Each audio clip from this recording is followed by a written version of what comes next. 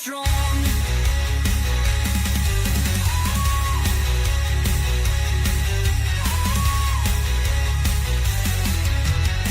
The papers fly like shadows in the night. Every story spun to feed the fear and fright. Divided hearts and minds, the cycle never ends. Another chapter written by the devil's hand.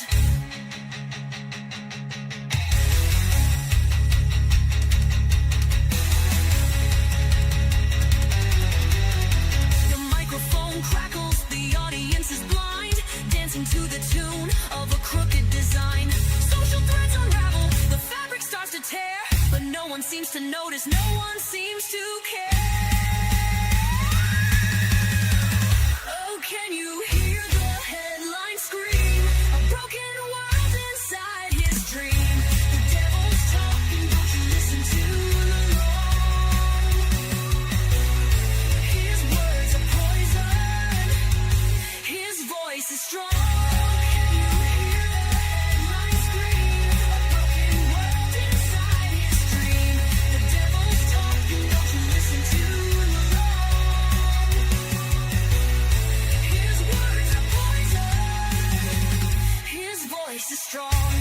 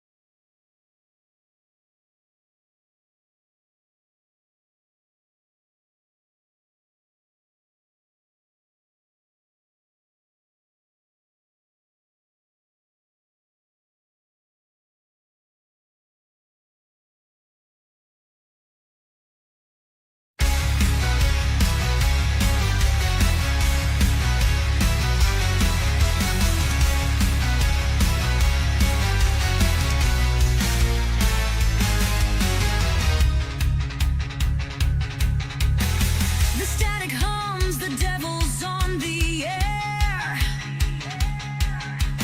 Whispers in the dark, a voice so cold and bare.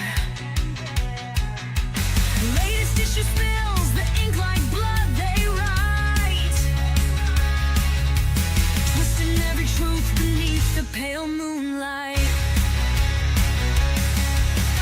News chat buzzes, echoes down the line. Politics and lies served with a twist of lime. Social topics burn, a wildfire untamed. Names and faces lost in the devil's game. Oh, can you hear the headline scream? A broken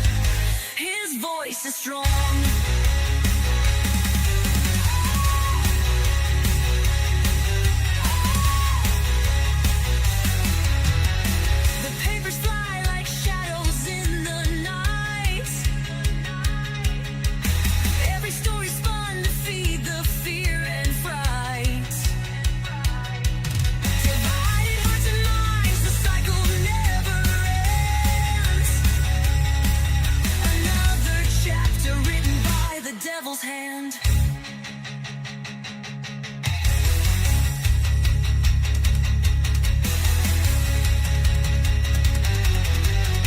The microphone crackles, the audience is blind, dancing to the tune of a crooked design. Social threads unravel, the fabric starts to tear, but no one seems to notice, no one seems to care. Oh, can you hear the headline scream? A broken world inside his dream. The devil's talking, don't you listen to the Lord.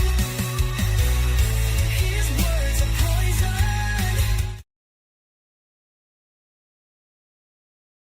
Hello there, ladies and gentlemen. Welcome back to Devil's Latest Issue Podcast. I'm your host, Mr. Vegas. I'm joined as always by our wonderful co-host, Mr. Fatman T. Good evening. And on tonight's show, we have the dinosaurs, which went extinct a few years back. Or if you believe the bullshit Yes, I on the believe internet, it was 4 years on Tuesday. it has to the be built on the dinosaurs. internet. Yes, they extinct about 5 years ago.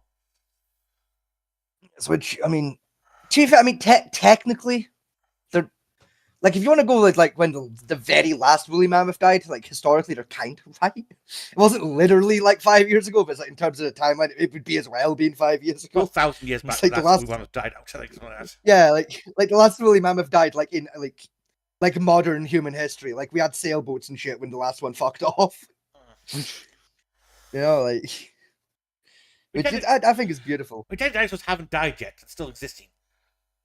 Yeah, there's still like a couple, you know, you got like the crocodiles and shit, but like Yeah. Yeah, and there's like that one species of fish that's been around since like the year fucking 2. But like Yeah. that thing doesn't count. No, it shouldn't count that fucking thing. Yeah, like it's a fish. Fish aren't animals. Like that doesn't count. You know, but anyway, we're also joined by our other regular curling co-host guest, whatever the fuck word you want to do. I don't remember anymore. Can't remember what title I gave him last time. It's the blue one. It's Echo. He's over there. There you go. Say a woo, human Echo. Also joining me here in my office is Dog Echo. It's the black Echo. He's in my office right now. He's being a twat. Yes. He's doing the paces. Oh, he's back in a today, has he? Yes, he has, to be fair. I don't know how he's been for you, but he's been a dick for me. It's just he's barking. He's getting more skitty for it lately. As the barking, I don't mind. You know, like especially like up here, like 'cause, like it usually barks up here. You know, like he goes up to the window, so it's like, oh, he's heard or seen something, so I don't mind. It's like when he like barks at me because like, oh, I moved. You know, then I get fucking pissy at him, or like, oh, I'm stood still for too long, I'm getting barked at. It's like, fuck off, I live here. If I tell my chair to stand up, it's automatic barking to open that door to spear into your bedroom. Yeah, He won't shut the fuck up. But it's worse for me because I don't know where my headphones. So it echoes in this fucking room. yeah. Nah, it echoes in here as well. To be fair, that's why I just keep my headphones like on permanently if I'm gonna be in here, because like fucking the walls in here bounce fucking sound like you would not believe. But Anyway, we'll go through the news. There's actually not a lot of it this week. there's no. I say, well, while you go through the news, I'm gonna bring the dog down because I think he actually wants out. So, you do the news. I'm gonna come let the dog out.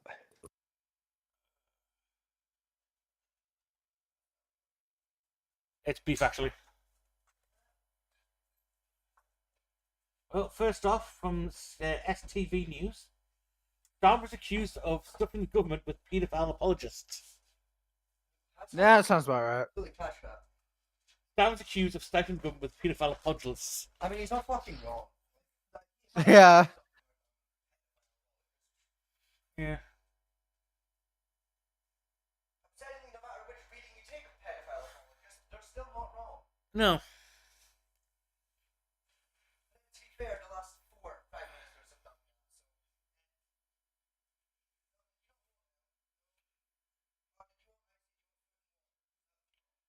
Breaking school shooter suspect named after gun person in dress killed 9. Oh yeah, there was a Canadian school shooting, wasn't there? Yeah. I remember reading about that earlier on.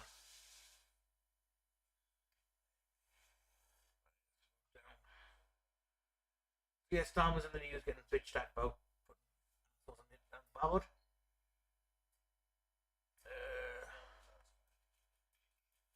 You were surprised a woman's won the Japanese election?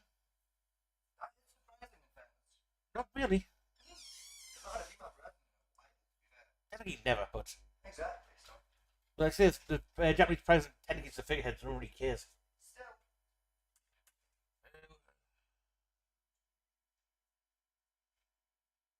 Oh, me bones.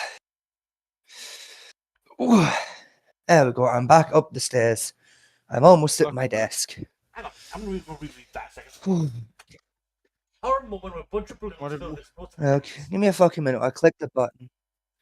bursts in giant fireball inside lift. Right, where am I looking? Give me a wiggle. That one. Right, fucking. Horror moment, bunch of balloons filled with Oh! explosive gas burst in giant fireball inside a lift. Oh, Well, I mean, that's kind of your own fault for taking a fucking, yeah. like, flammable gas into an elevator. What the fuck was the hydrogen balloon there for? Yeah.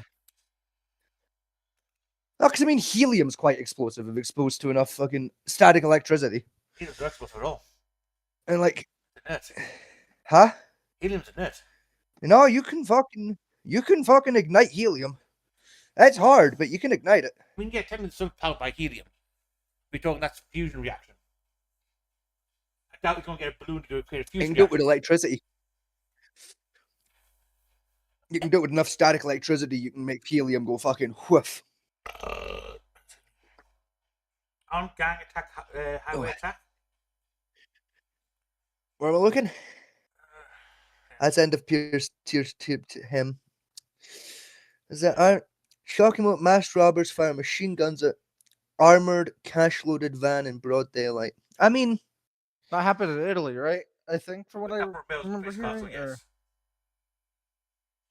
For some reason, police I mean, you would have thought, you know, clearly being in name and all of armored fucking van, you'd have thought they'd have come with a better plan than shoot guns at it. But fair enough to them. Maybe Yeah, we can't all go to college, I guess. Yeah. Apparently our chief of staff resigned. Not surprised. Good. He's a prick.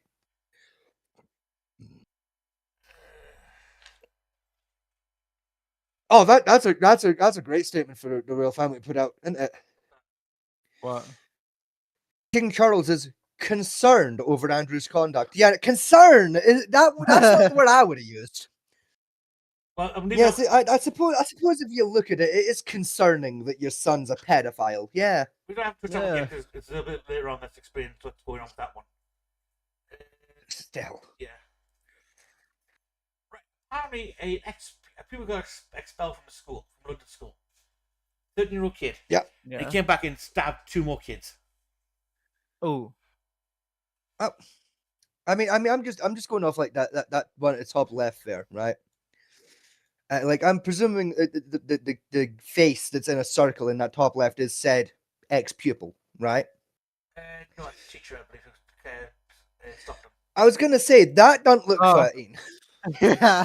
Like, you know what I mean? Like that 33 maybe. Like, did he get expelled several years later? And Was then that fucking America? come back? Well, it's America when he can still be 32 and still be in 2nd grade. You know it. I said this is why we don't like guns in this country. You know, like this is why we're quite strict on who gets guns.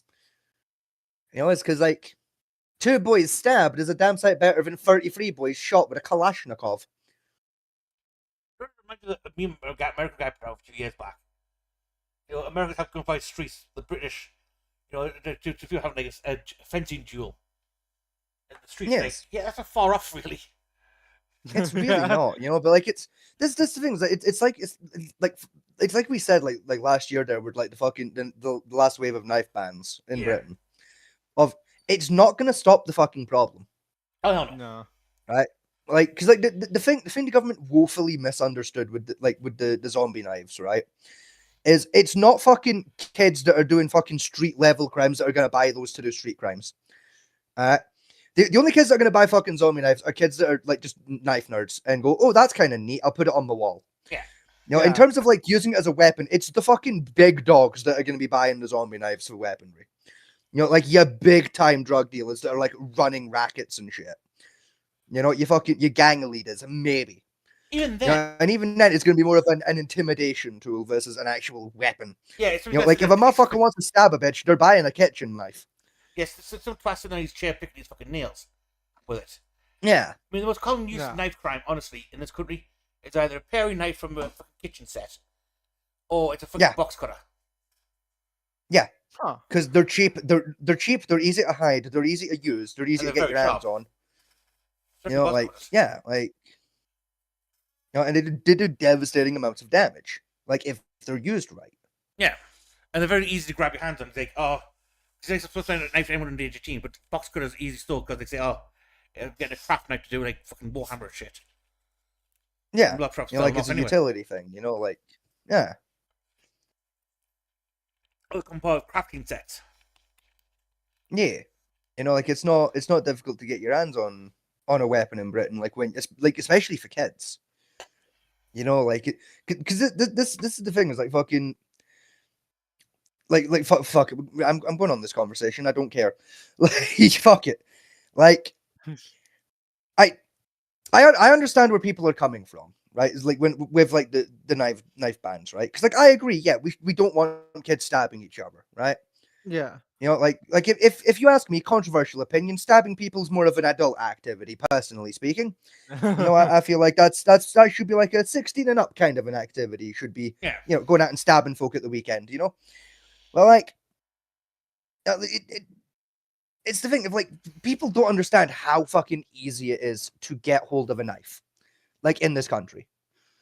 You know, like it's like even as a kid, it's not fucking hard to get your hands on a knife. I Like mean, same over here for the most part. Honestly. And- you know, like it's like this the thing, Echo, is like when I say like oh it's not hard to like get a knife in Britain, I mean like it's about as easy to get a knife in Britain as it is to get a handgun in like America. Like it's not fucking hard. Yeah, Like technically it's easier because we don't have to tell the government about it. I mean, I can remember back like- when I was like 16, right? 15, 16. Like the market stall at in town used to have like guys come out with like just crates full of like cheap knives, like £2-3. Yeah. And now that some market That's stores like- do that, or like car boot sales. You pick up a cheap knife. Oh fuck yeah. Yeah, you know, like Yeah. yeah, it's like the way like the only way I can really fucking like put it in perspective for people, right? Of like how knife crime is in Britain, like when it comes to young people, right? Is when I was doing youth work, right?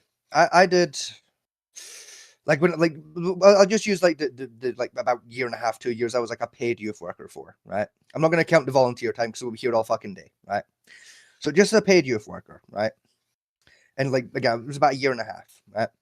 During that time, I did let me think here. 1, 2, 3, 4, 5. I did about 7 clubs. Right, I was doing about 7 clubs a week. Right. Yeah. Well, I was doing 5 clubs, but like per week. But there was like 2 other ones I like bounced like in and out of when they were low staff. Right, it's like 7 total. Average of 5 a week, sometimes the full 7, right? Depended week to week, right? But with the 7 clubs, right? Every like youth club that like we did, we had like a standing arrangement at the club, right? Of there was a box in the office, right? This box would be checked every day at the end of the club, right? If any young people had weapons on them, they put them in the box, and that was the end of that. And then they like. They just put them in the box, and that was that. You come to the office, you put it in the box, and you fuck off. Do you don't collect it when you're done with the day or no? No, you don't come collect your knife. You put it in the box, and that's the end of that story. We don't ask. You don't ask. You just go do it. Right? You go put it in the box. That's that. We don't ask you questions. You don't ask us questions. That was the fucking understanding. Right? We're not gonna ask where you got it. We're not gonna ask why you had it. You just go put it in the box, right? I would like if there was like somebody new coming to the club, would tell them, right? There's a box in the office. if you have any weaponry, you put it in the box, right? And like it was a trust thing of we're gonna trust you to put it in the box. If you don't, we'll fuck you up, and if we catch you, but we're gonna trust you to do that, right?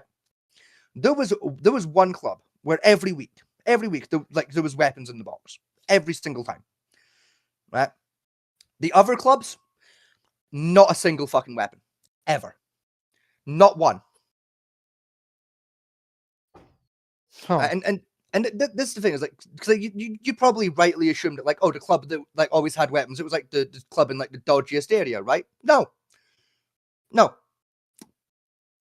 Like the club that was at the dodgiest area, that was the quietest one we had for the weapons box. Really? Yeah. Again, the year and a half that I was there as a paid youth worker, we had maybe 2-3 knives total in that club's box. Ever.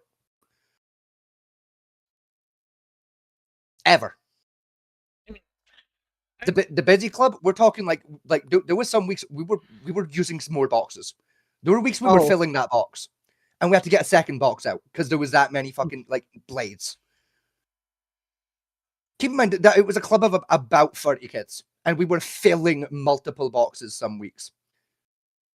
Jesus. The problem I got with like little knife shit, knife crime where people get stabbed, right, is that like don't get me wrong, they're all gang thing for it, right? 100%, yeah. A lot of time is you getting like a little shit who probably actually goes to a fairly decent school, right? He wants to give himself some street cred. His friends, look, I've got this knife I'll carry around all the time and that type of stuff. Because I've heard the same thing before. Yeah. They think, oh yeah, I've got this knife here. No one's going to mess with me. Look, you see with the gangs around with guns, like pistols for the kids. It's a similar flex. Then they get scared when someone threatens them, and then it automatically go stab, stab, stab. Yeah. You know? Yeah, like my point was more like especially like with young people is like again the area where like it was like a bad area where like you had gangs and shit going around, not a single fucking weapon ever, and like we bag checked at that club. That's how fucking dodgy an area that was. We would bag really? check. Yeah, we would bag check at that club. Not once did we ever catch a weapon coming in. Again, there was 3 total knives ever entered into that weapons box. And it was kids that came in and followed that rule of put it in the box. Put it in the box while registration's being done while no one's paying attention. The rest of the time, not a fucking thing. And this thing, I got no doubt some of those kids were in gangs. I got no doubt some of those kids owned fucking weaponry. But they had the common sense not to fucking bring it to a public place, like for a public event. Yeah. They had the common fucking sense. Because they knew they were going to be safe in that building. Now, it was like, again, the one that was like busier, it was like a middle class area. Not a single one of those kids were in fucking gangs. Do you know what? Do you know why they had that many fucking weapons though? Go on. Because they were scared of the fucking gang violence that could be going on. Yeah. Like that's what people don't get, like in Britain specifically. Like when it comes to young people knife crimes, is a lot of the kids that are carrying knives. It's not because they're in gangs and shit. It's because they're fucking scared of the kids that are. Yellow. They know that there are kids that they probably are friends with that are in gangs that carry weapons. And they're scared of, well, what if someone that's got problems with him turns up with a weapon and I ain't got shit? I'm getting stabbed, that's what. You know, like, that's what a lot of people just can't understand, like, in Britain, is, like, there's a lot of innocent fucking kids going around that, like, feel the need to carry weaponry because they feel like they don't have another way of being safe. You know, like my little cousin got fucking caught out with this a couple of years back. One of my younger cousins that lives here in England, he got thankfully got caught by his parents before he left the house, but got caught with a fucking knife on him. Like he was going to take it to school with him, and when his parents tackled him, he said exactly that. Of the reason I want to take a knife to school is because like almost every other kid at my school has got fucking weapons. Oh. Like, if a fight breaks out at school and they've all got fucking knives and I got nothing, what's going to happen? I'm going to get stabbed. Like, at least if I got a knife, I got a shot, you know? Like, yeah.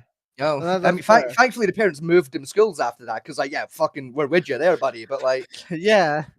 Yeah. It's like, what, you... You You'd don't be wrong. stupid to not like move. Yeah. There's a documentary a few years back on, I think Channel 4 did it, on like the knife, Probably. like, teen knife crime. I guess one big thing about carrying knives, like, well, if I have a knife, I've got a chance to defend myself. You know, if someone starts shooting, I don't know if they've got a knife or not, they might stab me, so I want something I can do to defend myself with.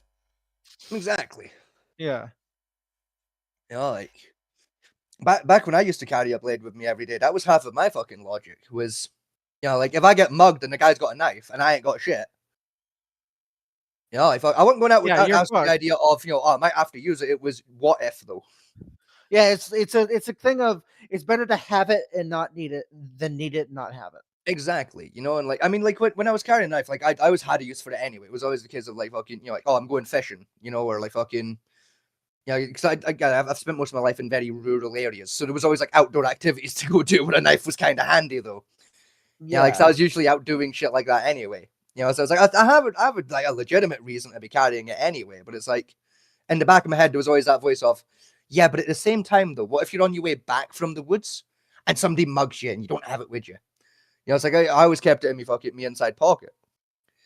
You know, like where happily also when I used to keep my wallet was in my inside pocket. You know, with the idea of, well, if someone jumps me, you know, I can be like, oh, well, my wallet's in there, and I fucking pull it, and yeah. Now it's an even fight, unless I've got a gun, then I'm fucked. But like, you know, like My excuse for comments was like, you know, it's apples. I used to eat apples. And shit. huh? Mine was with the Yeah, comments, you know, right? like You know, oh, I used to eat apples, shit, when I'm out and about, or you know, sharpen a pencil. Like, get a pencil sharpener. I think, yes, but a loose pencil sharpener that don't lose this. yeah, you know, like you know, and I mean that's something I don't like admitting is the fact that there was a couple years there where I did carry a blade with me everywhere I fucking went. You know, like and like this again. This wasn't like when I was like a young kid doing like fucking crime regularly. This is like while I was at college and shit. I was at college. I Oh. think I just left college, and it was like the area I lived in was that fucking dodgy at the time. It was like, yeah, no, like, fucking every cunt in this village has got a knife. I'm not fucking risking it. I mean, I Yeah, did, but it was, that's again, fair. it's a time period for me. Because again, it was one of those like, cause like I say, it was where Yeah, I we grew get up it. with my dad. Yeah, it was back in the prehistoric age, right? It wasn't prehistoric. It still wasn't. It was still uncomfortable to carry knives on a regular basis. But I was one of these weird exception kids, whereas I always had a reason for a knife. Like I always used one for one thing or another. Yeah, You know, because the way I was raised, it wasn't common for me to use a knife on a daily basis, like sharpen a pencil, or it could have been food up, or just general utility use of one. So I always carried one. I've always carried one with me all the time. Now, as the law has changed, the type of knife I've carried's changed, and that size has changed because my original oh, carry knife. 100%.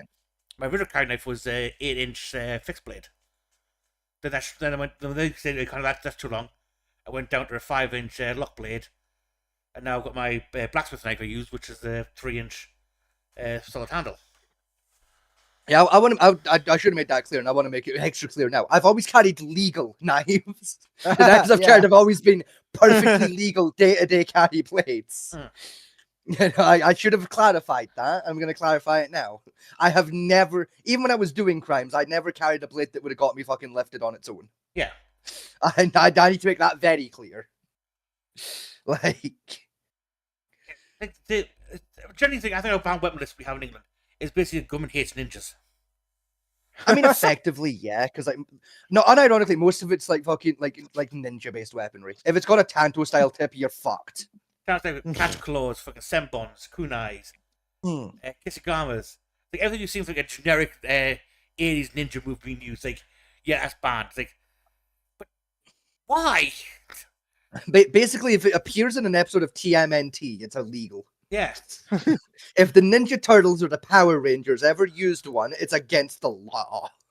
Yeah, I mean, kishigamas, Because right? as we all know, Power Rangers was a fucking documentary, if you ask our fucking government. Sure, like kishigamas particularly, right, is identified in the list as a short sickle blade with a short handle attached with a chain. Yes. Right? And I'm sitting there, I'm looking at it against, well, for one thing, that type of blade doesn't exist in England, anyway. Yep. You know, that's a very Asian blade, and not very few actually collect anything near that. Secondly, is no kid's going to be carried around to use as a weapon, because they don't know how the fuck to use it in the first place. Yeah. You know, Yeah, they're like, more likely to hurt themselves than. Oh, who's that that's joined us? It's Oh, it's Glitter. it's Mother Goose. Hello there, Mother Goose. Hello, Mother Goose. Hi. Hello there. What brings you to our humble neck of the woods? Well, I'm just letting you know because you're sharing like the YouTube videos on your stream, yeah? Yeah. Yeah. So, Yeah, it's not coming through on YouTube. never shared it. It's a, Oh, are we not sharing it on the stream side? Was that on purpose? yes, because they do the news that way. Wrong one. Ah, fair. 'Cause it's, Fair. Well, while we've got you here, Mother Goose, I didn't do it, not me, not existing. you're right. You didn't. I did. You see, I was going to save this for a little later in the show after we did the news, but I'll do it now, because you're here and you've not heard the story yet. Right. I did something yesterday. Oh, God help us all, right? Mother Goose, let me ask you: are you familiar with the term "sugar baby"? Yes. I became one. Oh, for fuck's sake. Specifically, I became a sugar baby in exchange for $20 to that one cult leader I'm friends with. Which No. one? The one who does the onlines with the chain thing you on about and the popping of the balls, or the other one where it's like, I snuggle you? Those were the same guy. Oh, fair dues. I didn't realise they were the And same also, people. yes, yeah, that was the same cult. I'm now the sugar baby to that cult leader. Fabulous. So for $20, I spent 6 hours of my day yesterday going, "Oh my god, cult daddy! Oh, we're cult daddy!" It's also the same cook Because guy. I'm a hoe. It's also the same cook guy who tried to curse him, and who Vegas was cyberbagging his fiance. Yes. So you're a prostitute now? No. Legally speaking, I am just a sugar baby. Like he pays me an allowance Just. every once in a while, and I act all sultry and sexy for him. But we don't do the sex. I'm not being paid for sex. I'm being paid to Not- act sexy. There is a difference. He's not being paid for sex yet. But technically, you're a Yet. cam girl. Effectively, yes, I am a cam femboy. That sounds like we could work better. I am a cam femboy now. Easier for you, isn't it? Huh? The disappointment just comes so easy. It really does. It is my talent is disappointing people. So easy for you. It really is easy for me to disappoint people. Yeah. Like in my defense though, $20 is $20. Not for 6 hours worth of work. No. Yes, That is but- split rates. Hang on, get it. Hang But, on. but this Yeah. is the thing though. It's not work though. Like it's not hard for me to slip into my Uber gay voice. Mother Goose, are you upset at the fact that he's doing this, or the fact that he sells himself so cheap? To be fair, the cheapness rate, I mean, 6 hours for $20 is really bad.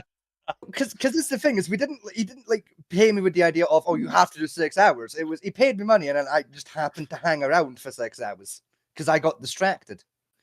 Well, that's more fool of you. The most someone should have got for $20 is, hey, dude, what's up? And then hung up. Nah, because the thing is I was already in a call with him, like talking normal, No. you know, and like it came up in conversation that I was looking to become a sugar baby. And How then he does paid that me just- $20. How does that just come up in conversation? What? Oh, Right. because he's one of my kinkier friends. So I was asking Oh. him for advice and shit, and one thing led to another, and you know, I got $20, and I also got a link to a website to sign up to that kind of specializes in becoming a sugar baby, among other kinks. You name a kink, it's on that website. It's effectively a dating site / social media site for kinky people. It's great. Huh. So I made an account on there while flirting with him and So yeah, people at home, you know, if you're looking for a sugar baby, you know, like my DMs are open. Like No, the channel they're not. you know, like No, we're open. no. Like I'm open to We're not- offers. We're not advertising your pussy on the fucking. Yes, we are. I'm on the advertising podcast. my pussy. Right, my body, No. my choice. I'm advertising my pussy on the You're not a podcast woman. live here It doesn't today. have to- Not with that attitude. I'm not. I can be whatever you want me to be if you pay me enough. You know what's worse about this, right? That t-shirt's come full circle. It really has, yeah. My priceless T-shirt has become canon. No. I'm going to leave it to it. You then enjoy, and if you're going to prostitute yourself, make sure you get at least some decent money, babes. I mean, yeah, like You're the HR. that's why I'm you planning on do the having contracts. multiple sugar daddies. Mr. Goose, you're the HR department. You'll deal with contracts. No, I ain't dealing with that shit. Coward. You're just scared in case I end up out earning you by hoarding myself on the internet. Honest to goodness, I hope you do make lots of money, babes.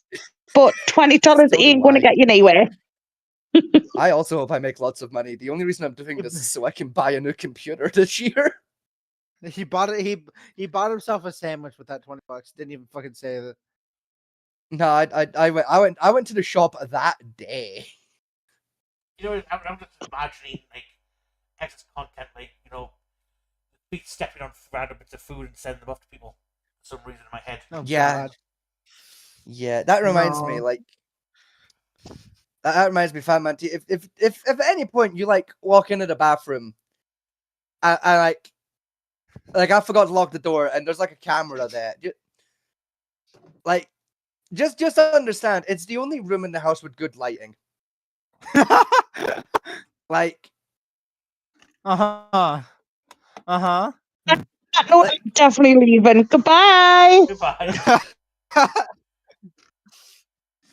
like if you ever walk in and like you just see my phone propped against the sink, like I left it there on accident, and it's because the bathroom's got good lighting. Okay, like I was there taking slutty pics.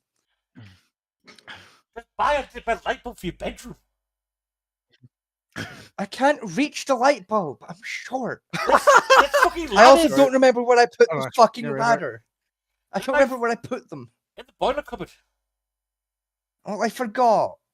I also keep forgetting to buy light bulbs because we need one for downstairs anyway, and I keep forgetting.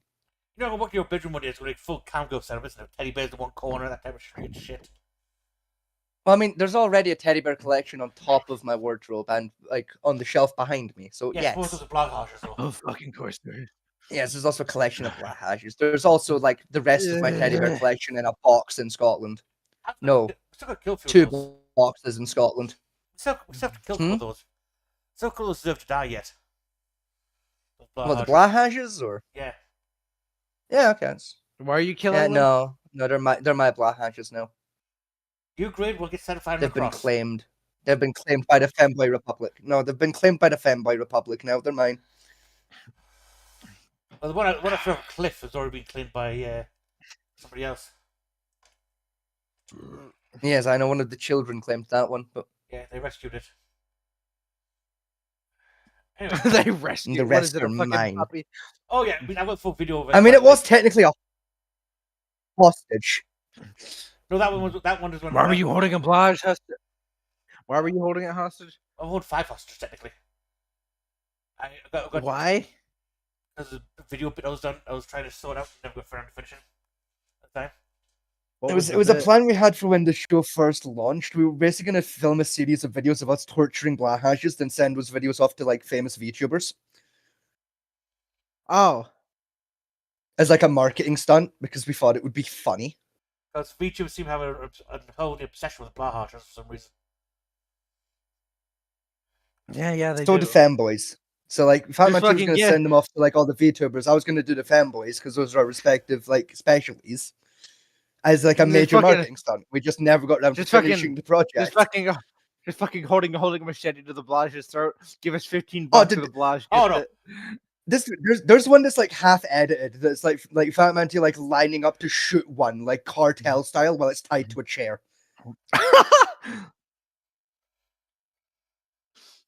Jesus Christ. Yeah, like we got dark. But while I was editing it, because I never did finish No, editing. you're I got about just halfway sat there through. with you're just sat there with a tie that tear, just you're punching in the face. Who do you work for? Nah, dude, Who's your this is the thing, contact? this thing, I was in there doing subliminal messaging shit, like in the audio and video. I was putting creepy sound effects in to like really sell the atmosphere of it. Like I put some fucking work in. I very quietly in the background of it, like I edited in like the sounds of like people screaming, but like really quietly with an echo effect, so it sounded like they were screaming like fucking 8 rooms away. So it would sound like this Blahash was being held in a torture chamber in a basement somewhere. Like I put in fucking work. I feel like you guys would have had like your doors kicked in or something. I mean, yeah, probably, but it would have been really funny to explain that to the net. You know how funny it would be to explain that to the to MI6 of, yeah, I did such a good job editing this torture video of a fucking stuffed animal. You fuckers thought it was real. See if you can find it, because I'm sure I half edited it on your computer. You didn't. Yeah, I sent this video back up to Scotland, but I do have the clips here. Give me 2 seconds. I'm going to See if you can pull up the unedited versions. Oh God.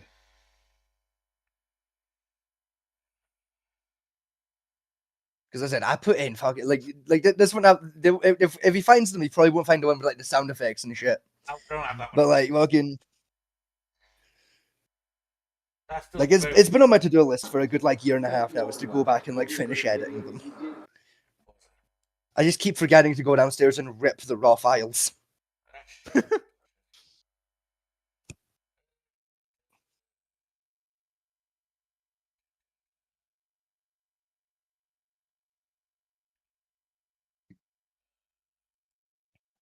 No bones. Oh. Excuse the tits out of me. My legs are achy. Oh. Well, while Fat Man T pulls it up in the background, I'm going to pull up my my kink website to see if I've got any offers. Because you never know. I'm gonna sit here and update. No, never mind. It's already updated. I'm gonna sit here and read fan fiction. Let's see. Do I have any offers? Probably not. No, I don't. Not yet. What a shocker. You say that, but I think we can all agree the real shocker is that I got a sugar daddy in a single day. Like I got my first sugar daddy in under 24 hours of trying. Like I think I was like 3 hours into the idea when I pulled one. So like, you know what, I'm doing that right though. Like one sugar daddy in 2 days. Fucking that'll do.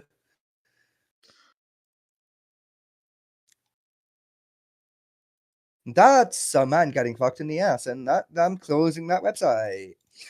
Why does it look like a blot, Georgie, is about to happen? I don't know which was the two because I mean, I doubt it. We filmed it ourselves, and there shouldn't be any like edited audio in there. Ah, never mind. You left your background audio on when you filmed it. I see. I did. You said you were isolated out yourself. Yes, I forgot. I forgot there was background audio. Still filmed as well because time. Yeah, 2023. Yeah. So this footage is 3 years old. We said we're going to be for 3 years. Fuck.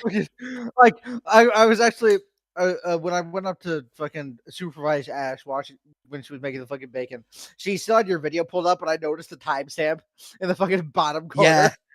Yeah, because I always forget to edit the timestamps out. Please like, share, and subscribe. Hit that bell for notifications. And be sure to leave a comment below. I love reading your responses, and those interactions. Are you breathing so heavy? Don't forget, March is Because he's Developmental fat. Awareness Month. sounds like he's start beating off to the fucking flashes. That's what you have to remember as well, Echo, is the camera is literally strapped to his chest. Oh, There's the dog. There's the old dog. And still not getting shouted at for being in the fucking way.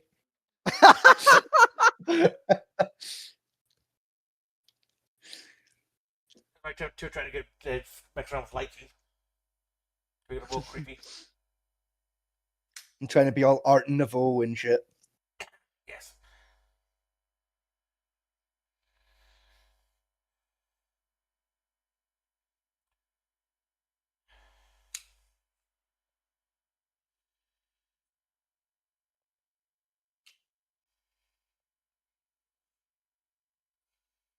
I think the second video that's taken did was much better though.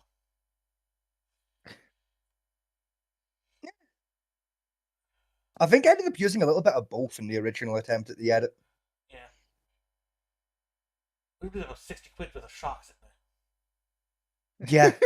Yeah. I'm very aware of the price of a blah hash. I know that's £60 worth of blah hash. What, 10 pounds of blush? It's about 15 for the big ones and about, I think, £6 for the little ones. Big ones are 20. But it's 20 now. You know. 40. Wonder how far I've been dragged away for execution. Very slowly dragged away.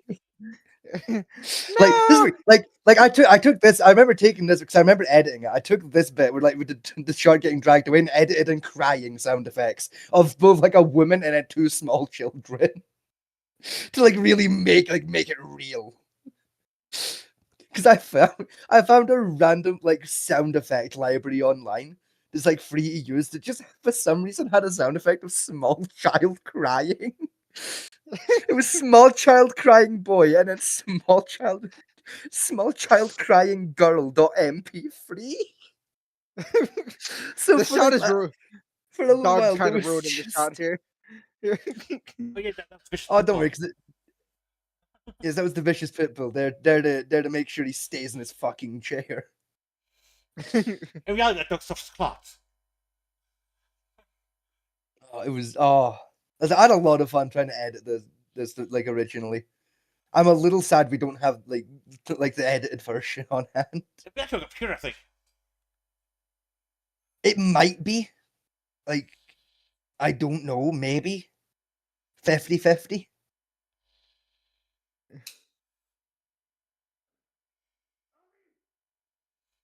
If it is, it's not an exported version.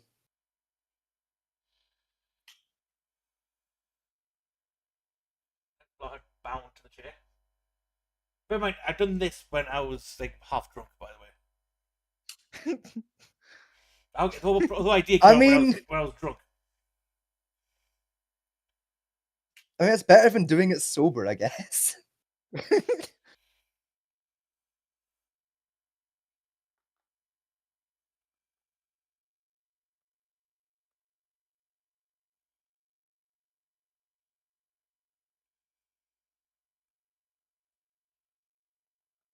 Yeah, piss off yourself, 'cause I can get lucky right. I was gonna say.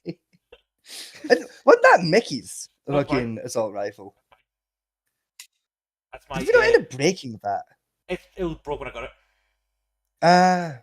No, it was the broken one, yeah. Yeah, with the scope up shot. I think that actually worked, to be honest. I mean, it worked is a strong word. This version's a lot nicer.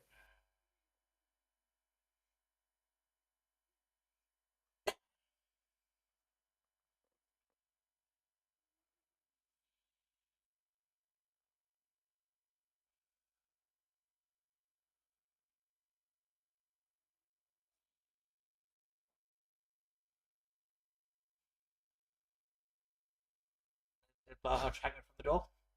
It's family watch. While the other Blahashers cry.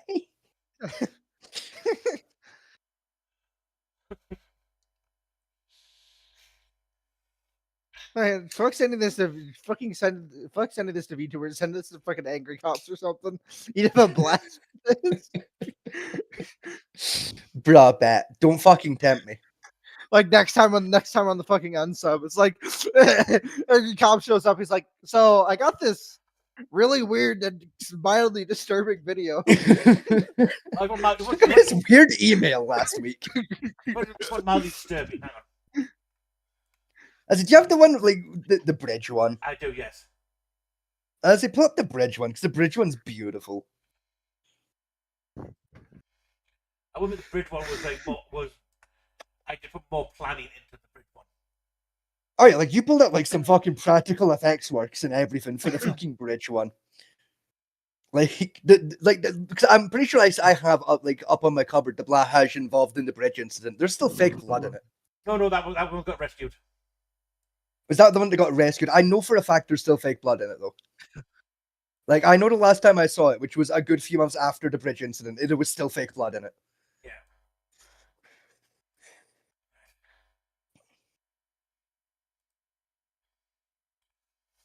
Like the bridge incident had a budget, bro. I'm quite proud of this like how this one turned out. All right. Have you got pulled up, Echo? Hold on. We gotta wait on Echo here because fucking the slow clots over here forgot to pull it up. All right. Oh God. Yeah, fun fact: this is a bridge not far from where we live. In fun fact, it is known for people committing suicide off it as well. Yes, that's an important fact to remember. Is that the bridge in this video is famous for people jumping off it to commit suicide? Suicide bridge. Suicide. Yeah. Bridge. It's literally a suicide bridge. So keep that in mind as we watch Here we this.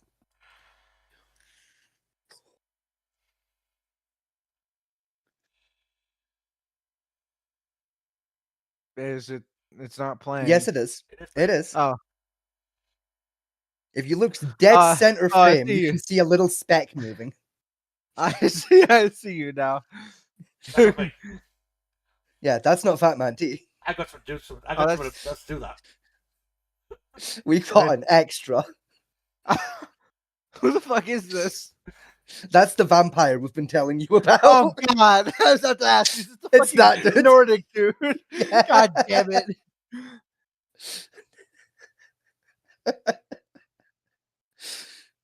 Wearing a skull mask in broad fucking daylight and a suicide bridge carrying a Blahaj. I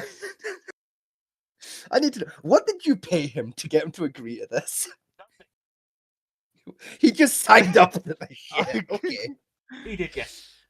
I come on, yeah. And he was like, bet. What's better? The sacrifice. Go back to the video. Back here.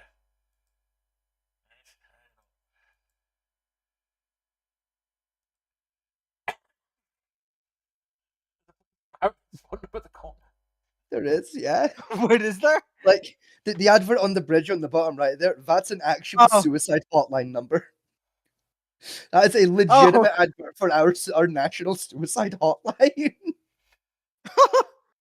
Wait, it's four That's- numbers or Yeah. 6 numbers? Like our Yes. our suicide hotline is 3.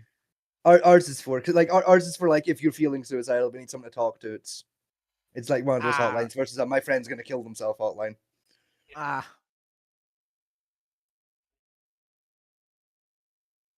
We got some strange looks out there. I'll tell you that much. I can imagine. Yeah. Just hitting them with the "it's a student film, bro, trust." Nope, I give no explanations to people. To be fair, for around here, probably not the weirdest shit they saw that day. Yeet. It's gone. He sleeps with the fishies now.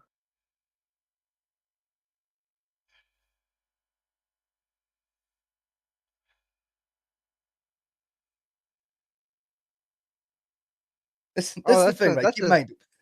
that's At a the time, drop. Fat Man T owned one camera. Keep that in mind. So that shot got thrown at least twice. Like, we had one GoPro. Oh. That's a drop, yeah. Yeah, it's a big drop. Yeet.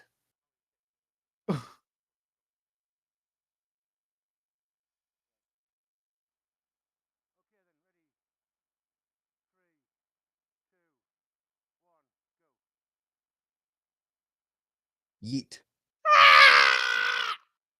It fucking bounced on the way down to. I'm gonna hit the wall.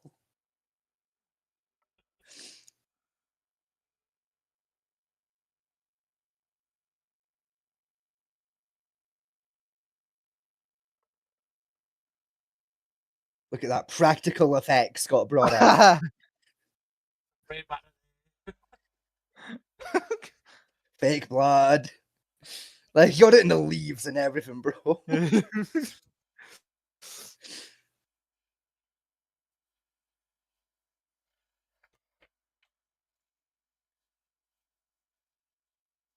Some over there. You know, for the sake of realism, to simulate the splatter effect. like it's filmed like a legit fucking snuff film. But it's a fucking plash. Like, worst part is that's one of the babies. That's a child Oh. plash. Oh, That's one of those little ones.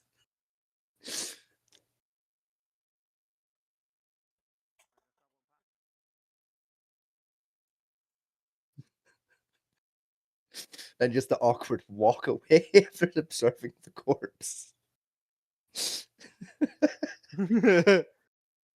just Very making sure awkwardly down the stairs. making sure it's dead, and then like, all right, job's done. I like how you can tell from going down the stairs that he couldn't see shit out of that mask. You can see him take a step, then look down to make sure he makes the next one. Like you can tell he couldn't see shit out of that fucking mask. It's one of my favorite details is that you can see him fucking look down for every single step of the stairway. Because he can't fucking see. That was my Blahash sacrifice video.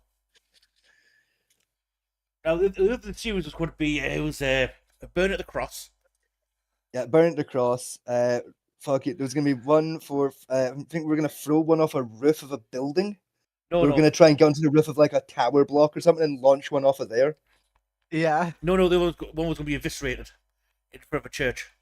We're going to do that. That was we're gonna do that as well. I know we were talking about the tower block idea. We were, but we said we could get around doing it. What we said we were going to do was going to be one eviscerate, one set on fire. Yeah. One gets like eviscerated, and then the mother Blaharge, we had a whole montage where she would end up into a fight, gets stabbed fatally, and then the another Blaharge would be born from her like C-section womb as we pulled one out during the middle of fighting. Yeah, like it was gonna be there was gonna be a whole story arc across them, and we were gonna release them slowly as like one after the other, and then my plan was like after we'd release all of them was to supercut them, so like with the idea of if you put like watch them in the correct order, it makes a movie. Because I thought that would be kind of cool. Yeah. And I was gonna like edit them to make a supercut version of like here's the order you're supposed to watch them in, like so that the story like makes fucking sense. Because I was not planning on releasing them in the correct order to be an asshole about it. Just because it's like we thought it was a funny marketing stunt. We just never got around to finishing it. You need to. I'm sure Jade would be overjoyed to help you with that. He probably would, to be fair. I believe that the final twist was going to be that one of the child Blaharges was getting abused and then hired us to kill his family off. Yeah, like the twist right at the end was that one of the Blahages, one of the ones that like it was gonna be one of the kids, was gonna get killed off, like in one of the shorts, and we're gonna reveal at the end it was like they didn't die, and they come back at the back of Fat Man T with like a voice line just being like, "My vengeance has been served. They abused me. Now I have abused them." Like it's gonna be a whole thing. I thought it was gonna be just one of you like pulls out a radio, says it's done, and then it just cuts to a fucking Blage in a fucking like office chair picking up the radio. Good work. I mean, we have the equipment to do that. We own walkie-talkies. Yes. I still have the camera set up ready to go. We still have that same GoPro, so like we can still finish it. We have the technology to rebuild. I mean, I'll voice act for that if you need it. I know Jade would be overjoyed for help. Would be overjoyed to help. He's that kind of shit poster. The fake blue with cornstarch and red food dye, which took me a good hour to get right. Oh yeah. It could nice flour to get extra with like lumpiness texture to it. And Like, there was a whole ass budget went into What? that fucking video. Oh wait, hold on, let me see that. the brains were instant noodles. They were, yeah. That is I actually remember you really saying. cool. It was Yeah, that's nice and I'd sharp missed that too. project. Oh, it's a heart. Sorry, the fucking Soda and Inky got new knife block. So Nice. it's a heart shaped knife block because they're Oh. gay. That's gay. I And hand dry. oh. Yes, they are. Oh, there's just a pair of scissors too. Also be careful. There is no stoppers at the bottom, so don't drop them in, or you will dull the tip. Wait, hold on. What do you mean there's no stopper at the bottom? No, not that kind. No, I mean when I put in, it hits straight down. Oh. Ah, So all right. I can't tell if it hits. Here's one. Ah, shit. I lost my thumb. Have you lost your thumb? No, I was fucking. I like hid my thumb and like I'd cut it off or something. Nah. I see. You're fucking about. Yes, yeah. Yeah, you can put it. Now be careful. Of course, I'm the fucking errand boy. Yeah, Fucking lazy, both of you. I don't care that you're a cripple. You're still lazy. Could you three not have a domestic live on air? Like fucking. Like mute you down, Mike, if you can argue with your fucking boyfriend. Yeah, one of the ones we're going to set up for was like a witch. One of the Black Hodgers, the kid ones, was where you put a trial for being a witch.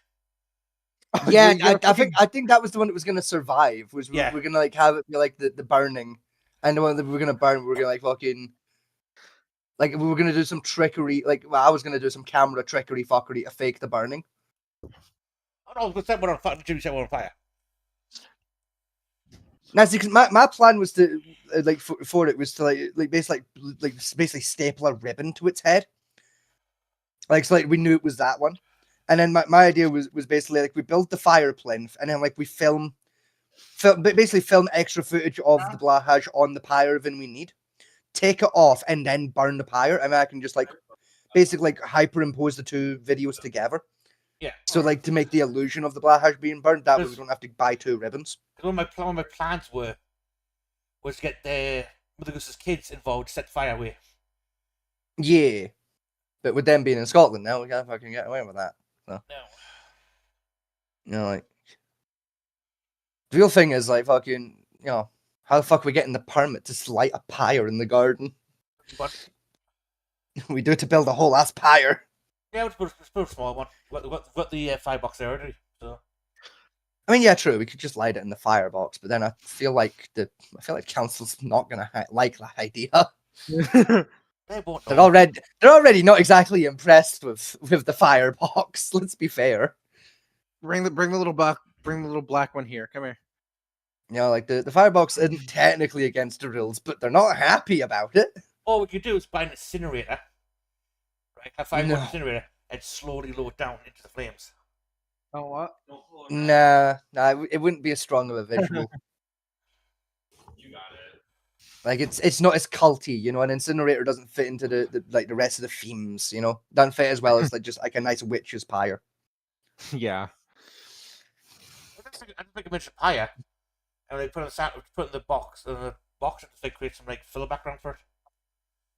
It's probably our best idea. Yeah, is I just build the pyre in the box, tie the shark to it, overfilm, shark attached to pyre, and then fucking rip the shark off it, light the pyre, and I can just hyperimpose the two clips together. Then you just had someone like screaming as they're burned to death in the background. And Yeah, I mean that's Done. not hard though. Yeah. There are hundreds of audio libraries for that exact sound effect. So what I'd do is, instead of support it, I was going to buy another teddy bear from like, the charity shop, wrap it in some kind of blue felt, and set that on fire. Nah, 'cause again, it wouldn't work.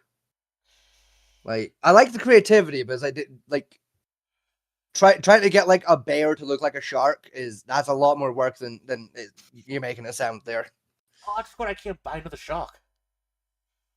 No, that's expensive.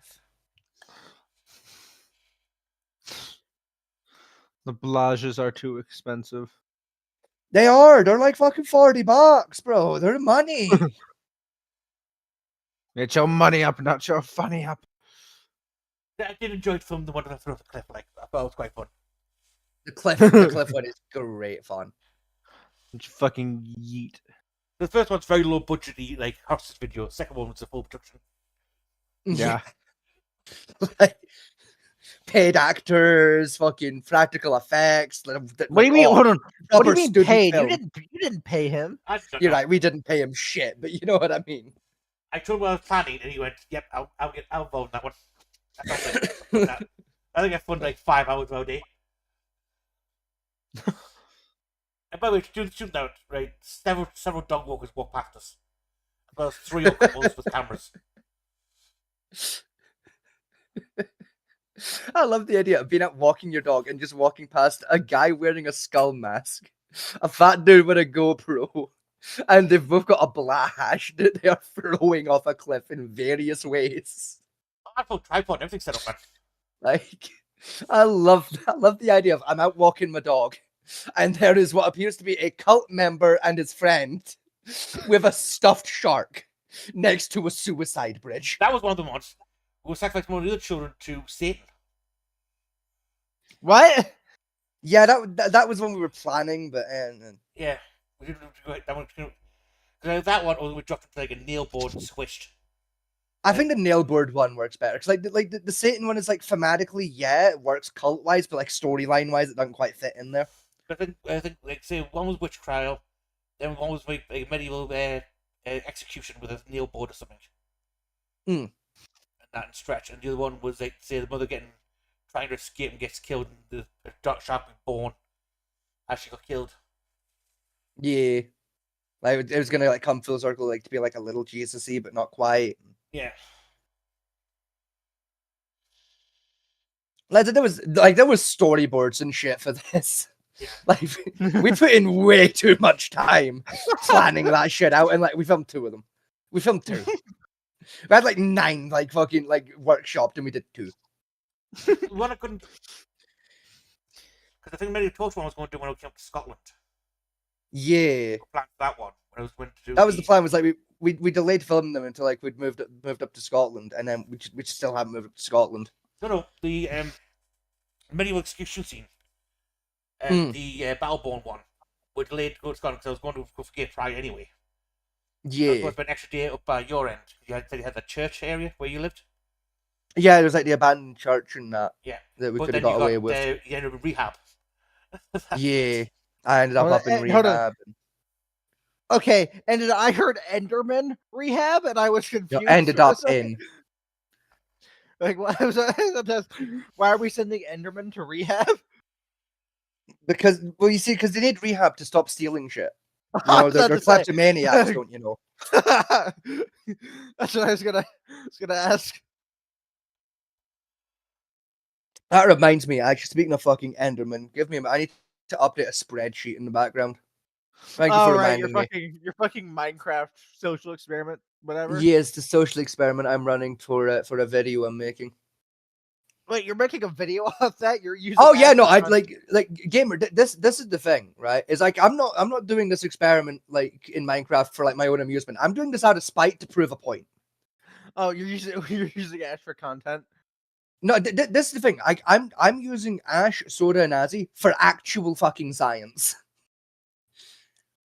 Like this isn't some elaborate bit I'm doing. Like I'm doing an actual scientific paper here, but I'm going to turn into a YouTube video to prove that I'm the most right about Minecraft.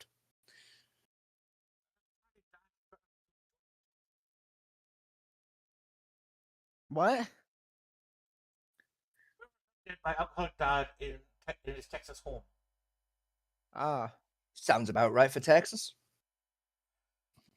The only thing missing there to make it really Texas is the words ye and fucking haw. Yeah. Trump's attorney general's been put in front of Congress. Good. He had a question about the Epstein files, why like so much was still blacked out. Then and it's about the Canadian shooting. Canadian. There was a shooting in Canada. A school Yeah, shooting. there was a school shooting. Yeah, there was a school shooting in Canada. When And was the that? I think yesterday. An hour ago, apparently. Didn't hear. Apparently, the shooter's been named as a person in a dress. Now does it now? I think they've done it on purpose. I'm gonna say like fucking parents must have fucking hated that kid. Just oi, person in a dress, go fucking empty the dishwasher. Fuck your worst parents on earth calling your kid that. Oh, fucking. Man rocks revolutionary anniversary. The US threat of more bombing.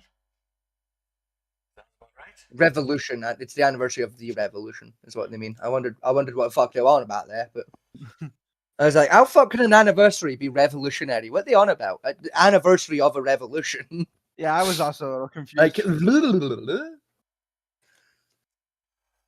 Right, this is the one I was on about. Was put off. Is Charles has been urged to basically waive any immunity rights Andrew has. Now, remember, Andrew's Yes. already been kicked out of the Royal Court and Yes. moved out of the Royal accommodations. yes, Right, so he's already lost that privilege and he's lost his duchy he had. yes, So, but he still has technically has his immunity. He still Yes. technically has royal blood. Charles Yes. got pressure to waive that immunity and allow extradition to America. good. He should. He has, pretty much. Good. Get that pedophile fuck out of this country. Get him to fucking Azkaban. Send that pedo fuck in with the Dementors, bro. His basic statement was is he doesn't want to believe that a member of our family could do what he's accused of. But he's also stated that if he is guilty, everything should come out in court. Like, look, this is the thing. Right? This is all I'm saying. Right? Is when you have thousands of emails with Jeffrey Epstein, right? Thousands of emails. And almost all of them is Jeffrey Epstein refusing to invite you to his pedophile island because you're, and I fucking quote, a bit too freaky for us. You deserve Oh. forever prison. Yeah, one of the ones that I don't think many people know about was he had a thing for death play. We would get one of the Yes. underage. Excuse me? We were the underage- Allegedly. We originally. need to spell allegedly.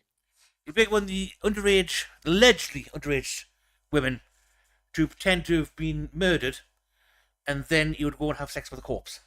Allegedly. I think that's just called necrophilia. No, because the actual corpse wasn't dead. Yes. It's called death play because what one person involved is role playing being dead while the other one's role playing being a necrophile. There's also apparently a doll play as well, where the other his partner could pretend to be a doll. Yes. That you would dress up and then enjoy, shall we say? Allegedly. Fuck's sake. Listen, when you're such a fucking freak that Jeffrey Epstein's going, nah, bro, you need to chill. Yeah. Something's wrong with you. Yeah. Right? When that dude is saying, nah, you need to fucking calm down a little bit here. Jail. Fucking felony prison or by default. If Jeffrey fucking Epstein of all cunts is telling you your sexy shit's a bit too much, federal prison. I don't care what it is you're into. If Jeffrey Epstein says it's too much, you should go to fucking jail. If that guy says you're wrong, jail. What if By default. what I allegedly would have heard is some of the extract what he did to some of these companions, we can't say prostitutes. Mhm. They give like some of the access to a dominatrix, like a hardcore BDSM, like John type person. Yes. And even they said that's going to a step beyond the pale of Yeah. things. Of some of the alleged things he's done to some of these companions on the island. Like, put it this way: most of the alleged requests in the emails, between Andrew is it Mountbatten Windsor? Yes. Basically with the alleged requests in those emails that came out with the Epstein files, like most of the requests in there, it's like they're far for kinky. Like even like the kinkiest people on earth have are looking at these and going, "That's far. That's a bit much." Yeah. Like I got a really good friend of mine. So Right? A really I good will friend be- of mine who's like a big kink guy. I will be right back. You be right back. Right. I've got a friend of mine who's like big in the kink community. Right. I'm not gonna name them because we don't kink shame on this channel. Right. But they're into some fucking wild shit. Right. Like they're into knife play, balaclavas. They like to be strangled. Like they're into like abuse RP. Like they're into some dark shit for sex. And even they've looked at the Epstein files and gone, nah. I wouldn't do that with a consenting fucking adult. When a guy who's into getting stabbed as he comes is saying, I wouldn't do that to a consenting adult, there's got to be something fucking wrong with you. That's what I read, which led in the files, was he's one of the ones he wanted to set up was he wanted to release a companion on the island where he would hunt them down, grape them, then hang them by a noose, which would be safety noose apparently, while grape them as well. Yes.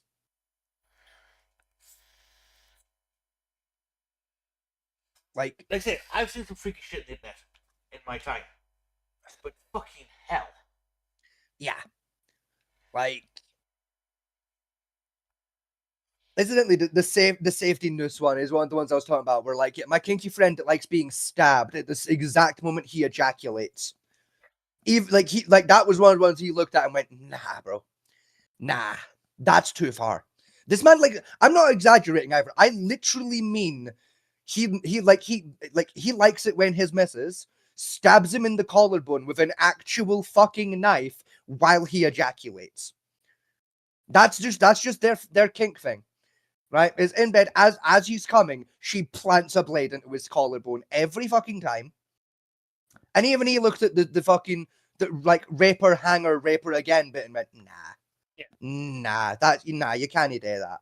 That just ain't right. And this guy likes being stabbed and he's going, nah. You know how fucking wrong you ought to be for a guy who likes to be stabbed to say you're wrong? Next bit news is that asshole who apparently was videotaping himself laughing by raping the 12-year-old has now actually been arrested. Good. Like this thing is like good. He's been arrested, but also like this is the thing. Like it's something that bugs me with the news cycle every couple of months when like a story like this happens. Yeah. And it's like you always see like you can see it right here in front of us of like Afghan national, asylum seeker, sick migrant. Yeah. Like it matters where the fuck he came from. Like, because this is what fucks me off. Is like fucking cause like don't get me wrong, this should be getting attention of like, yeah, this guy raped a 12-year-old. Yeah. Right? When was the last time it hit the news of like, oh yeah, so Bill from Manchester did it. Bill from Manchester raped a 12-year-old. You know, or like fucking Gavin from fucking Galashiels. You know, like it only ever hits the news anymore when it's a guy that was born in another country. You know, and it's always like, oh, this asylum seeker, this immigrant, buh. And it's like, why does it matter? Why does it matter where the fuck he came from? We got motherfuckers born here doing the same shit every fucking week. And none of you bat an eye. The second the guy's brown, suddenly we're gonna cry about it. Fuck off. What's right? If we're gonna cry for all of them, we should like, yeah, it fucks me off because it's such a thinly veiled race fucking thing they're doing. With the way they report these fucking stories.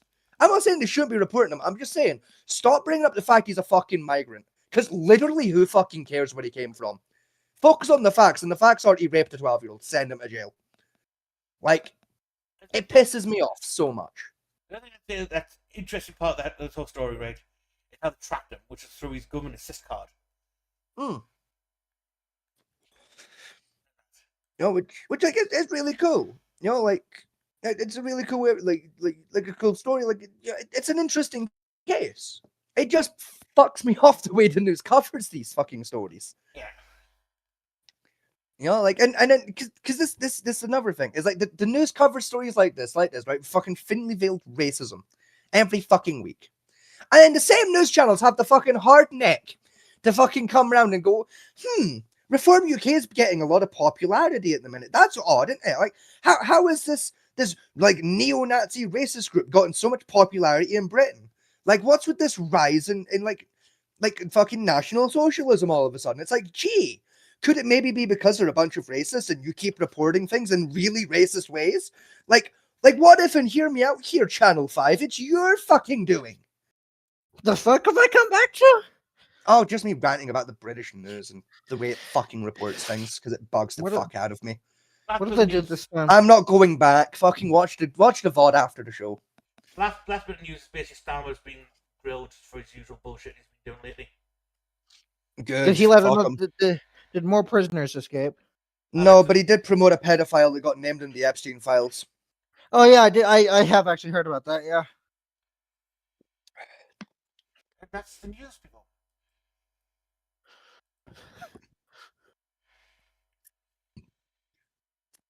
Fucking. So I know it's like the fifth rant I've gone on in the last hour and a half, but fucking, I had to get that one out of me because it's been bugging me for a couple weeks. 2 seconds, need to move it. Yeah, it'd be 2 seconds. That's fine. I'll keep things entertained for a minute. So I found my teas away checking the oven. I found something neat recently. I found something kind of neat earlier today. Like Eggleston. I mean, I'm assuming you're still here. Yes. Yeah, I'm still here. Yeah, excellent. Like I don't know if you're familiar with the YouTube group, the Sidemen, by any chance. No, I'm not. No, Hello, right. fat one. I'll give you a quick rundown of who the Sidemen are. Basically, do you know the YouTuber KSI? Nope. Is it like the black dude with the massive forehead? Like he's friends with like Logan Paul, like creator of Prime Energy. Nope. No, okay, right. So basically, there's this British YouTuber called KSI, right? Okay. And he's friends with Logan Paul, right? Like they co-founded Prime, Oh, right? God. That company that Logan Paul like founded. Like KSI helped him with that, right? So the Sidemen's Alright. basically a YouTube. It's where KSI got most of his original fame. Was through the Sidemen. It's basically KSI and his friends do random fuckery. It's basically it's British Mr. Beast, but with more dudes. Instead of just Mr. Beast, it's Mr. Beast and his 9 odd friends. And like 2 of them are white, the rest are like black, you know, like London with the nighttime black. no, as in like we know how to cook chicken black, like they can actually cook food, kind of black, right? All right. But like the British version. So instead of Creole, it's like fucking Basildon black, right? It's good. But they like I don't normally watch their content because they're like London people and their voices fucking irritate me most of the time. Like as a result of them being from London. But they did it. I found a video from them. Like cropped up in my recommended recently. Well, earlier today, I should say. And it was the first part in like a multi-part series the Sidemen have done. Where they basically just did storage wars. Oh God. Okay. Like we're like basically like behind the scenes wise, they basically bought like Jobs lotted 10 like abandoned storage units. And then they split the Sidemen up into like teams of 2 and did like their own in-house auction of these like abandoned storage units. And they actually put a really cool budget in it. Like went off and got like experts in like different types of like things you might find in an abandoned storage unit. Like they got like in the first episode, they did like one of the lots they bought had like a bunch of like fucking like bottles of wine in it.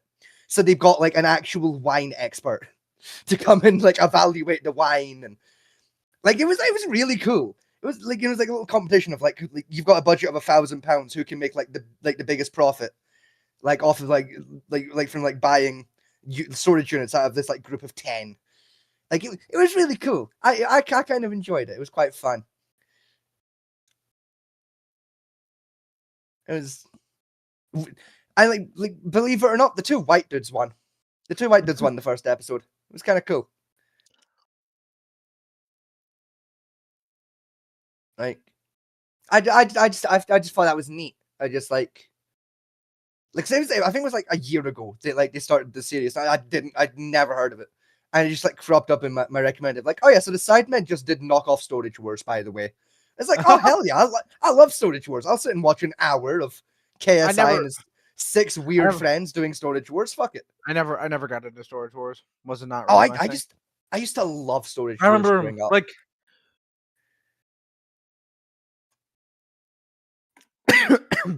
I remember when I was younger, at least, I'd watch a whole bunch of shit on like both National Geographic and the History Channel. Yeah, I was mostly like History Channel and then with my Blazed. grandpa. One of the big ones me and my grandpa always loved to watch. Well, two of the big ones, Ice Road Truckers and Gold Rush. See, Ice Road Truckers and Gold Rush, they were always like my dad's kind of a thing. Like, fun fact for anyone at home, my dad actually does gold panning. Oh, that's awesome. Like my dad went to the gold panning Scottish Open a couple years ago there. Like my dad's like a big gold panning nerd. So he does like gold panning and that. It's like he watches Gold Rush and Ice Road Truckers and like Bangers and Cash and like all those like proper man shows. Whereas like I like when it comes to like those History Channel type of shows, I have like odd taste in my things. Like my things are usually like artifact based. Yeah. You know, it's like I watch Storage Wars because like sometimes you find like, cool historical artifacts and it's like, oh fuck that, I know what that is. You know, like and then like they bring an expert in. It's like, yeah, so it's this. And it's like, oh, I was right. I knew that's what that was. Hey, you know, it's like sometimes it's fun. You know, and like I used to watch a lot of Pawn Stars back in the day. When that was No, I that never. was, like, I didn't still really running. I didn't really like Pawn Stars. I used to enjoy it for the same reasons of sometimes they'd bring on items and I'd go, oh, I know exactly what that is, what year it is, and what fucking guy made it. And then I'd be proven right half the time. It's like, hey, get fucked. Yeah, and then once in a while they'd bring in an item that was a curveball to me. It's like, oh, it's a Polish saber. And then they'd bring the expert and go, now you would think that this is a Polish saber, but because of this little detail that we didn't show on camera, this actually makes it a Hungarian one. I'd be there like, oh, you motherfuckers. Ah, well played. Well played, you cunt. Anyway, yeah, like yeah, I Fortune Fire is another big one I used to love. I still do love it. I just don't watch it as often anymore. Me and my grandpa didn't really watch that. Although I do think it's a really cool show. Like from a little bit I've seen about. It is a lot of fun. Everyone used to love that. Like sometimes came on History Channel, sometimes came on River Monsters. like other ones. River Monsters is good fun. I fucking love River Monsters. Like River Monsters, I was gonna say, I'm just agreeing with you. Like River Monsters is great. But I like there was Hardcore Pawn as well, which was Pawn Stars but set in Detroit. That's great fun. That's a lot of good fun. Like for fishing ones, like if you like my honest opinion for like the best like River Monsters-esque show, right? Yeah. Extreme Fishing with Robson Green. Oh, God. Oh, what a fucking show! Now that's a fishing TV show. I remember love watching that. another show me and my grandpa got into that was kind of like later on in my life was a show called Airplane Repo. Which was a like I always loved how wild shit would get on that show. It's like all right, so we got to dodge security. So fucking wild. We got to dodge security here, and here. We can jump we jack the plane here.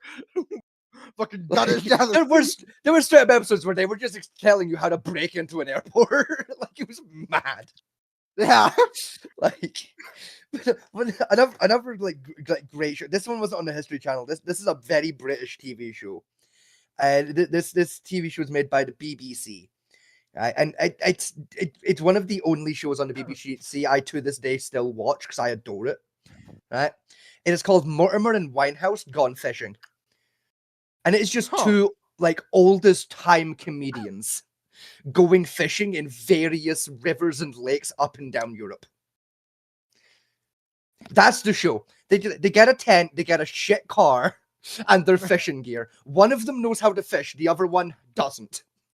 And they go fishing. That's the show. The entire show is one comedian that knows how to fish teaching the other one how to fish. And they go to various fisheries around Europe.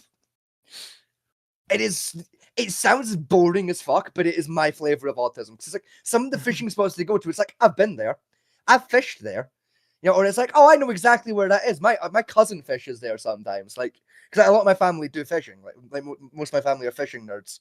You know, so I like watching it and be like, oh, look, I've been there. You know, or like my dad caught a nice fish there like a couple of years back. It's a really nice lake. I know this one. You know, and like other times it's like I know where that is, and I didn't know you could get a fishing license for there. That's kind of cool. It's a fun show. I like it. I like Mortimer and Winehouse Gone Fishing. I love it. It's great fun. It's just if you couldn't tell, I'm a little autistic. Yes, we know, Scotty. I'm especially autistic about fishing because I like fishing. It's like it's like it's you like your parents. Like everyone's parents, at least one of them, always had like a boring fucking hobby. Yeah. Like I think everyone's parents had a boring hobby. Like for example, like my mum's into crocheting, for example. Whereas like to me, crochet is the most boring fucking thing on planet Earth. But my mum loves it. You know, like that's like fishing is my one. Whereas like to most people, it's boring as fuck. You just sat there doing fuck all for an hour, and then you might get to fight a fish for 10 minutes. Yeah, but like to me, that's why it's fun, is because like I don't have to think. I can just turn off my brain and let my brain do what it wants to do. Yeah. Because fishing's just fucking muscle memory. It is. Yeah, fishing. You know, it's throw the line, bring the line in. Yeah. Throw the line, bring the line in. I haven't been fishing in a good bit, and it kind of upsets me just because I did really enjoy. Like I used to, there was like a old Marine that used to live near me, and every week or so he'd take me fishing out to like because one of his buddies lived like a neighborhood over and had a house that was sat on the sat next to a lake. So we'd sit there, we'd sit on the dock, go fishing. Oh, it was great fun. No, let me fucking pull out some. I think I still got some pictures from. Like I was Like, fucking. Like That's I was like- like, I was like So 15, 16. I was like 15, 16, but it was great fun. Let me fucking. Yeah, like I started when I was about 6. I think when I first started fishing. Like I with think my I dad. was. I was 8 or 9, and it was my grandpa that first took me fishing. I would have been about 6 the first time my dad took me out fishing, and I got my first rod when I was 8. My first fishing trip, or my first time fishing, I caught a bluegill. I caught 2 bass, a bluegill, and my grandpa's hat. I think everyone's caught like their teacher's hat at least once. So I think we've all done that before. But I remember not the last time I went fishing, but the last time I went fishing. No. Scotland. I So also anyway, caught my I also caught my right ring finger. We've all fucking caught ourselves with a hook. But again, not the last time I went fishing, but the last time I went fishing in Scotland specifically, right? This was while I was in rehab, right? I love this story because it's so fun, right? So while I was in the rehab place, right, there was 2 guys in with me, right? And one of them owned a van, right? And the other one like was a big fishing guy. Right? And it was like a rare rehab center where like we could come and go like throughout the day, like as long as we were back by a certain time of night, they didn't really give a shit. Yeah. So it was like an open facility. So fucking the 3 of us basically arranged like, oh, we'll go fishing like on I think it was like Friday night. It's like we'll go fishing Friday night, right? Because like curfew is a bit longer on a Friday, so we can stay out a bit. If you look in just general, I'll throw it in. Granted, these are really old pics of me. I'm like fucking. We'll have a look in a minute here. Yeah, like we were like, you know, we'll go fishing on the Friday, right? So like we said to the staff, like, here, look, on Friday, like, you know, the 3 of us are gonna go fishing. Like we might be a little bit late, so like can we get like a late stay pass? And they're like, yeah, not a problem. So they gave us like basically like a little pass to say like we had permission to be late out, like just to be safe in case we had to be out late. So fucking like Friday comes along and like we're getting ready to like get in the van, right? And this other fella, right? And like, this other fella that was staying with us, we're gonna call him Jason, right? Jason like comes out of his room and Jason's like, oh, like what you guys doing? What you off to? Like, oh, we're going away fishing. And he was like, oh, can I come? And we're like, it's not that we don't like you, Jason, but it's like there's 3 seats in the van. You make 4. Yeah, and he was like, "That's fine. I'll ride in the back of the van, right?" And the guy was like, that owned the van was like, "Nah, I can't have you riding in the back of the van. Like, if I get pulled and you're in the back of the van, I'll go to jail." So I piped up and went, "Well, what if I got in the back of the van?" He was like, "What?" He was like, "Well, think about it, right? 2 grown adults and a short guy that looks like he's 16 in front of a van. That's gonna look dodgy. 3 grown ass adults that look like workmen in front of a white van. Cops ain't pulling that over. They're gonna assume you're off to a job." He was like, "Fuck, you're a genius. Get in, right?" So fucking Jason, Brian, and Donovan, I'm gonna call them, right? They get in the front of the van, right? Jason's round the back of the van, right? Fucking with me, right? Keep in mind, there's security cameras, like fucking watch it. So the staff are watching us break the law here, right? Fucking Jason pops the back door of the van open. I climb in, right? In the back of this box van, right? I wedge myself in there, right? I'm using a pair of ladders, like proper work ladders, right? I've got the work ladders lodged, like wedged into a shelving unit, with my feet on 2 rungs, using it as a seatbelt. Right? With the idea of, well, if I crash and like I have to go backwards, I won't go backwards because I'm attached to the ladders. I don't know how my logic worked that out, because that's not how physics works, but fuck it. Right? I mean, it makes sense if you don't think about it. Exactly. You know, it's like I'm wedged in there, right? No safety equipment whatsoever, right? Wearing my fucking fishing hat, right? And we go to like the fishing guy's house. We get like all the fishing gear, right? And we end up going to this little place called Kinghorn, right? I know we don't. We go to Methil, sorry. We go up to Methil. And we end up going to Methil Docks, specifically, right? Because up at Methil Dockyard, right? There's this really sketchy route you can take at Methil Dockyard, right? That takes you underneath the active turbines of a wind turbine. Like you walk underneath the swinging blades of a wind turbine. Oh, On a ocean cliff where you have about a foot to your right of safety, and then a 9-foot drop into the ocean. Right? Yeah. Right? So we fucking make our way over these rocks, right? Under a fucking jetty that you use to get over to the wind turbine, right? Fucking make our way over to the docks, right? And at the docks itself, it's really fucking sketchy, right? Because like to your right, you've got again maybe 2 feet of ground and then like a sheer drop cliff. And on your left, you've got about 3 feet of ground you're allowed to walk on, and then private property. ah, Right? And it's one of the rare cases in Scotland where private property does exist, because it's commercial private property. oh, Right? Like it's like an active like import-export dockyard. But there's this tiny strip you can walk down where you're covered that takes you like onto the public bit of the dockyard. Right? And like you're allowed to fish off of there if you can survive getting to it. Right? That's the deal. Right? You don't need a license or nothing. It's great. Right? So we walk down to this fucking like this bit of the dock, right? And again, like on the dock itself, right? It's like a commercial fucking dock, right? So it's like solid fucking concrete. Right? No safety barriers whatsoever. And then off the edge of said like fucking jetty, realistically, is about a 20-foot drop into the fucking ocean, right? yeah. So again, no health and safety. So we're stood right on the fucking edge, right? As you do, right? With river fishing equipment. Keep in mind, this is ocean water. Right? Got river fishing equipment. Right? And it's like the middle of the mackerel season in Scotland at the time, right? So we're fucking sat there, you know, throwing our lines out, you know, just shooting the shit, right? Fucking by the end of the fishing trip, we walked away with a carrier bag with like fucking 20 mackerels in it. Like we fucking annihilated the passing mackerel schools. Right? We were pulling fish out of the water for fun. Right? It was great, right? Fucking like best fishing haul I've ever done. Right? So we get them all fucking like loaded up in carrier bags. Right? I think we've all got like 2 fucking bags each. It's great, right? We take the same route back, right? I get lost about 4 times because they're faster than me. So cunts have to keep doubling back to find me, and I'm up hills and fucking around trees and all over the fucking show. But they get me back to the van eventually, right? Yeah, you Hello, everyone. You saw like a really curvy tree and you had to rape it. So Oh yeah, you know. So yeah, we get back to the van. You know, I'm putting the fish in the back of the van, right?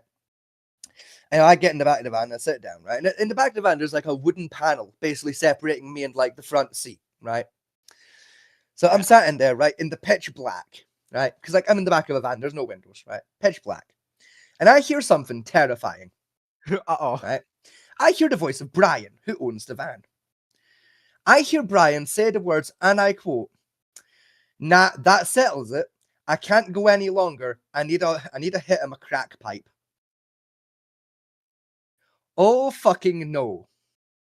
So I fucking up Brian, who's driving the van, by the way, pulls out his crack pipe. I get to hear this man smoke crack cocaine out of a pipe in the front seat of his van while I'm in the back of it. Right? I'm like, well, I'm gonna die. This is how I die. He's crashing this van. I'm dead. That's how I'm dying. Like fucking, this is game over. Right? It's a 40-minute drive to get back to the rehab. It takes about 5 minutes for crack to hit this motherfucker. I'm dead. I'm gonna die. Like, fuck. Right? So we rev for about 5 minutes, right? 5-10 minutes. And I hear something even more terrifying. Right? What? I hear Jason pipe up and go, "I'm kind of hungry. There's a takeout up the road. Anybody got any cash on them?" Brian pipes up with a great idea. "No, we've got 20 fish in the back and we only need 5. I got an idea. Pulls over at the takeout, gets out, grabs 15 fucking mackerels out of our 20. Walks into a takeout and proceeds to trade mackerels for 2 doner kebabs, a munchie box, and a pizza. Fair enough. Comes back, throws the food in the back of the van with me. Like, look after that. Right? Closes the fucking van again. Fucking. Right? High on crack. Drives us back to the rehab center, right? We get out. Right? Again, staff watching us illegally unloading me from the back of this van with no fucking safety equipment whatsoever. Right? We're fucking fish and everything. This food, right? Now, fucking keep in mind, we've not gutted these fish yet, right? That you need to keep that in mind, right? So we get back into the place, right? It's like we're about an hour late. It's about 10 o'clock at night, right? So like we're a little late. So we use our passes. We get in. The security guard lets us in, right? So I go over to like the front like office and I speak to the security guard. I'm like, "Here, like, I know it's a little late, but like like we were out fishing. I've got these mackerel. I need to get them gutted before tomorrow, or like they're gonna go bad. Like, I know I'm not supposed to, but like, is it okay if you open the kitchen? I'll be like 20 minutes tops. I got 5 mackerel, just need to get them gutted, and then I'm out of here." And like, "Yeah, I'm denied. Yeah, okay, fine. Like, just be quick about it." I was like, "Cool, while I'm here, like, can I get like a knife out of the knife box?" "Yeah, go for it." So I get a knife, he unlocks the fucking kitchen for me. I go in, right? So I'm stood at the kitchen sink, right? Fucking dead fish in hand, knife in the other, right? Fucking, knife goes in, guts come out, right? And I hear the kitchen door open, right? So I turn around on instinct, like, to see, like, oh, who is it, right? Again, holding a bloody knife and a fucking fish. Raw fish. Yeah. Right? It's this wee woman that had moved in, like, fucking 4 days prior to this, right? A little woman that I'm going to call her Abigail, right? Oh, did you scare her?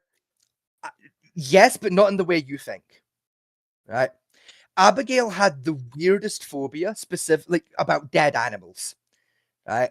Because like her dad was like a butcher and hunter and fisherman, so like he used to like torment her with dead animals. Like that was like one of his abuse things. So she walks in and just sees me, right? Because like keep in mind, like at the time I'm dressed like a traditional like a fucking redneck hillbilly, right? I got a fucking brown baseball cap on, a camouflage t-shirt, and cargo jeans. Right? So I look like a fucking redneck. Right? I look like a hunter, right? Holding a fucking dead fish, and she just comes in, screams at the top of her lungs, like, "Ah!" Right? Yeah, dawns on me all of a sudden. I'm like, "Oh yeah, shit, fish." So I fucking throw the mackerel behind me into the sink. So I'm still holding a bloody knife, right? Fucking the security guard Ian comes rushing over, like, what the fuck, right? He thinks somebody's just been murdered or something. Yeah, like, because this is the thing. He comes in, all he sees is Abigail crying, like fucking on her knees, crying, right? And all she can say is, "No, please, God, no." while I'm stood Oh. there with a blood-covered fucking carving knife. Oh, and you've gotten rid of the fish. Yeah, you know, it's like not holding the fish yet. Like my hands are all covered in blood. So I like throw my hands up on instinct. Like this ain't how it looks. This ain't how it fucking looks. It's like wait. I can explain. Like it's like spot checkers. This ain't how it seems, buddy. Just So got it's you. like it's like what the fuck happened? Yeah, I explained to him like I was gutting the fish. She came in, she scared the fish. I forgot. Like literally, like, doesn't sound true, does it? You know, like fucking no one's believing that horse shit, are they? So fucking right, Abigail finally collects herself and is able to back me up. Like, yeah, like you didn't stab anyone. It's just the fish scared me, and you know, fucking. But at this point, the entire fucking rehab center is in a semicircle around the kitchen door watching.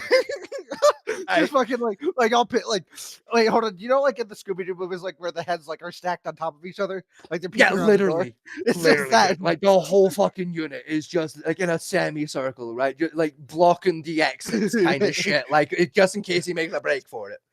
Right? Yeah, like, Box him in. yeah, you know, like Abigail's fucking laughing. I'm fucking not. Right, Ian's fucking furious because he's had to get his fat arse out of his chair to come see what's going on. He's actually had to Fucking- do his job for once. Yeah, you know, like like he heard Abigail scream, and he's like, "Oh shit, I got to do my job." Drops yeah, his you know, small like pack of donuts on the floor. literally, it was actually a Chinese takeout, but yeah, like fucking. Like half of the fucking like half of the dudes in the semicircle aren't happy because she woke them up with her screaming. Like that's why they came. Like there's cunts in pajamas and shit, just like what the fuck, you know? Like so, she goes like you know things settle down and that. I'm like, you know, I'm sorry, I still got to finish. So fucking now, basically close the door. Right, Ian locks the door behind me and he's like, just knock 4 times when you're ready to come out. I was like, okay. Right, that way this shit can't happen anymore. Right? Yeah. So fucking, I'm in there, right? Now the lights in the kitchen, right, in the fucking like in the rehab center, they're like motion activated, right? Yeah. But they've got like a really shit sensor. So it's like you have to be like walking for the sensor to pick you up. And obviously I'm stood at a fucking sink gutting fish, right? And the lights turned off on you. Yeah, lights give up because there's like not enough movement. So I'm sat there. I'm like, see, rather than trying to walk around to get these lights to turn out in fucking 2 minutes, right? Do you know what I'm gonna do instead, right? Fuck it, right? My solution. I'd have to put the fish down, wipe my hands off in the dark, pull out my phone, turn on my fucking flashlight, and prop the phone against the sink, right? To use that as a fucking light, right? So I'm now gutting fish at like fucking 11 o'clock at night by torchlight, right? Right, fuck. I must look like a serial killer to the fucking neighbors, right? Just gutting fucking fish by fucking phone torch, right? Finished doing that. I'm like, fuck it. Since I'm in here, you know, like, you know, I'm basically locked in here. I got carte blanche. Fuck it. I got time, right? I got a plate out. I fucking fillet the fish.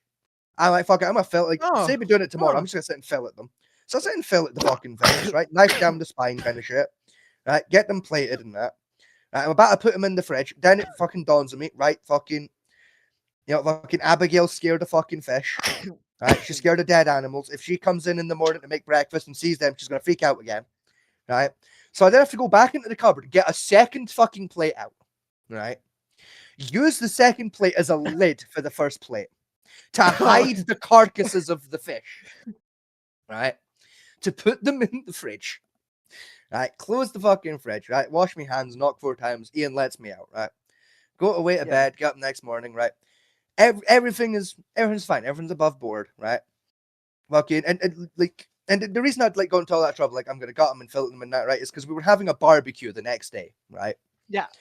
There was a second rehab facility owned by the same company, like 10 minutes up the road, right? It was like a bigger unit. And they were hosting like a barbecue because it was the middle of summer, and our unit had been invited to go along. So, that's why I had the fish. Wasn't, you know, like you get invited to someone else's party, you bring some shit with you. Like that's the code. Exactly. So I was like, you know, I can't afford booze. I'm going fishing. I'll bring some fish home. Like I'll bring fish to the barbecue, right? So I'm getting ready, right? Getting my shit together, right? Fucking everyone else is organizing who's going with who to get there, right? And fucking one of the members of staff comes in and is like, fucking Vegas, do you have a ride? I was like, no, like I was gonna like come sort something out in a minute here, like I'm just like getting my fish ready. Yeah, and she was like, okay, do you want to ride with me? Like I got space in the car. I was like, yes, like sure, why not? Right? She was like, cool. I was like, I'm gonna be like 10 minutes, like I gotta put the fish in the bag and then like I'm ready to go. She was like, awesome, like that works for me. So like I go into my room, I grab like a carrier bag and my jacket, throw my jacket on the kitchen door, put the fish in the bag, right? Get me jacket, right? Go to the worker's car, right? Who the fuck is sat in the car? Abigail? Guess who sat in the car? It's fucking Abigail, yeah. Right? Same car, right? So fucking I stop, right? I see Abigail sat in the back of the car, right? She claps eyes on me. We make eye contact, and then I see her look down and see the bag. Tears start fucking, because like she knows what's in the bag. She can't see it, but she knows what's in the bag, right? So I have to turn to this support worker and be like, listen, I'm not being funny. I can't get in the car. And she's like, why? It's like, Abigail's in that car. I've got dead fish in this bag. I fucking jump scared her last night with the fish by accident. Like, she's gonna cry the whole way. I can't do that to her. She's 16. She's a kid. I can't do that. Oh, she's That's only wrong. 16? Yeah, she was only 16. I thought this was like a No, grown she was like- ass like No, Like, this I is thought like it was a grown ass, child. no, I thought this was a grown ass like 22, 23-year-old. No, it's like Like- 16-year-old kid is this Abigail, right? Oh, Jesus Christ. Yeah, like just the way Hey. that works. Yeah, So I end up having to arrange, right? I end up having to get into a different car, like with another worker called Maria, right? Basically, me and Brian swapped seats, right? So I get in with Maria and like a couple of the other guys, right? And like because I've Yeah. got the fish, like I get like volunteered into the front seat because Maria's back windows don't open in the fucking car. So I get put in the front so I can open the front window so the fish smell fucks off as we drive, right? Because like makes sense, right? So we get to the barbecue, right? We get there, right? I get out of the car, right? I walk out, I get into the back of this second rehab facility. I'm meeting everybody, shaking hands, hey, how you doing? Oh, I've not seen you since that last party, etc., right? And suddenly Yeah, Abigail fucking- shows up again. Oh, look, well, Abigail's car left before us, right? So Abigail's already there, right?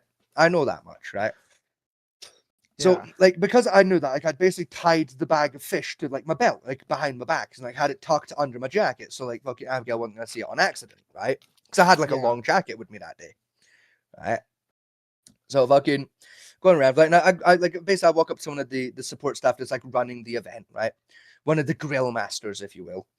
I pull them up, I'm like, hey, like, fucking, like, it's gonna sound weird, right? I've got a bag of fish, like, basically tied to my asshole right now. Like, it's like obviously it's food for it's for anyone that wants any. Like it's gonna need cooked like on the barbecue, but like obviously like the barbecue's full right now. Is there a fridge I can put it into? Like it's in a bag and shit. It caught it last night. Like, is there a fridge or something I can go put it into till like there's space on the grill? The support worker's like, yeah, you go through the door into the kitchen. It's on your fucking left. I was like, yep, awesome. Like, I'll do that. So I go into the kitchen, right? Go through the front door into the kitchen, right? Walk in. There's like a handful of people in the kitchen. I know some of them, other ones I don't. So talking Yeah. away. I pulled the fish, off of my belt. I'm like, yeah, like me and some of the boys went fishing last night. We got these mackerels, yada yada. Talking to the ones I know, right? And basically explain like, here I'm just here to put these in the fridge till like later on when like the grill's free, and then I'm gonna come in, grab them, and like we're gonna fry them up and that. Like, like if anyone wants any, there's gonna be plenty spare because like there's only like out of the 4 of us that went fishing, there's 2 of us that actually like fucking mackerel.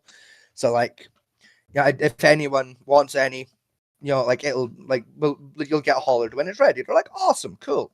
Help yourself to fucking Pepsi or whatever. I was like, awesome, I'll do that. So put the fish into the fucking fridge, right?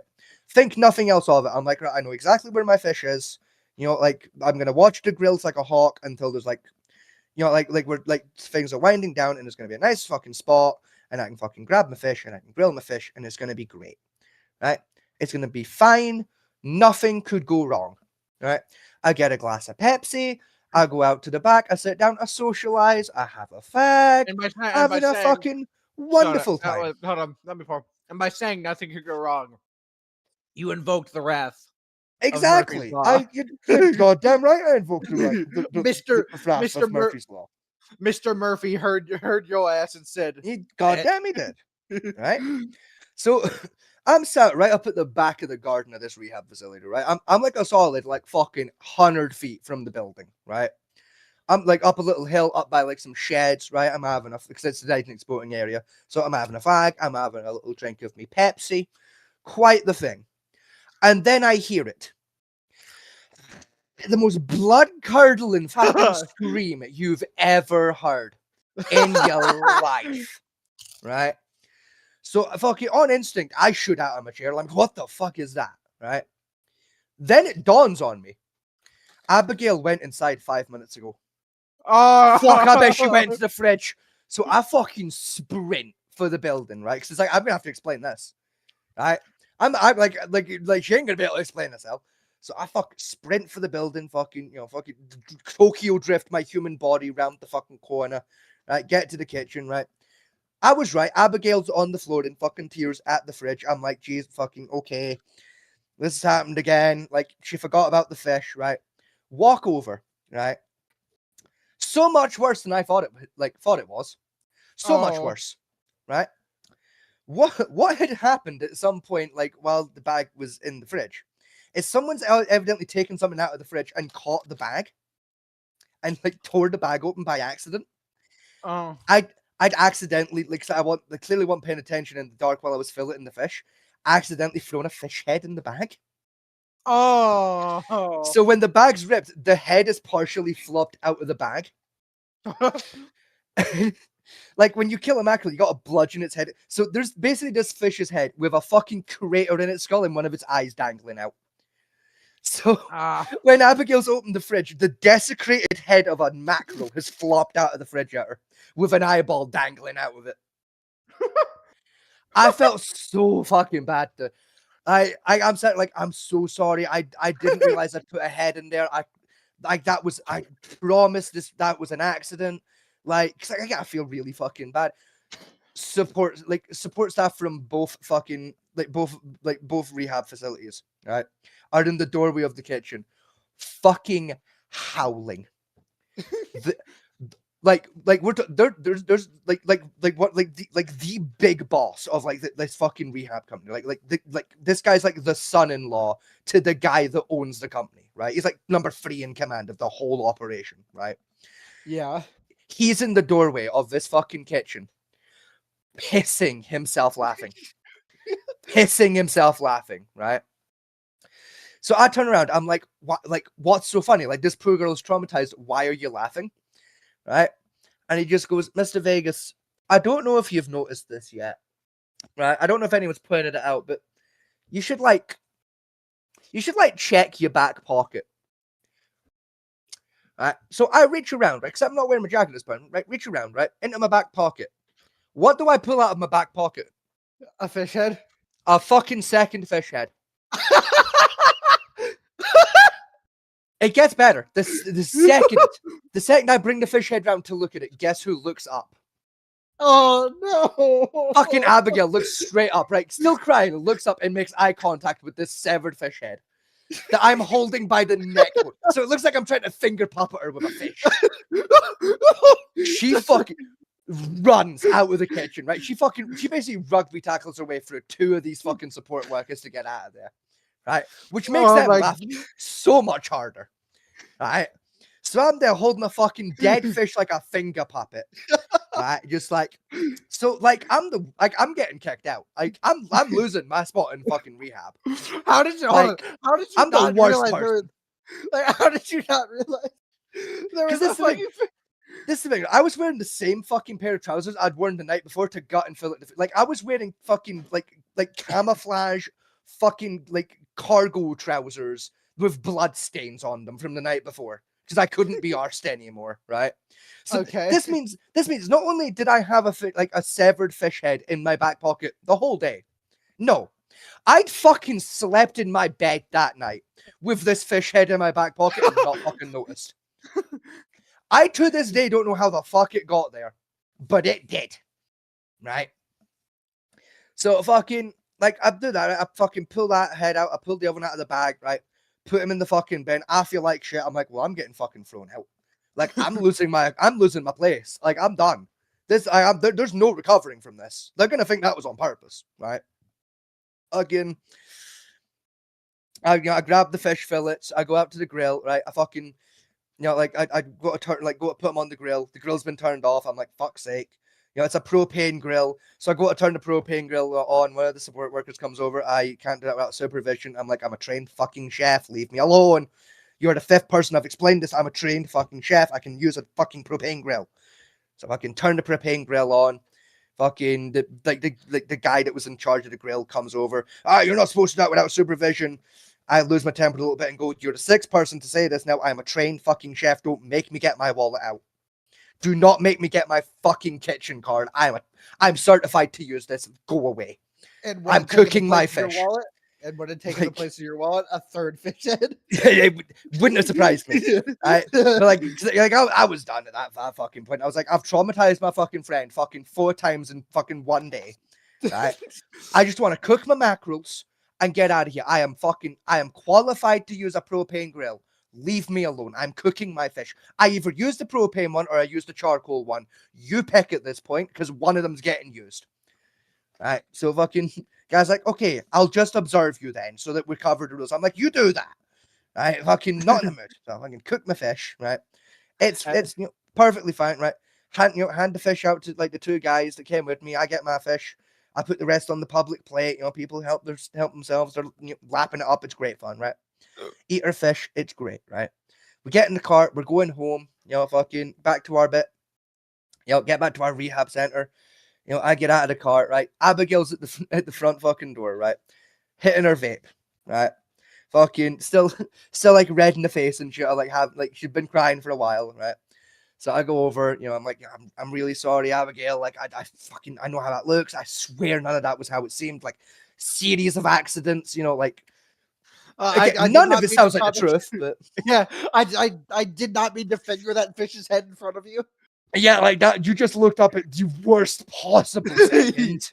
Like, like fucking. She was like, it's fine. Like I know you didn't mean to do any of that. Like like you're too nice. I'm like, I know I'm too nice, but like also like that must have seemed like a setup, and it really wasn't, right? This whole thing, right? And then it happens, right? It happens. The third fish head. Even worse, right? Fucking Brian, who'd come with us the day before fishing, right? Comes over, right? And he's like, guys, I got something I got to tell you. And he's like, what? It wasn't an accident. What do you mean it wasn't an accident, Brian? Right? Brian had hid a fish. The night before, Brian had like fucking hid a fish from everybody that he'd caught. Gutted it himself at 4 o'clock in the morning. Taken the head off of it. Put the extra fillets in my bag and then put the head in my bag. Found the head I'd accidentally put in my bag while he was doing so. Right? And because like I hadn't gone to bed yet, like I was like outside having a fag. When he came out to have a fag with me, slipped it into my back pocket. Because his thinking was, you'll go to bed, you'll feel a squishy thing on your arse and go, what the fuck is that? And it'll be a joke and a laugh, and I didn't notice. Oh. It was like, I was just supposed to freak you out, like, if like think you were sleep deprived. Did not expect you to like wait, like not find it till the fucking barbecue. So Brian's now apologizing to me after I've apologized to Abigail. Brian's now having to apologize to Abigail because it's his fault I traumatized her 2 out of 4 times. Right? Fucking this whole fucking mess that goes down, right? Fucking the sport worker that like taking us to and from, right? Maria. She comes out and is like, Mr. Vegas, can I talk to you? I'm like, of course, right? Like, I'm thinking, this is it. I'm getting my papers. I'm being moved. I'm fucking out. I'm gone. I'm gonna have to live under a bridge. They're gonna take me out back, shoot me in the back of the head. Yeah, this is it. I like fucking like again, every support worker saw this go down. Like I'm fucked. I'm fucked. Right? Get pulled into the office, and she's like, fuck it, right? Have a seat. I'm like, yeah, take a seat. Like, what's up, Maria? What can I do you for? She's like, listen. I just want you to know, right? I've just got off the phone with Mark. Mark was the guy I was on about earlier. It was like the son-in-law to the fucking guy that owns the company, right? Yeah. Like, just got off the phone with Mark, right? I just wanted you to know that Mark says That incident in the kitchen is the hardest he's laughed in over a decade. He feels really bad for Abigail, but that was the hardest he's laughed in over a decade. He wanted me to give you his personal assurance that you are safe. You ain't going anywhere because Mark likes you now. I was like, what do you mean Mark likes me now, right? This woman pulls out an application form to start working for this fucking company. Mark said I should give you this if you're ever interested in a job. I read it. Personal assistant. Right? I made this motherfucker laugh so hard, he thinks I can do paperwork for some fucking reason. Right? I gotta look this grown-ass 38-year-old woman in the fucking eyes. Right? Turn down a fucking like well-paying job and go, I can't be his personal assistant. I'm dysgraphic. I can't write for shit. He wouldn't be able to find any of his paperwork if I fucking filled it out. He wouldn't be able to read any of it. I can't do that. Right? Maria had to look me in my eyes and explain to me, right, that it was the year of our Lord 2020 something, not fucking 1920 something. The paperwork gets typed up. Paperwork gets fucking typed up, Mr. Vegas. You don't have to write nothing down. I was out of excuses. I filled out the application. Do you know what happened? What? Fucking rejection email that afternoon. Oh. Personally written rejection message. Man saw my name, saw the application, sent me a personalized email going, hey, Mr. My real name, obviously, but like, hey, Mr. Vegas, the incident in the kitchen was hilarious. I didn't think Maria would give you the application form. I've already hired somebody else. This man fucking set that up. I can't decide if man was trying to bully me back on Abigail's behalf, or if man was just fucking with Maria a little bit. Either way, I got fucked out of a personal assistant role because that I'd only been offered due to a fish head. You know how fucking bizarre a life you gotta have for a severed fucking mackerel head to almost land you a corporate position. Like,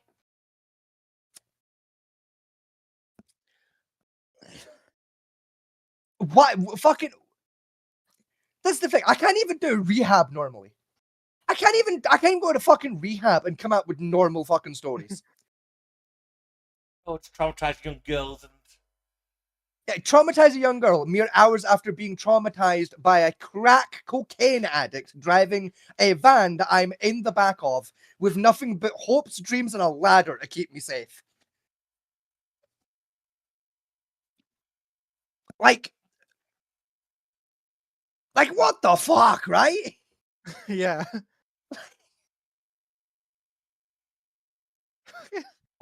You fucking your life. Like, Yeah. I can't, like, this is gonna sound mean, but I can't wait till you die so Count Dankula can do a Mad Lad video on you. Neither can I. Neither can I. I'd like to point out this is the same rehab facility where we developed a ritual every night at 8 p.m. of sitting in the lounge and watching the TV show Naked Attraction. What? It was a TV show that like it was one of the few TV shows on the All 4 Player at the time that we all semi enjoyed. And like everyone was finished work by about 8 o'clock, so it's like everyone was free. So we'd all just end up congregating in the fucking public lounge, like in the rehab facility. And we'd just watch this dating show where people get their decks out and rate each other's decks. And like sometimes it was teddies and shit. Like, keep in mind, like Abigail, the 16-year-old, was one of the people that would frequently come in to watch this show with us. Wait. Keep in mind, I live in the UK, so that's not as illegal as it sounds. Okay, right? so that's Like, okay. That's it's legal in your country. yeah, you know, like fucking, yeah. If I don't worry, if I streamed it to her on Discord, that would be a felony. But because we were in person, it's technically it's fine, right? But fucking, right? It's like there was some nights in that fucking that rehab facility, right? Where like I'd be out the front smoking a fag, right? And like fucking like during like the ad breaks in Naked Attraction, and I'd stand at the window because like I wouldn't finish my fag in time with half a fag and a cup of tea, and I'd watch Naked Attraction through the window while smoking as like some kind of a Like a tea fucking- crazed pervert. I was about to say, like some condo weirdo. Yeah, you know, like, and this thing is like half of the game was like would sit and like would play along with the show. Like we'd be rating the dicks and the pussies on the show, being like, see, I wouldn't date Yellow. Yellow would like Ben's weird. Purple, on the other hand, he's got the length, but he ain't got enough girth. You know, like unironically doing the math on like which one we'd take home, right? It's like if Yeah. I was going out for a fag, they'd crack the window. Right, so I could sit at the window, watch the fucking show with them while smoking my fag, and still have conversation with them about the. It's like I'd be stood outside this fucking like this facility, at like 9 o'clock at night, cup of tea and a fag in hand, in public, and just go, "Nah, Purple's got a fanny like a slag."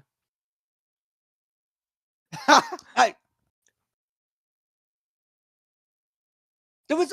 I'd like to point out building next door to us, school. A building next door to us was a fucking primary school. So, to passers-by, I was watching through the window of Hey, a building no. attached to a school, going, "That one's got a pussy like a slag," Hey, while Lilith, stop smoking it. a fag and drinking a cup of tea. What you're going, Mhm. right? Is this fishing story has lasted 45 minutes? Yeah. Yeah. I've not said a word in 45 minutes. Yeah. Sorry, how you doing? It's- Yeah. How you doing, man? You got any thoughts or comments about this story? No, I was waiting for it to fucking end. I mean, it did end. I just then ended up going into a second story. Yeah, have we cock blocked you from something you wanted to talk about, Batman T? Not particularly. I'm amazed it went on this long about a fishing story and traumatizing a 16-year-old. Listen, we've all traumatized a 16-year-old at some point, probably. To be fair, in my defense, to anyone that thinks that's cruel, right? Like would like to traumatize them. I'd like to point out, like me and Abigail are still friends. Like we're friends on Facebook. We talk every couple of weeks. Yeah, So, Like, yeah, like, yo, we're remember still that- tight. you also, Yeah, you so also remember admitted that live on fish air head incident? that you showed said 16-year-olds softcore pornography. Yes. In fairness, like if I'm being honest, I think it was her that started the tradition. Oh yeah, I throw the fucking child under the bus. Yeah. Now, unironically, if I remember correctly, it was either I came into the lounge and she was watching it, and a handful of other people came in, or I came into the lounge and there was already a couple people watching with her. It was either she started it or she was one of the first people to start it. Typical blame the victim. Hey, in fairness, right? I was a teenager myself at the time. I think. Hang You on, weren't. how old was I? Was I 20? 21? 20? How old am I now? You're 23. I'm 23. So I would have been what? 19? No, you're 21. Was I 21? Ah, still. You've only No. lived here for about a year. Yeah, a year. I mean, to my math, two, because like 2 Halloweens, but like, you know.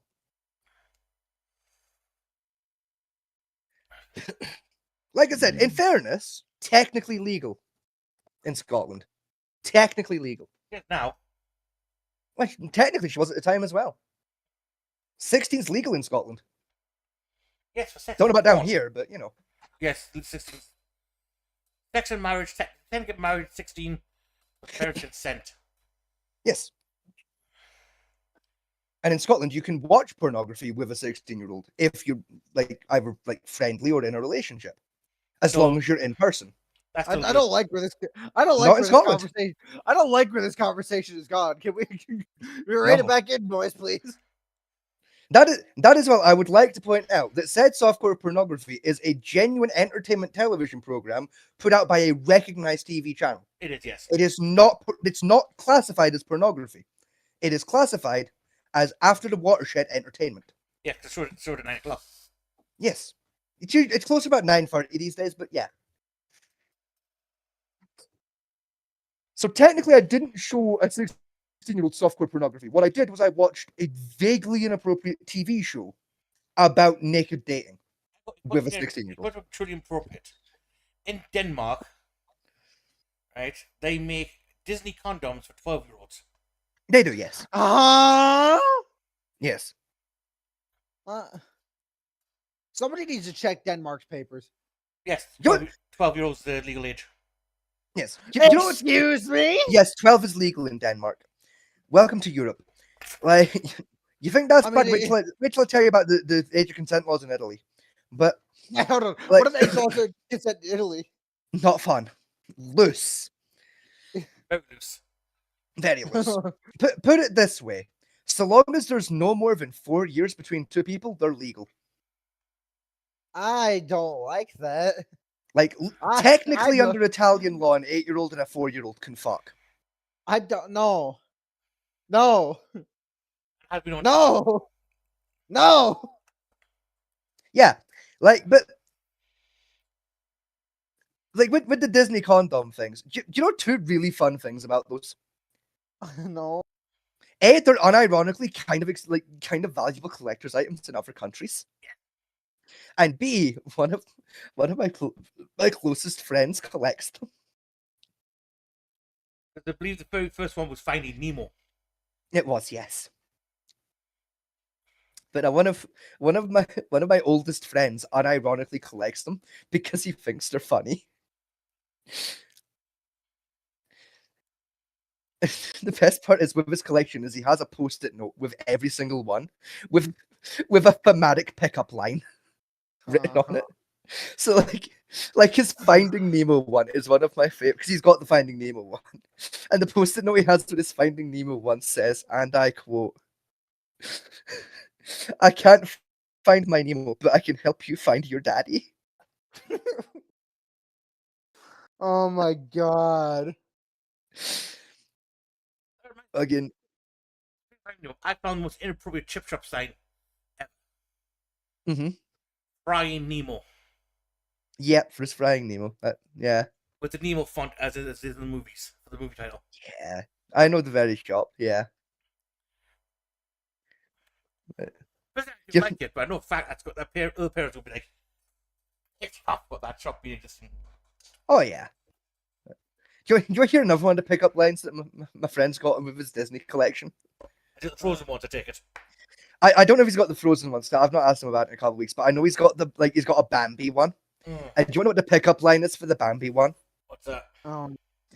Bambi's mum took buckshot, but with this, you're gonna take back shots.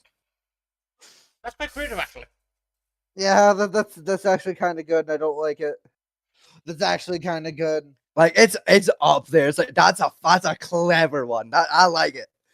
The ones I I can, don't like that these were manufactured for 12-year-olds, but I like that pickup line. the ones I can remember existing. Right. Finding Nemo, which is like one of the first runs they did. Yeah. Then you've got Snow White. Yep. Cinderella. One for each of the Seven Dwarfs, which is just creepy. Yeah. All right. What else was it? There was the Frozen cast. Yeah. Yep. Tangled. Yeah. Eldorado, I believe. No, because Road to El Dorado is not a Disney. There are Road to El Dorado condoms, but they're not Disney. That was DreamWorks that did Road to El Dorado. But yes, there were condoms for that. Then there was that stupid robot one. Wally? There was one of the newer ones that done. There was the other one that they did. I don't know what Astro the name Boy. was. Do you mean Astro Boy? Astro I know Boy, that got a condom line. That did, but that's in Japan. That's the Bandai. No, there was an American version of of Astro Boy. There was an American animation studio did an Astro Boy movie a few years ago. I don't remember which one, but one of them did it. That might have been DreamWorks as well. Thinking about it. Maybe because DreamWorks did part of one of the games originally at one point. Yeah. I don't remember. But Yes, the whole reason for the condoms, Echo, is because 12 is legal age in Denmark. yeah. Yeah. Scotty said I don't like it. Denmark, Amsterdam, Hold on. Give me a sec. Belgium as well, I believe. And I think Belgium's 15. No, they just rolled theirs recently. Did they? Yeah. I thought they were still at 15. No, you're thinking of Prague went up to 15. You're right, Prague. It was Prague that moved to 15. Yeah. They went up, didn't they? Yeah, because it's got single child prostitutes. Yeah, because they were they at 13 before? 11. That was it. Yeah. That changed And the then- regulations since the medieval period, apparently. Yeah. No, I want to say France is France at 15 right now, No, France is 16 right now. and it's 16. 16. And then there's I Germany, know Spain's at 18. Spain's been at 18 for a while. Germany's a grey Good on zone between 14 and 16. They haven't made their mind up yet. Is that Germany? Germany, yeah. Yeah. Yeah. Yeah, because I know there's a bill supposed to be going through the German parliament to finalize that. So some Like argument over it. the final debate. That's what I mean. It's like the final debate is like I think it's due for like fucking April of this year. They're gonna do the final debate and then they're gonna vote on which one. There's apparently a lot of Mormons in fucking Germany. Weirdly, yeah, the Oh. Mormon faith's gotten really fucking popular in Germany. German Mormons. Yeah. I was Yes. trying to I tried to combine both German and Mormon to make Germans. Germans. Yes, that's why the debate of 14-year-olds about the religious freedom for the marriage. You know, Germans like once the rules set, that rules are the rules. And that's the problem with the religion. Door frame? Hello, Echo. I didn't nearly fucking fall through the fucking living room door in a Fat Man T's fucking desk because I tried to perch on the door frame and missed. Okay. You know when you do that thing, like you put your hand on the door frame of a door, lean through it, grab the handle to close it. Yeah. Yeah, I went to do that and just fucking missed the door frame. So about But that- fucking I- fell into the living room. Luckily, I had hold of the door, so I was able to kind of brace myself and stop. But I very nearly fucking bend into the desk. Good job, dipshit. Two things I will bring up actually. Two kind of caucuses going on. Okay. DoorDash girl is Right. getting fucked over. Yeah, no, I Good. heard she's getting fucking diddled. Good, because she fucking like she deserves every bit of what she's getting. Fucking Oh fuck yeah! Like, I'm not saying she don't Yeah, deserve it, but like fuck. Because now, I now fucking the rights of the charges from like people in lewd content and distributing lewd content of an unauthorized person. They've also tacked on break and entry. Apparently, they have shown the door, oh yeah. door cam in the court, and the door was closed. Oh, I thought it was because from what I heard originally that it was open like ajar, like it was slightly ajar, and she kind of like pushed it open and saw the dude's dick. Apparently, the camera But it was showed the door fully, but it was closed. fully closed. Yeah, it was fully closed. Huh? What's What worth the fuck? about That's a it? catfish. Catfish? Yeah, so I did the pictures that Echo put in Gen chat like an hour ago. Yes, that is a catfish. That's a blind catfish. Is it? Yes, that catfish has cataracts. Wait, how can you tell? Look at its eyes, you fucking idiot. That a catfish ain't meant to have eyes like that, mate. That fucking thing's blind. That can't see. It's a small catfish. I mean, yeah, it is a very small catfish, but it's Yeah, also a it's very fucking blind catfish. No, sorry, that's not catfish. That's a mud skipper. Even for a mud skipper, that poor thing's blind. Like, you can see it better in the very last photo. Like, Have if a you look zoom in on its eyes. That's got cataracts. That poor thing can't fucking see. Mud skippers are pretty much blind. Even by mud skipper, but mate, that's blind. That thing cannot see at all. Yeah, it's That has cataracts. those are quite injured, and its fin's been attacked by something. I was gonna say, and on top of its head, Oh yeah. like it's got some nasty scrapings going. That, I had- that thing's been in a fight recently. I had one of those things when at one point when I was fishing. I had one of those things fucking swallow one of my hooks and like get itself in the gills, and Oh, it yeah. tore itself up on my hook. Yeah, So like I'm reeling it in, it's bleeding all over my hands. Like Yeah, it's It's this like thing's- I don't like, unlike most Americans, I don't do catch and release. Like if I catch something, I'm fucking killing it unless it's like little. Like, but like even then, I never like it when I like pulling in a fish like that. If like it's swallowed my hook, I never like it. oh yeah, I'm when I'm fishing for food, not for fucking. Yeah. Sport. Like, listen, see if like I go fishing, like I pull in like a baby or something. It's like, yeah, okay, I'm putting it back. Like you're not ready to Right. like die yet. No, you're only Yeah. dinky, but like Yeah, like once it's it's like primarily I fish trout primarily. It's like once it gets past about 5 inches, like yeah, I'm killing it. Like I'm taking it with me. I was a little more goose with her fish. Drag it, just throw it back and just launch it.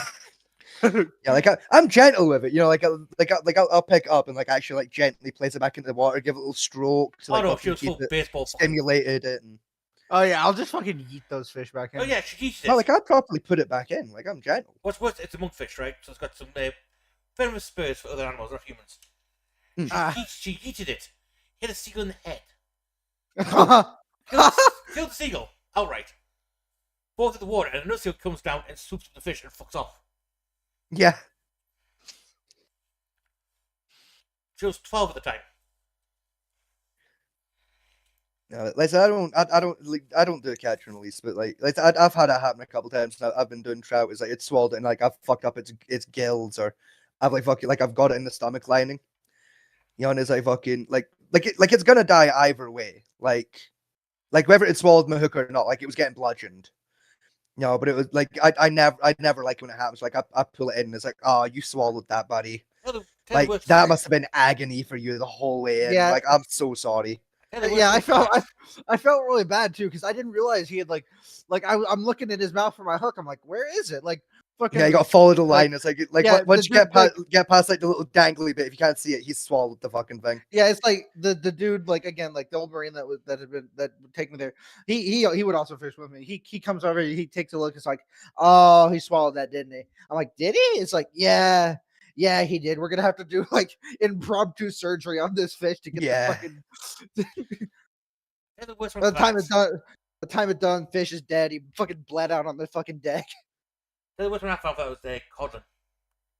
Codlins are fuckers for swallowing hooks. Yeah, they're little vacuum cleaners. Oh, You know codlin or Yeah. codlin basically baby small cods. Yeah, Ah.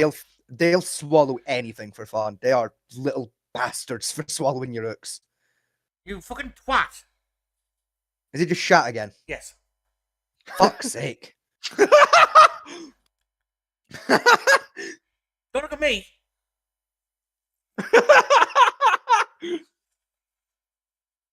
Yep, fuck. Probably you didn't make anything to go out. Yeah, he fucking doesn't. I don't know why he's not doing that anymore, but Because he wants to be a little cunt about it. apparently, yeah. Dogs can go through their phase of just being little shits. It's not a phase, Mom. No, I tell you, a fish is fucking actually worse for like just going back to the conversation. Worse for swallowing hooks than codlins are. I argue this fish is even worse for it because like if they swallow your hook, they're fucking swallowing that fucking hook. There ain't no gill fuckery. It's going in their stomach, and it's a bastard to get your hook back. Pike. Yes. Oh, My But fucking then god. again, I'm not putting my hand down Pike's throat to get a hook out. Yeah, keep no. it. No, they're like, because this thing would Pike's such a cunt of a fish, right? Because like they're hyper aggressive, so they'll swallow fucking anything. They don't care, right? So like they're easy to catch. Like if you're wild fishing, they're always in the same water as the fucking trout are, right? So you catch them by fucking accident, right? They got teeth like fucking swords, right? So like if assuming they're not able to chew through your line, right, and you're able to actually get them to fucking land, you ain't getting your hook back. Because like you're not getting past the jaws of death to get your hook. yeah, Right. yeah. So whether it's swallowed it or not, you ain't getting that hook back. That fucking hook belongs to the pike now. That's his, right? Fucking you like if the pike has swallowed it, right? You can't like do like I'd usually do with a trout of I'll cut the line and I'll bludgeon the fucking fish and then I'll get the hook back later when I'm gutting them because you can eat pike but you don't want to because they taste like fucking asshole and not in the good way. Like they taste like utter shit. There were a couple Like- times, right, where like the marine I was fishing with, I can't remember his name for the life of me. I'm kind of upset that I can't.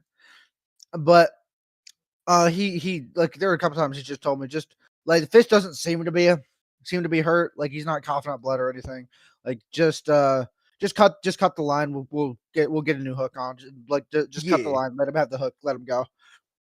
If he That's- lives, that's- he that's lives. what If I he would dies, do he dies. sometimes. Yeah, like I'd usually do it if again it was a case of like the fish is like full on swallowed my hook and it's in its stomach, but it's like too small for me to keep it. Like it's like not worth the effort. Yeah.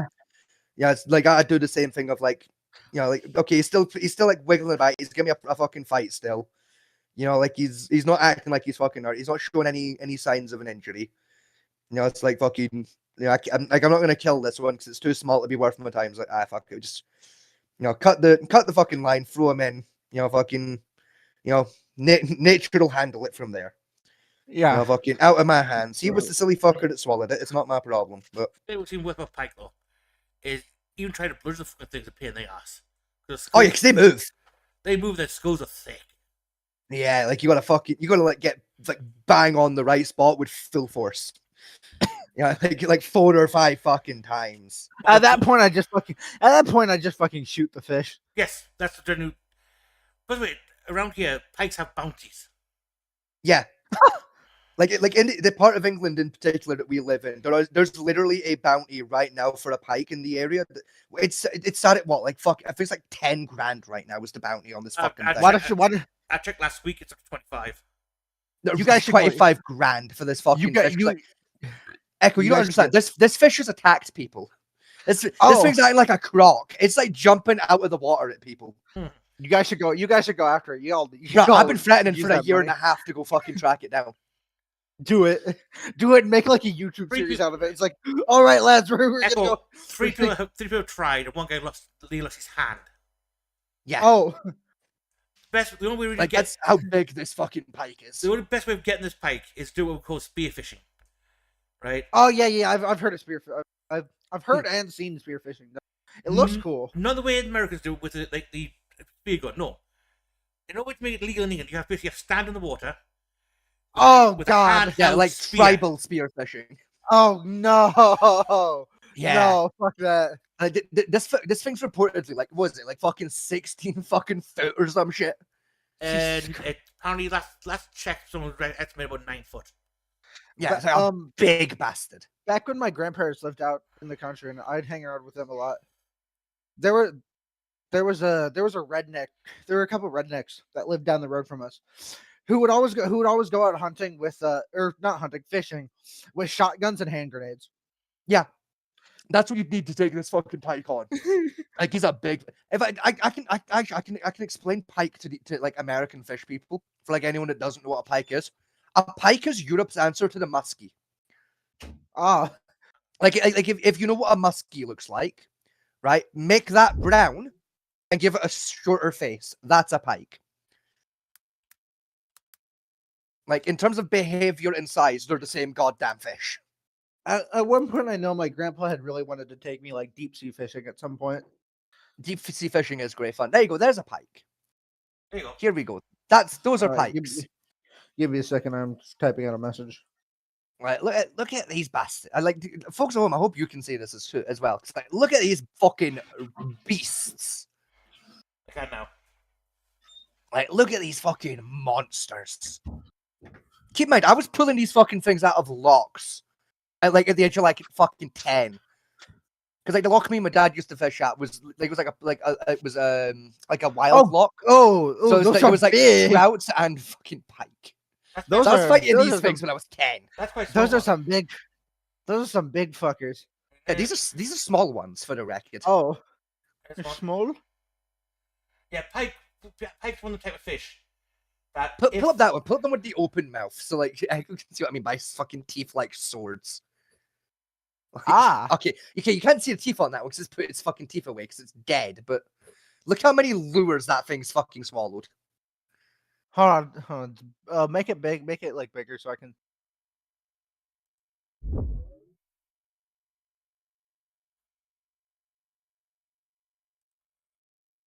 Like look how many lures that one pike has swallowed. Why?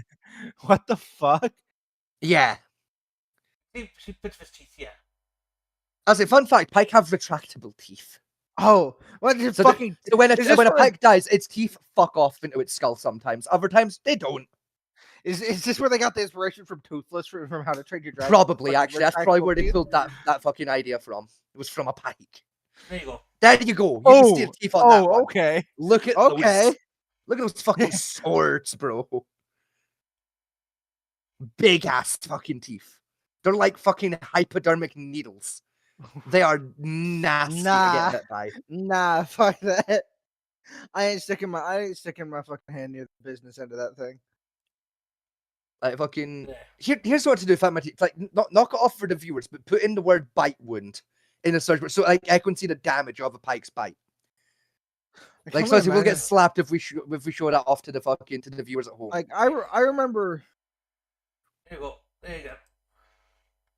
one There time you Jeremy Wade Oh, I remember Jeremy Wade went after like went after it was what was it, a Goliath tigerfish, yeah. Yeah. Like you remember like have you ever watched River Monsters? I've seen a few episodes, yeah. Yeah, fucking those teeth are fucking massive. It's I like also remember he this thing. he went Like, after- this monster of a fish. This is just in like rivers and lakes and shit all over Britain. oh Like we swim with these fucking animals, usually by accident, on a regular basis as a people. there's a fish, I think it's called the alligator gar. And what it likes to do is it fucking yeets itself out of the water, like fucking mock Jesus at whatever Yes, it does. Yes. Yes, fucking yeet. these fish can also jump and can walk on land for a bit. Yes. These fish can technically breathe on land for about 10 minutes. That's terrifying. Oh, the pissy fish. Yeah, they are angry little balls of death. They will fuck your whole shit up. Listen, Famity, see if you can pull up a photo of like a bite wound from one of these things. Like if fucking like, because I like until you see what a bite from one of these things fucking looks like, you just can't get it. Yeah, there you go. That's what a like. Okay, that's photoshopped, but like, yeah, it's like a fake hand. But there you go. That's what an average like little pike can do to your arm. Like that's what it can do to your. There you go. That's a decent sized trout, a pike grabber that's done that. In fact, that's a muskie that's done that. But again, they're damn near the same fucking fish. Yeah. Like they can put some fucking marks into you Oh, yeah, take your hand off. easily. And again, I was fucking pulling these oh. things in when I was like 10. I've just now looked because I'd been somebody had pinged me and I was Yeah, responding to them. Right? You Fucking you can Jesus see how the Christ. damage these fish Yeah, can do to fuck me. That's a real fish that actually floats quite commonly with people like paddle around water. you. Yeah, like the loch like near where I grew up. There's like a public swimming area. That loch is full of these fucking things. Oh, It's these brown trout and rainbow trout. That's what live in that lake. are pike generally aggressive like this? or- Yes. Yes. Oh, They are the arseholes of the water. Echo, let me put it to you this way: like pike are an ambush predator fish, right?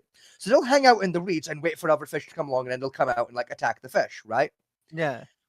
Sometimes, Somebody's foot ends up in the reeds. and well, they- yes, there is that. But what I was going to say is sometimes, like about 1 out of 10 times, right? A pike jumps out of the reeds to attack something, right? It'll actually eat that as its meal. Echo just died. Echo was back. I hit the wrong button. You're a fucking moron, right? So like, about 1 in 10 times, a pike will jump out of the reeds and attack something, and like it'll eat it. That's its dinner. The other Yeah. 9 times it does that hour, it just kills it for fun. Oh, it just bites the fish in half and leaves it to die. Yeah, it just bites that There you go. for fun because it was in its territory. There you go. That's inside of its mouth. Oh, That's Jesus, that's the jawbone with Jesus the teeth included Christ. of a pike. Jesus Christ! Yeah, Why do they have so many? because they're predators. Because it's like a snake does. The big teeth that latch on. Then those draw the food into its mouth. Jesus. That's it. Now imagine pulling that bastard in on a line and seeing those fucking teeth smiling back at you, knowing you got to try and navigate them to get your fishing hook back. You gotta remember, right, Nah, fuck. that jaw can open to about 120 degrees. Yes. No, thank you. I'd cut the line and just fucking shoot the fish in the head. A lot of fish I'll would get do. I'll get the hook. I'll Yeah. get the hook out later when I fucking cut it open. A lot of fishermen when they see that surface, just cut the line and say, "Nope, not my problem." I've pulled in 2 pike successfully in my life. Like the first 2 pike like I ever caught, I pulled in because I didn't know what the fuck they were. After like the first one I pulled in, my dad grabbed it and fucking launched it and went, "Don't fucking do that again." Next fish on line was another fucking pike. Pulled it in. I was like, "What's the fuss?" Grabbed the line, went to lift it up, to, like put my hand in, and the mouth opened, and I went, "Oh fuck no!" Like, oh, Yeah, did the same thing as my dad. Cut the line and threw the fucker back. Oh, Ever since when I've Oh. pulled pike, I've Oh. cut the fucking line before it's come out of the water. That's Because how, fuck that. that's how much they can move the hinge their jaws. it's like you're like, oh, what's the fuss about? I'm just gonna get my. Yeah, like how fucking oh, it's just a fish. How fucking oh my god, those are hypodermic needles in his mouth. Yeet. Yeah. That fish belonged to the streets, bro. It's like, no, go away. Pike's one of those Oh, fish. there's a good bite wind right there. Are there? Are there? That's a proper good no above it on the hand. Oh, That's a proper fucking Ooh. pike bite. Look at that. That was round here. That was at the River Weir. Yeah. Okay, that was one of our local pikes that done it. That's what got 25 gravity is in the weir. Yeah, you know, like fucking. I know, but like I realized that photo was like one of our locals. Like, look at that. I do the problem with pike is got is as long as there's no food there, they keep growing. Yeah, Okay, so how long do you think it is until they send in the SAS after this fucking pike that's got a bounty on it? not another decade. First of all, they can live for 30 years. This one's about 10 years old that I know of. 10, 15 years old. Yeah. Yeah. And it's about between 6 to 9 feet at the moment. So probably once it hits about the 12-foot mark, they'll start worrying about bringing in military assistance to fight the dinosaur in the lake. But Game One spent 3 weeks trying to put the fucking thing down. Yeah, our local game wardens can't find it. That's how fucking. That's how weird a fish pike are. They can hit 9 feet and still be fucking invisible. They are insane fish. What's worse They're is- one of the few types of fish like that I know of that can avoid fish-based radars. What's Huh. worse about it, last time I saw it is remember I took down the last time we were in Durham. And you saw Yes. that boat rental place. Yeah, Last time I remember seeing it was around there. yeah. Last Right. report of it. It's a big bastard. There you go. That's a nice six. Yeah. That's a nice 6-footer. Decent-sized pike. Yeah. That's a brave woman having her hand that close to its mouth. But There's a fucking, fat bastard. There you go. nah, that's a big pike. You might try and pull that in, Nico. Oh, that muscle. Trying to fight that fucker on a bamboo Oh, rod with no. nylon string. Nah. Fuck And- off. And once you get it on land, the only thing you have to defend yourself with is a fucking rock roped onto a stick called No. a priest. No, at that point I just use fucking 12 gauge slugs. Yeah, that's a good specimen. I haven't that one to pull out of. Yeah, listen, I've caught a handful of these things, and like I've landed 2. The rest I've cut the line on because no, Yeah. fuck no, I ain't putting my hand anywhere near that. Well, my dad was a strong outdoorsman. He Yeah. put a pike in. He could cut his line. Like this is the thing, right? It's like there's like men don't scare me, guns don't scare me, knives don't, swords don't scare me, right? These fucking things scare me. There you go, Echo. How's that? I refuse to fight God. these things. That's, If these things ever grow legs, I'm committing seppuku. If these things evolve legs and come onto land, frankly, I welcome our new fish-based overlords. Because I'm not fighting that war. I choose life.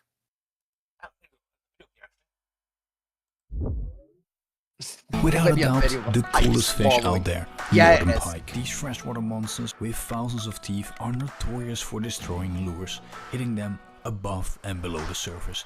In this video you will see some of the best underwater clips shot over the past 2 years with some of the latest in underwater cameras. In this particular video I will showcase some of our best performing swim I baits. fucking look at those Most things, of man. the time we go in blind by either casting or trolling, preferably with big baits, which doesn't always result in the most ideal outcome. Oh shit. Make sure to check out He all just our snapped his other line. videos on the channel, Cross lines. and if you haven't subscribed yet, make sure to do so. Yeah. Now, let's dive into the underwater videos. The way it slipped looked like he'd snapped it there. I'm not gonna provide every single clip with commentary, I'm just gonna label and timestamp I'm just gonna every fucking single turn down the bait and stream put audio on them my all end, in 'cause that- categories. the man's I'm voice got starting off fucking with loud some for me custom there. baits, in this case, Uh. the Barbarian Trout from Baroni Baits. It's like more of the limit. Deep, murky. One of the things I noticed with Proper swim baits is fucking that just some nasty of water. A hard bait version of a swim bait makes this clicking sound that you can obviously. Oh, have you ever had a hear fucking on camera. fish do that, actually? What, nudge When you've line? been fishing? Has some Like, no, even worse than nudge line, like fucking, like you're fishing, you you feel the bump, and then you feel like the snag, so you fucking yank, you feel the fish in, and the fish didn't swallow it, it just like Yeah. caught its fin on it or something. This. You've like Ah. accidentally hooked the fish by the fucking, like on the outside. Sometimes you want to have the complete opposite. Like that's, like that feels so cunty. Worst Done bit it, is like, they fish a lot. And they take half the bait, yank on the bait, saying we've got the hook in.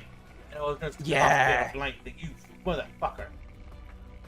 like I do hate it when that happens as well, but I hate it so much more. Like I bring a fish in, it's like, fish didn't even bite it.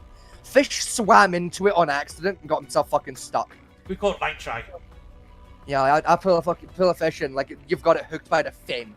You just dragging the poor thing like a screaming toddler by the hand. Just like, oh, I'm sorry, buddy. I thought you swallowed it. I didn't realize you were fucking blind. Sorry, dickhead. Fucking come here while I bludgeon you to death, you stupid fucking fish. Yeah, cause yeah, it's one of those things of like I feel like shit. Cause fuck you, you were meant to swallow that, but also that must have hurt the whole way, and I'm so sorry. You know, Here, like- here in the States, even if you do that accidentally, it's illegal, and you gotta Yeah, like- throw it back. Here in Britain, nobody gives a fuck in Britain. No. I It don't is very even know much- if it's. I don't even know if it's Yeah. legal in Britain, like to do It's it. a- But, like no one gives it's a a- shit here. It's a felony over here. Yeah, no one cares here. What's that? When you outside hook a fish, like you catch it by the fin or something. Yeah. No, that's not the thing.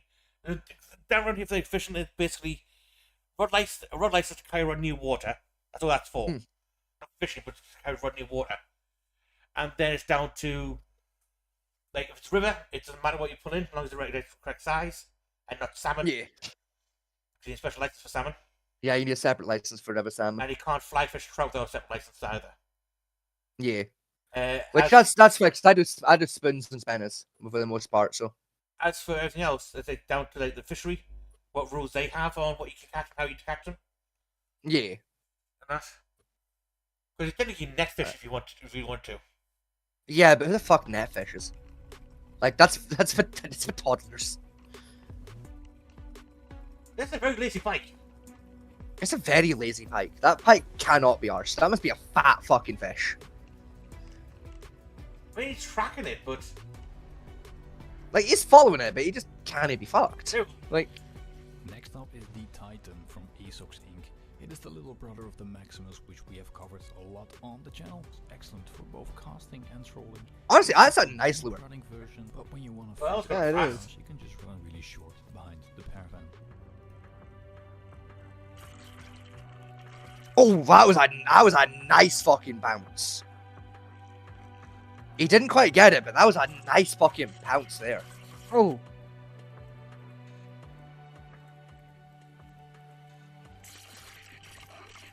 Of course, we have one of the best trolling and casting baits. That's a cool 25 fucking lure. centimeter. Look Yeah. at From that. Savage That Bait. looks Both fucking the water real. sink Yeah. and the That does. slow sink. Well, it's not water sink these days anymore. It's either sinking or slow sinking. These perform.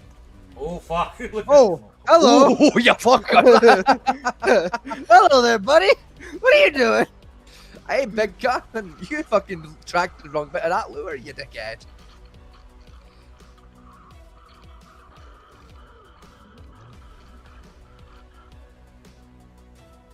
You see what I mean about the aggression? Like, you see how like the pikes Yeah. keep going for the head of the lure rather than the One of hook? the big fish They're not like normal fish where they come in from behind and just swallow the whole thing. They go for kill shots on your lures. Sharks are gentler when it They comes are- to swimming. Yeah, they're evil fucking fish.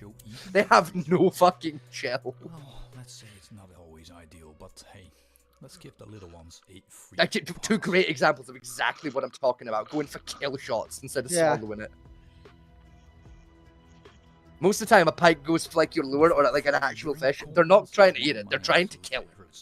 Like they're pissed off it's swimming through their bit. Yeah. I remember that we got an invasive suspicion, the weird ones. That is, if I don't think it was Dowdas. And the pike destroyed them. Yeah, wiped them out. Nice. Like the wild pike took out this invasive species in like a week. It was insane. Remember this Fucking fish can flat breathe, like, extincted them. This fish can breathe like none of business. Like flow the entire ecosystem in about 6 weeks. And the pike's like, nope, I don't want you anymore in my water. Goodbye. Yeah, they drove these random fish damn near extinct in like a flat week. It was fucking nuts. Like apparently the fucking like the fucking natural fucking environments, whatever the fuck they're called, the fucking the cunts that keep track of the fish populations and that. Like apparently they were really confused, then really scared, then really pissed off, then really scared again. Because they were confused about like where did these fish come from. Then they were pissed off because they figured out where the fish came from. Then they were scared because of how many fish there were. Then they got scared again because all of the fish were gone. And the pike had all grown like a foot each. This random invasive species had disappeared over a week after hitting record numbers. It had gone extinct, and every pike had gained a foot in length. And it took them about 10 seconds to do the math and go, oh no. The pikes made this invasive species go extinct. That's handy, but that's terrifying. It runs a bit more shallow than the 32-centimeter roach, the moderate sink version, Squirrels, or well, the I forget. 40-centimeter trout moderate Yeah, sink like version. these fish will jump out of the water to nab squirrels out of trees. Like there's been a few reported cases of these fish jumping out of the water to like take out birds and shit. Jesus Like they are Christ. mean fucking fish. Sound- Like they're don't get me wrong, they are really cool fish, but they are fucking. They are like you want to talk river monsters? These are fucking monsters. Was a guy a few years back trying to sell them as like household pets for fish tanks? Yes, like no, they are not safe for domestication. See, I've seen some No. big tanks, but like nothing can take the size of a pike. Bruh, like I've known aquarium, like actual like the kind of aquariums that can store sharks and shit. I've known them refuse them because they're too fucking dangerous. Like St. Andrew's Aquarium was tempted for a couple of years to get one in. Like the admin at St. Andrew's Aquarium wanted to get some pike in for an exhibit, and every single fucking fish expert they had outright refused to participate in the event. They were like, "No, we don't have the equipment for this. The equipment hasn't been invented to store these fish safely here." I know that there's an aquarium that it was semi close to where I used to live in Indiana, and it was so big they had a fucking whale shark there. Yeah, That's one big one measured at 40 inches. 40-inch fucking pike. It's a big fucking. Don't let me ever do that ever. It's a big fish. Yeah, That's a fossilized one. Hell yeah, that's really fucking cool. oh god, yeah, that is a oh Okay, For the record, Nice. that's how old the pike is as a species of fish. There's fossils of these fuckers. I think this pike evolution date back roughly several million. Yeah, like this fish hit what it is like a million years ago and went, we're good. We don't got to evolve any further. We're perfect. And you know what? They're Yeah. perfect. They are the Yeah. perfect fish. They are balls of death. It's kind of like the horseshoe crab. Yeah. What's right? One of the most dangerous fish you can keep in an aquarium is it's banned now. Is what's called a snakehead. Yeah. Oh yeah, I know what snakeheads are. Snakeheads are Yeah, mean pikes bastards. can beat snakeheads in fights. What's right? My dad kept a snakehead in an aquarium. Right. And pretty much tamed it to hand feed the fucking thing. Yeah. Jesus.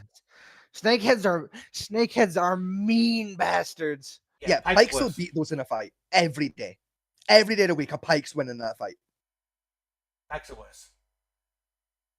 I'd rather play with a shark than a pike. Yeah, I mean, yeah, like sharks can be like negotiated with. You know what I mean?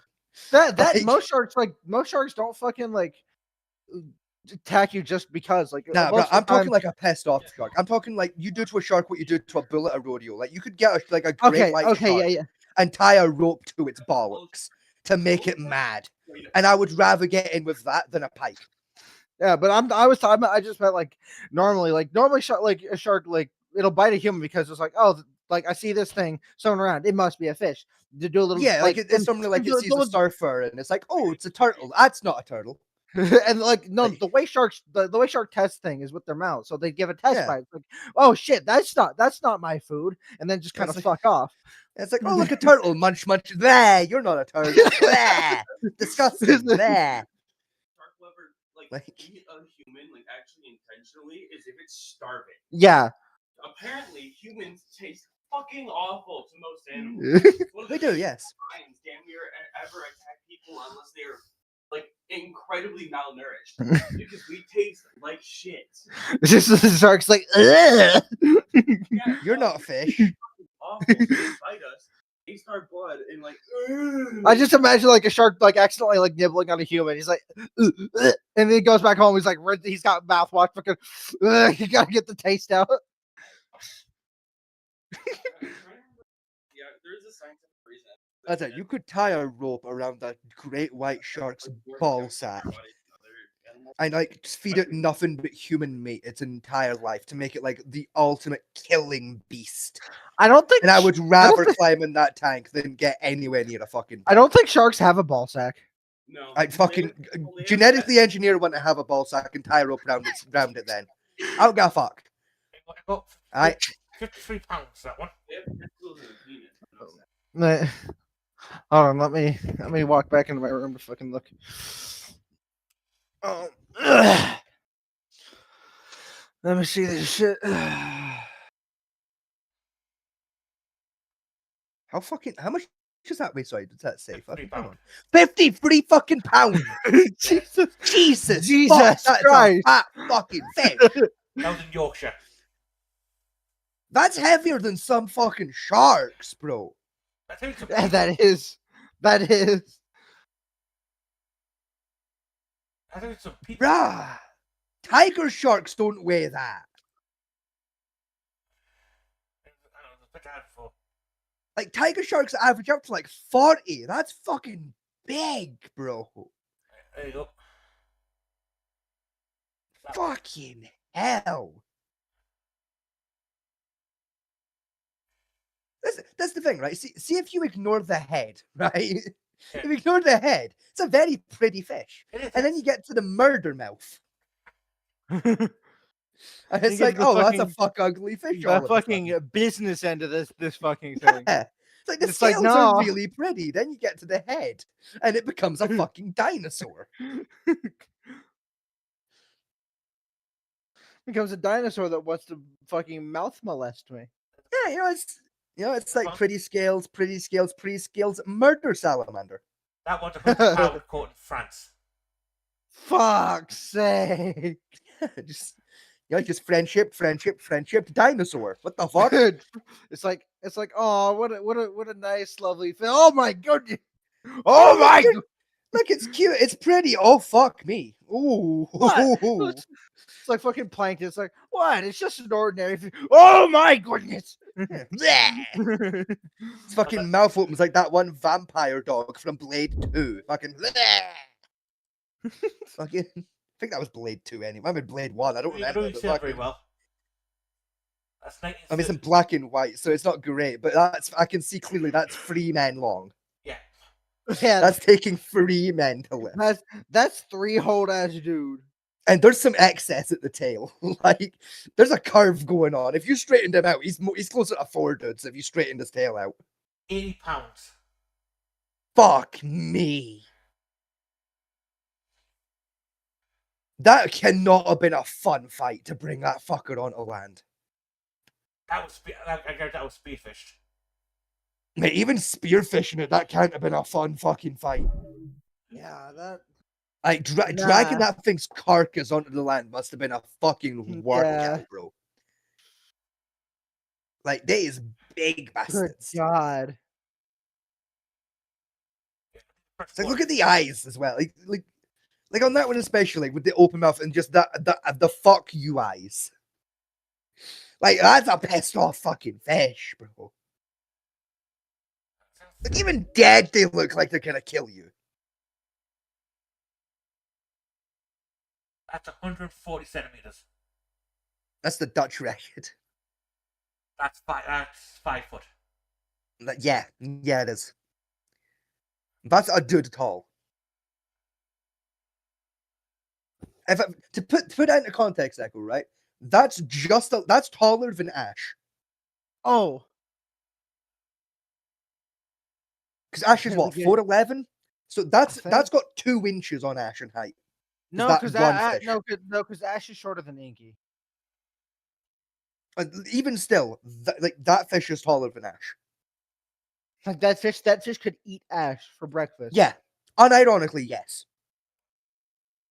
That's how we're gonna dispose of Ash. We're gonna feed her to a pike. Like, that fish is 5 foot. Ash is about 4'10". That fish has got like fucking 3 inches on Ash in height. It's a big fucking fish. Yeah. Big old fishy. And this is the thing, is like, you might think, like, because like that's like the Dutch record, so you might think like, oh, this is like a rare size for pikes. No, it's not. Oh. That's just big for the Dutch. Dutch get like smaller pike compared to the rest of Europe. Oh. Like their water's weird. They get smaller pike, right? Like most theories, revolve around the fact like most fish in general in the Dutch areas are smaller. So like because their food supply is smaller, like the pikes are smaller in the Netherlands. But it's like you go to places like again like England, France, Spain, Scotland, Ireland. 5 foot it's not a common size for a pike. It ain't unheard of though. Like it's like every couple month we find a 5 footer. According to the Google Converter, 140 centimeters is 4'5". Okay, so we were off on that it can eat Ash in one go.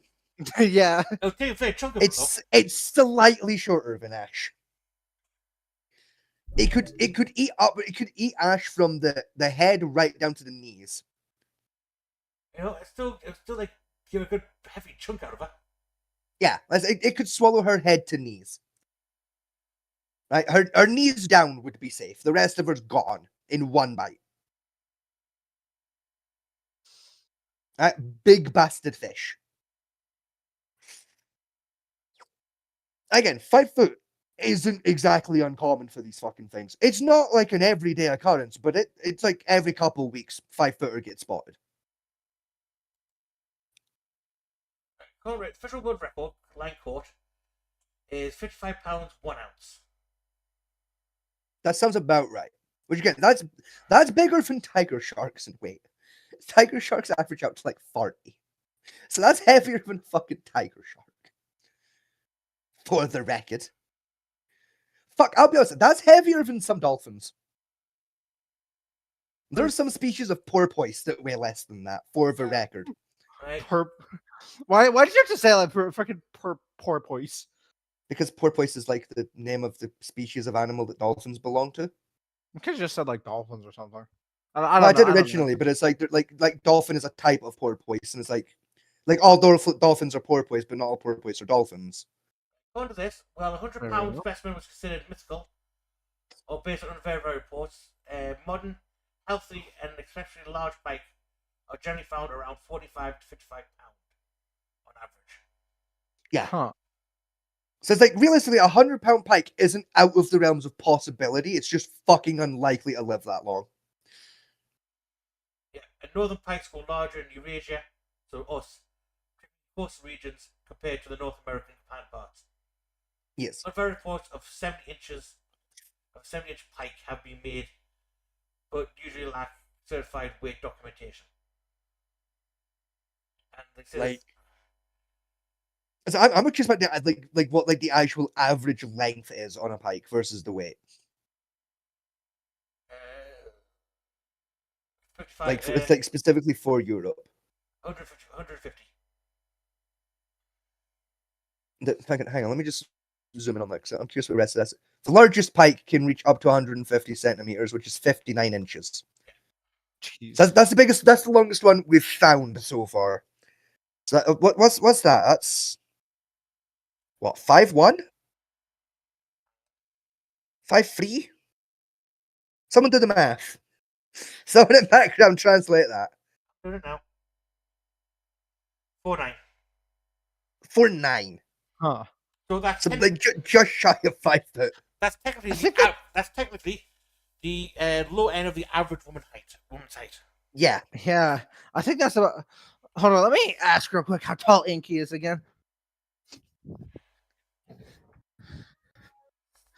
Hey, how tall are you again? 5'2". Oh, never mind. I thought you were shorter. 5'2". I thought you were like 4'11. What the fuck? Yeah. Yeah, so actually 4'11" then. Yeah. Yeah, so it was Ash that was 4'11, right? So that fish is just I knew about Ash the had size of mentioned that Ash. to me recently. I could have sworn it was Inky that was that short. Yeah, so the largest pike that like we have on record could swallow Ash in one go. Yeah. I could swallow Inky down to about her thigh. His thigh, sorry. Record length was 59 inches. The maximum weight was a weight of 63 pounds. Fucking That's IGFA hell. record.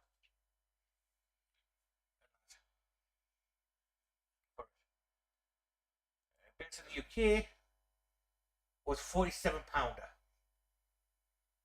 In the Oh my UK. god. Have you fucking hell? Have you seen? Have you read the rest of that paragraph? Sorry, like about the 59-inch one. What? The IGFA currently recognizes a 25-kilogram or 55-pound pike caught in Germany in 1986 as the all-tackle world record-holding northern pike. Yeah, that's line caught. So they don't care about. Still, though, 35 fucking pounds is the current record for line caught. Yeah. That's fucking. I can't even begin to imagine the fucking strain fighting that would put on your fucking arms. Like, fucking. What was the dude's name? Hang on. Where was the guy's name? Hang on, where was it? On Grifferton Lake, Germany. Lothar Lewis must have been a fucking unit to pull that in.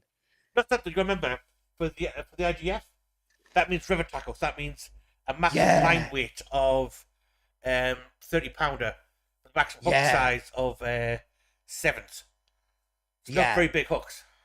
Like, that man must have been fucking built to pull that in. And that'd be reverse to what you've got upstairs.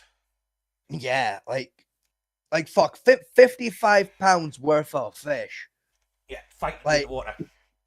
It's like pikes are what, like 60% muscle mass? 87. 87%. So you're looking at what? About fucking 46 pounds of pure fucking muscle? Yeah. The rest fat? Which means Pulling that bastard in? in the water you're talking about a fight force of about 300 to 400 Yeah. pounds. No, Echo, Oh. by the way.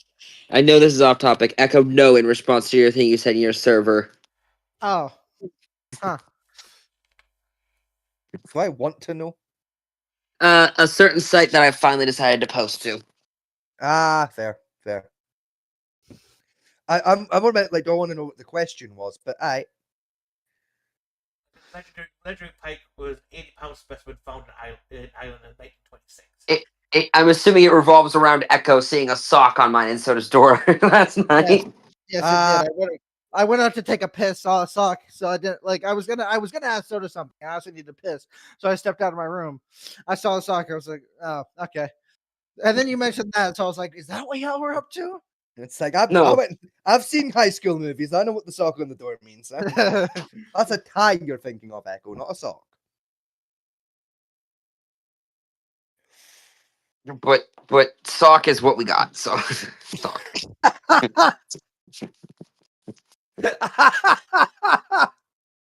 What? What? What killed you? That is the most fucking poverty horny fucking sentence I have ever heard. Because but a sock is all we got. Like fucking that can mean so many things under the same context. Oh, yeah. Love, horny and poor. Like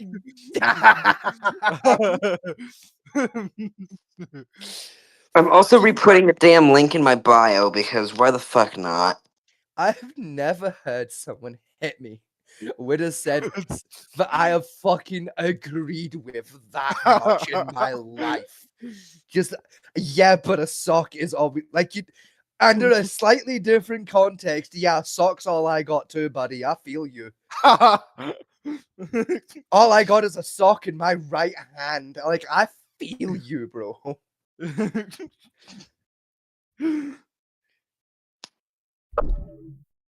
enough for the God damn. That's enough for the murder fish. Yeah, that's enough of the fish of Yeah. doom. The great British fish of death. You gotta remember, Echo, right? What's worse about that is they say this is in all rivers in England, in Scotland, and people swim in there. Yeah. Like we swim with these fucking fish on a regular basis because fuck health and safety. You know, fuck, I'll show I'm you. actually just gonna put just to ask for it because I'm not gonna sit there and have people click on it and tell me, oh, the link doesn't work. Like this is the thing, Echo. Like for a little bit of context, right?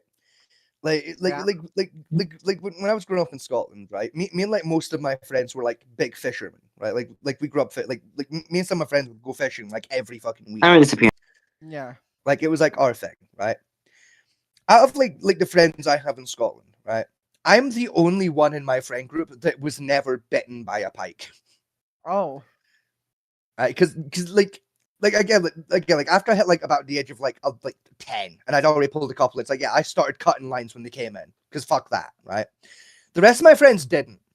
They'd try and fight these fucking fish to get their hooks back. They didn't give a shit, right? Because like they had expensive fishing gear and I didn't, right? So like they were fighting these fish to get their fancy lures back, right? And I can't swim, so I wouldn't go swimming with them in the lake because I'd have fucking drowned. Most of my friends have been bit by pikes while swimming, never mind fishing. Because like they'd swim a bit too close to the reeds and just get fucking munched on the foot. Right? And have to fist fight a fucking fish while trying to swim back to shore. I'm literally the only one of my fishing friends from Scotland who didn't get bit by one of these fucking fish. Because I was the only one not that stupid to either go swimming near where they might live or try and get my hook back if I reeled one in. I was the only one not dumb enough to fuck with these animals.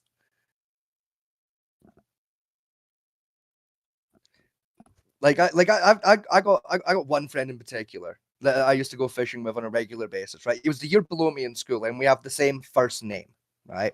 Yeah. So for the purposes of this story, I'm gonna call him Ben because that's not my first name, right? So I'm gonna call him Ben, right?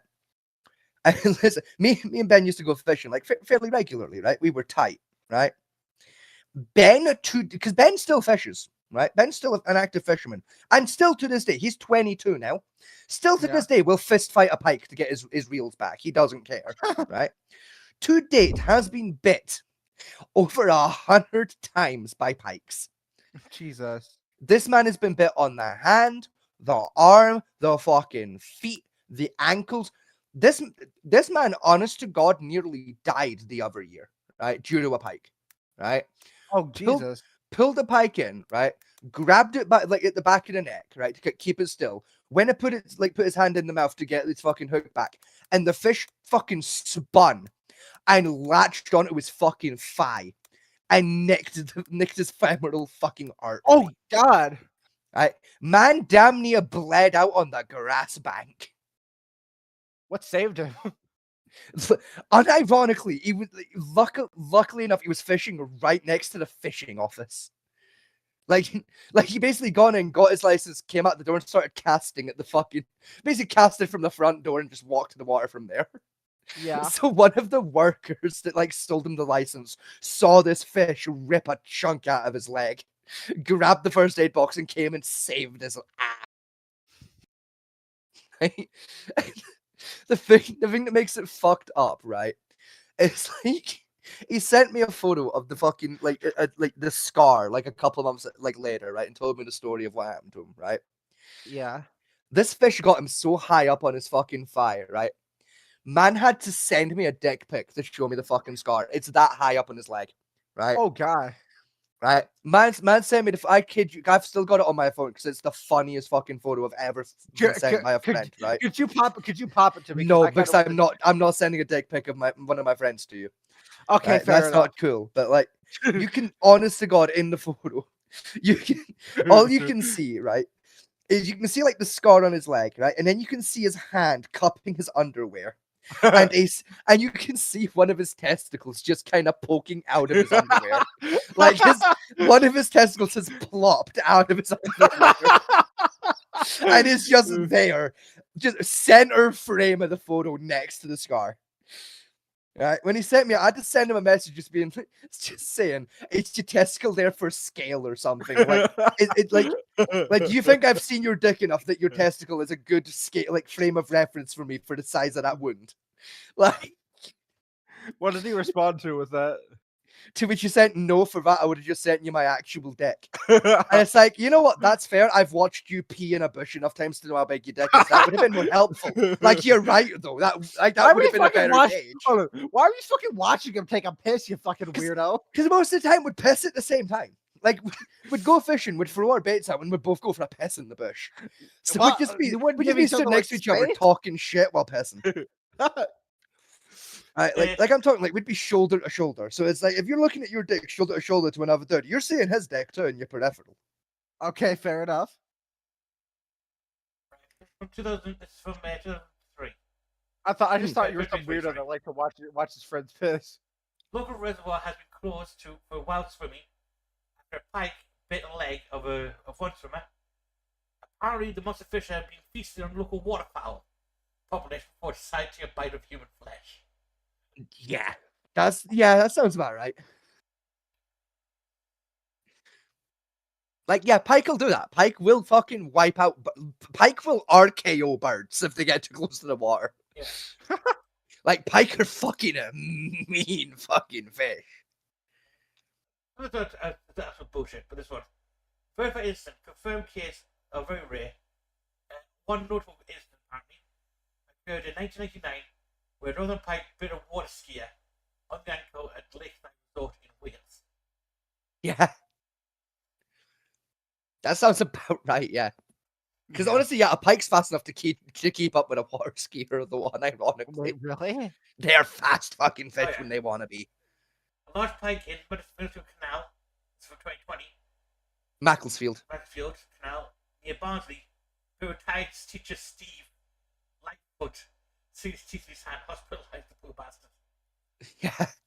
Like, these are dangerous fucking fish.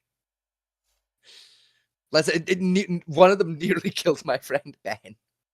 And this, the one that like took a chunk out of Ben's leg. This wasn't like a big fucking. This wasn't like a fucking like a 6 footer or nothing. It was like fucking 18 inches. Oh, It was like a foot. It was like a foot and a bit. Like, he was a small fucking pike, and it damn near killed him. That's similar to Pike's attacks are rare. Around here, I've heard of big loads of Yeah. getting hit by Listen, a pike. Like I'm convinced I'm the only person like from the village I grew up in that fished that didn't get bit by one. I think I remember putting down saying back when he was younger, right? That pike bites were something like I think up to about 300-400 a year, with at least about 5 deaths a year. Yeah. Now, people in contrast, average shark mortality rate is 2. per year. Yeah. per year. More people are killed by pike in Britain than sharks globally. And the average bite out of shark attack is about 100 to 200. Yeah. Pike are unironically more dangerous and aggressive than sharks on a technicality. Let that sink in for a minute. You are more likely to be killed by a pike in Britain than you are by a shark globally. Just let that fucking sink in a minute. Like, in that flavor of information I fucking take in though. It's like when you learn for the first time, you are more likely to be killed by a vending machine than a shark. Like, it just doesn't make sense, does it? No. It's one report. When was this one done? It's looking for 2023. I can't miss it. That's a whole ass fucking carp in its mouth. Shark back. I want freshwater shark. Oh fuck, that was like a carp. Dude. Shit. Literally bit off more than it could chew when it choked to death on another freshwater shark. Oh my god! It fucking choked to death on it. The hungry fish was around 3.5 feet in length and weighed 15 Fuck. to 17 pounds. 30 minutes after it tried to die on another pike. That was almost the same size of it as pike on pike violence. Fuck me. They're their own kind of safe. Oh yeah, that's my favorite detail about pike. They are cannibalistic. They will fucking kill and eat each other. They don't give a shit. Like, that's how territorial pikes are. They'll fucking kill each other for like fucking 8 inches of This reminds me like, of water. that old fucking flash game, Hungry Fish. Yeah, yeah, literally. Like, bruh, pike are fucking mental fish. I love them. Like, I love them out of nothing more than fear and respect. Right? They are the Al Capones of fish. I only like them because I'm scared of them. You have to think, how bad it'd be with the recommended way of fishing for it. It was a medieval spore spear. Yeah. Like, ain't danger enough to get its own dedicated spear. No. It's so dangerous that you have to take a spear designed for a bulletproof pig to fight it. That's how dangerous these fish are. You're told to use the same damn weapon you would use on a bulletproof murder pig. It's just sort of like, it's like chainmail, triple trousers with Yeah. plate mail on the ankles. They Yeah. stand over with like a spear just trying to stab the fucking thing. What fish I know in the world we have to hunt it in medieval armor? Yes, with medieval weaponry. Harpoon gun? No, that won't hurt it. Yeah, take this. Yeah, a harpoon gun's just gonna make it mad. Like, a harpoon gun to a pike is like a 2-2 to a burglar. You're just gonna piss it off. You ain't gonna stop him, you're just gonna make him mad. You shoot a burglar with a 2-2, he's gonna walk over and beat you to death with your pistol. Right? Pikes are the same with spear guns. You shoot him with a spear gun, he's gonna come over, rip that spear gun out of your hand, and fucking bitch slap you with your spear gun for daring to think that's gonna work. Pikes are fucking mean. I love them. They're great fish. Mean, old, and big. Yeah, very fucking big. Very, very, very fucking big. I think they might be the biggest fish in Britain, I'm not gonna lie. Yes. Definitely. Freshwater anyway. I don't count ocean fish. Because like ocean fish are global. I mean, it's one of those like things like I'd rather have alligators in the water. At least I know if they come near me, I can like shut them out with a fucking rubber band. Yeah, you got a fight. You got a shot at beating a croc in a fist fight. You ain't beating a pike in a fish fight, right? Pike winning in a fist fight. Pike's gonna bite your hand off. You try and punch it. At least with a croc or an alligator, you theoretically you might be able to swing faster than it can bite. Right? You got like a 2% chance of landing a punch on a croc. You ain't got a diddly dick of hitting a fucking pike. Like, the thing, oh yeah, 60-pound murder chicken with fucking knives for claws. Dude, You're right. That's what pikes are. They are the cassowaries of rivers. Unnecessary, That's what they are. You're right. unnecessarily loud and unnecessarily pissed off. And literally as old as dinosaurs, though. Because cassowaries are another one of those literally living dinosaur animals. Yeah, it's a raptor species. Yeah, it's like that motherfucker was around when that asteroid done came and wiped out Barney. And laughed its way to victory. Yes, going ha ha ha ha ha ha ha. I'm off to bully the mammals. Fuck you, Tyrannosaurus Steve. Ka motherfucker, said the raptor chicken. I don't say kiwis got a bad rep. Kiwis? Yeah, certainly cassowaries. Like the bird kiwi. Yeah, like the little fucking pine cone with legs. Yeah, because. But technically, the kiwi is a raptor species. Correct. And it lays the same size egg as a fucking ostrich. Yeah, true. I thought you meant like reputationally. I was like, what? You better tell me that like kiwis are secretly like the greatest ambush predator of the mammals or something. No, they are fucking. They are, like I thought you were about to hit me with some mad copium. No, they are literally the capybaras of the bird world. Yeah, I was gonna say. So have you ever heard the fucking thing? Have you ever heard the genuine fucking, like, the scientific explanation for why capybaras are so fucking stupid? No. It's the most, it's genuinely, it's the most wholesome animal fact on planet Earth, right? The reason why, like, capybaras are, like, so friendly and, like, kind of stupid, right? And, like, well, like, there's so many photos of capybaras where they just, like, literally walk up to the camera and, like, smile. Yeah. It's like fucking. I think like it's true for capybaras, and like there's like this random little fucking bear creature from like fucking I think like Papua New Guinea or some shit. It's like middle of the jungle, fucking little bear monster. But there's it's this bear thing and the capybara, right? Both share this like really cool fact in common. They don't have any natural predators. Yeah. Oh. In their native habitats, so they have no concept of like fear in terms of like, oh no, big scary animal, because like everything that lives around them is friendly. So when they see humans approaching, they assume we're friendly too. That's why there's so many photos of capybaras in the wild just walking up to the camera like, "Hey, what are you?" So they just prance up because it's like, "Ooh, new friend." Yeah. Unironically, yeah, they're like, "Oh, new friend."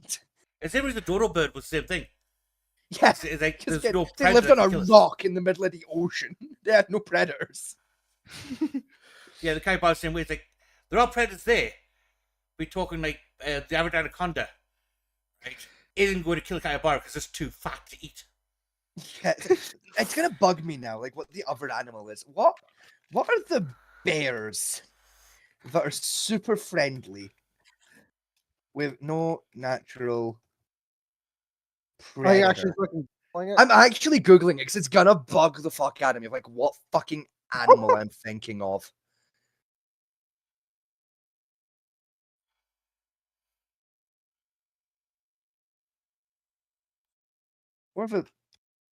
Okay, it's evidently it's not a bear. What is it? I was like, I didn't don't think it was a know. bear. Be marsupial. No, it's not marsupial. The quokka! That's what it's called. The fucking quokka. Oh, the quokka. You mean the thing that Yes. fucking? You mean the thing that fucking yeets its child at something? When it No, fucking I don't know. These little fuckers. Let me send you a link. no, Scotty, the fucking I think the thing you're talking about, the fucking quokka. What it does is when it encounters something that wants to eat it, it takes its baby out of its pouch and throws it at the predator, then fucking runs the other way.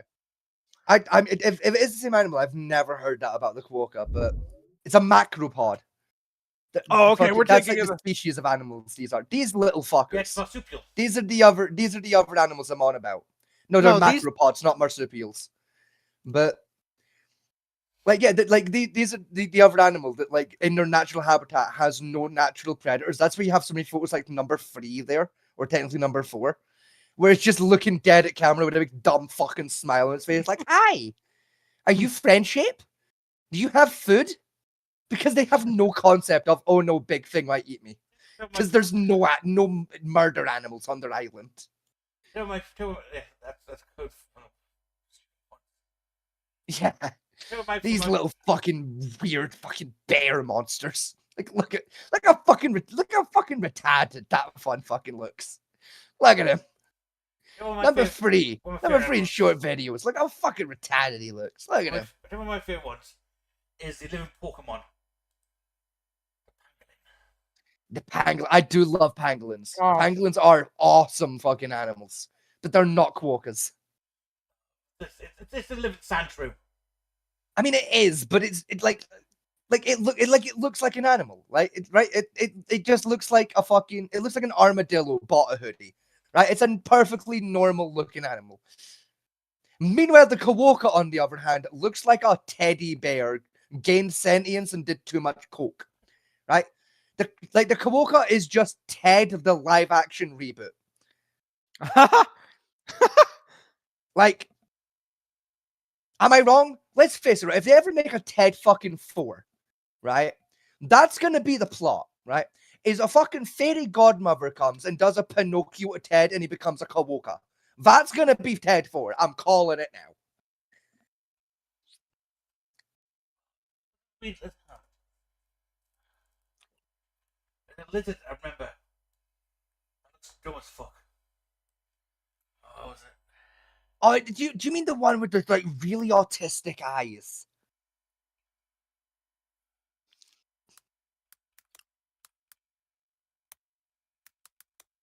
It's like the little snake with the really fucking big eyes.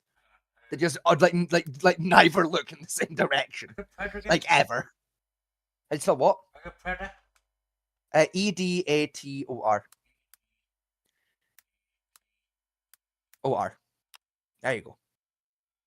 Yeah, it is. It's the snake with the fucking retard eyes. No, Number lizard. 2. That's a lizard. No, Right. number 2. No legs. No, that's a snake. That's lizard. It's a snake. Fuck you and the anthropologists. It's not got legs. It slivers Oh. and it goes. It's a snake. Yeah, it's a snake. It's a noodle.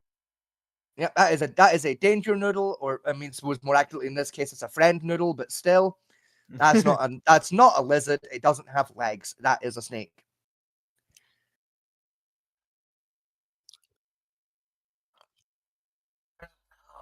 That's what I was thinking of, because it's a really hard looking one. Yes. This thing is like you've confirmed it is the one I'm on about, because I've seen the same meme of the really fucking acoustic looking snake.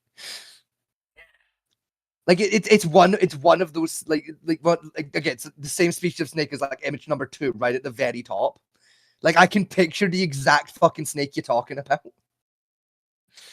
Yeah, it's one of them, but it's got really fucking stupid ass eyes. That one's just.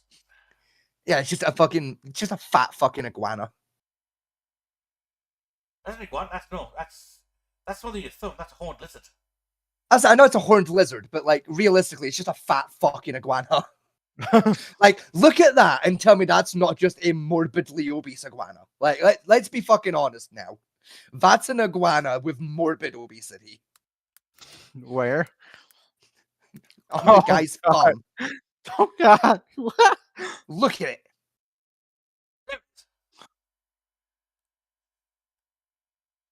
See, that's just fugly. Yeah, I that's think she's fugly. Why She's does it look fugly. diseased? Why does it look diseased? It probably is. That one's in a zoo. It probably fucking is, in fairness. That's red tegu. It's just shit.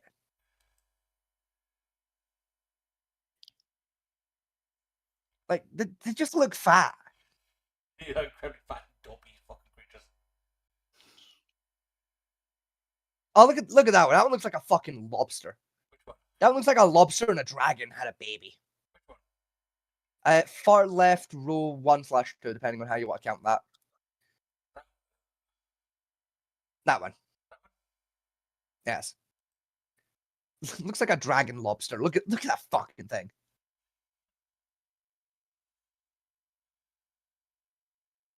I'm gonna get one of these a while back. I mean, they look delicious. Like, I bet they're good eating.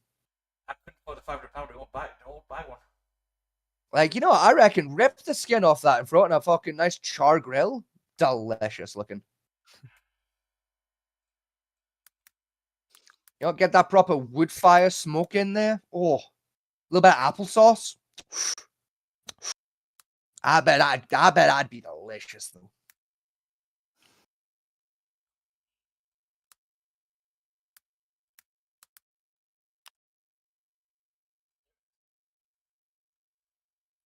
What's this It's just a one being chameleon. No, that is the world's smallest chameleon. Yeah, it's just a chameleon though. It's just How much they cost to buy as a pet? probably like $4 billion. £100 more money than any of us have combined. Yeah, how much? £100 a piece. Yeah, so like more money than any of us will ever be able to fucking throw at a lizard. Like, Francis wanted me to buy some when I was raising reptiles at the time. yeah, no, fuck that. I'd end up losing them. I'd end up stepping on them. Like, yeah, I'm too I small. gotta fucking kill it. You like Like, you like because they each like put them in with fingertips and have like about 500 fingertips to like hold them out. nah, see, I'd end up losing them. Like, but like, I don't know if I've ever talked about it on the podcast before, but like, what my favorite snake is. Because I argue my favorite snake is the best snake there is. Right? Like, I think I genuinely believe I have the most correct opinion about the best snake on earth. Right? Garter snakes. Like Echo. Have you ever seen a garter snake, Echo? You've seen what they look like. Yeah, I've seen them before. They're Just cute. mostly for my own benefit, but also for the people at home. If I'm at go pull up garter snakes on Google real quick, because they're so fucking neat. It's GARDER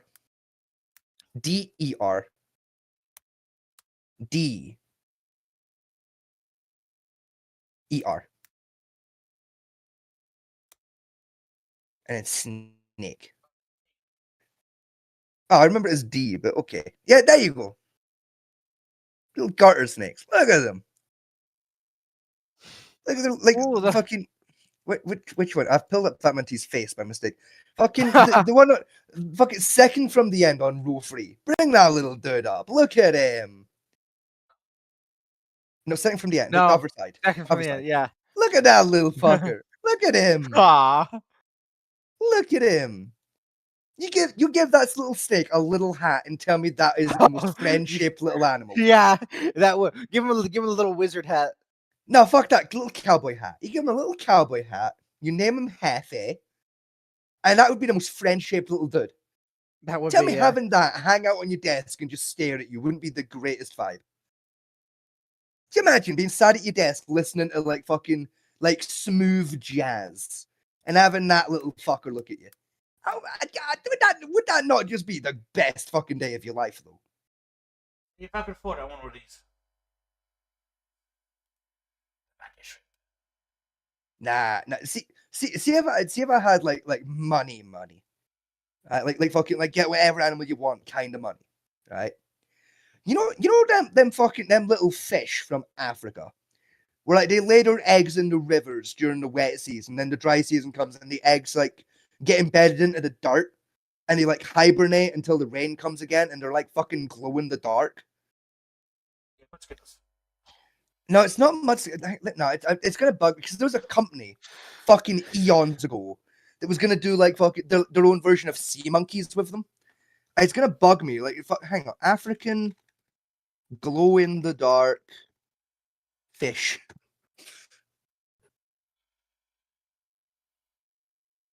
Fucking. What the fuck are these things called again? No, I don't mean the fucking glow in the dark. I don't mean the genetically engineered glow in the dark fish. African glow in the dark, like river fish that hibernates in dirt. I should narrow it down.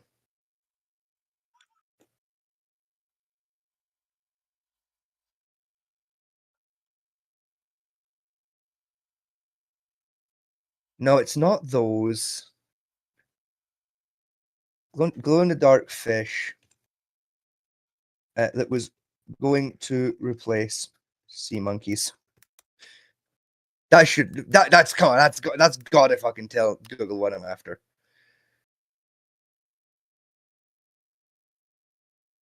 The Tanzanian killifish, that was him. The Tanzanian killifish. That would be the one for me. If I had infinite money, I would buy like 1 million Tanzanian killifish. These things. Yes, exactly those things. Because they literally glow in the dark. Like back in the early 2000s, there was a company that was trying to like make them a thing of like buying like clumps of dirt, like from like the dried up riverbeds in Africa, like to like sell them as kits like in Europe, to like basically to compete with sea monkeys. Yeah. Whereas you buy this little packet of dirt and you put it in like a fish tank with water, and you could watch these like actual glow in the dark fucking fish hatch. Huh. Like the guy was like, sea monkeys are shit, right? Because like you get like the packet, you put it in water, you wait 3 days, and some specks fuck about. Yeah, like they're kind of shit. Whereas like with this, you get like you can see little fish happen.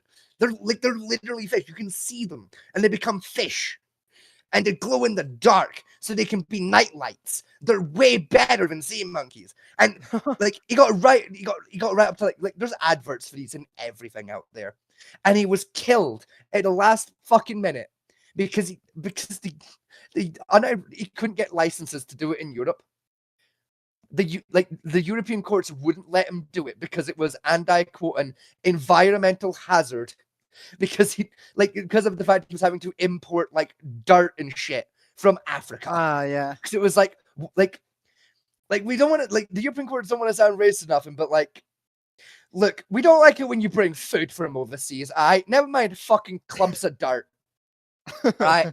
like you can't sell clumps of dirt, right? What if you open that clump of dirt and like one speck of that dirt's got fucking bird flu in it, right? We're all fucked, didn't we? Right? You're gonna take out half the farmland, right? It's not happening, and it makes me really sad because they're really fucking cool. I fucking love killifish. They're really cool. There are pike versions of killifish, but they're not as cool as the African killifish. Or the Tanzanian killifish, to be precise, sorry. The Tanzanian killifish is so neat. They're such cool little fish. Because again, they glow in the fucking dark.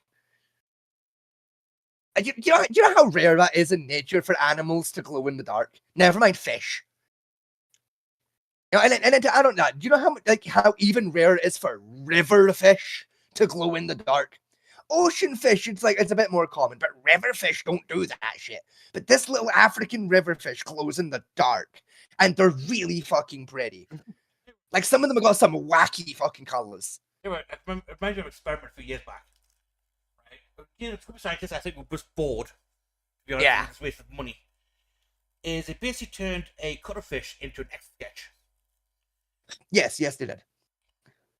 Right? If you don't understand what we're talking about, is cuttlefish are a type of monster squid that has very rapidly changing colour patterns.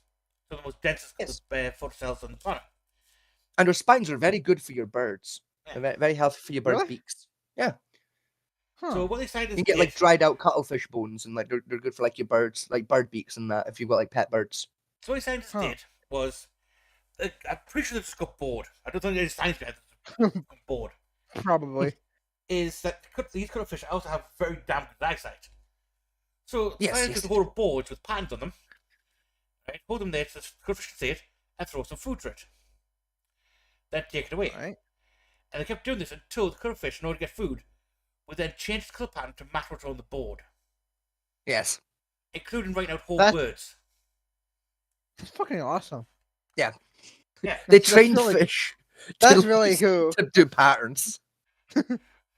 Which means theoretically what they did is they accidentally invented a way to do ship-to-ship fucking communications with fish. Yes. Like the way the Navy used to do it with like lights and shit. They effectively trained a group of fish to communicate the exact same way, accidentally, essentially, because they were bored. I mean, isn't that the result of a bunch of things? Like you see this like cool little thing. It's like, oh, I wonder where that come from. You start doing some research, like thinking like, oh, it must have been because of this, and this. Nope. Yeah, it's like, no, a scientist People got just- bored people one just- day yeah, and people went, just got gee, bored what and- happens if?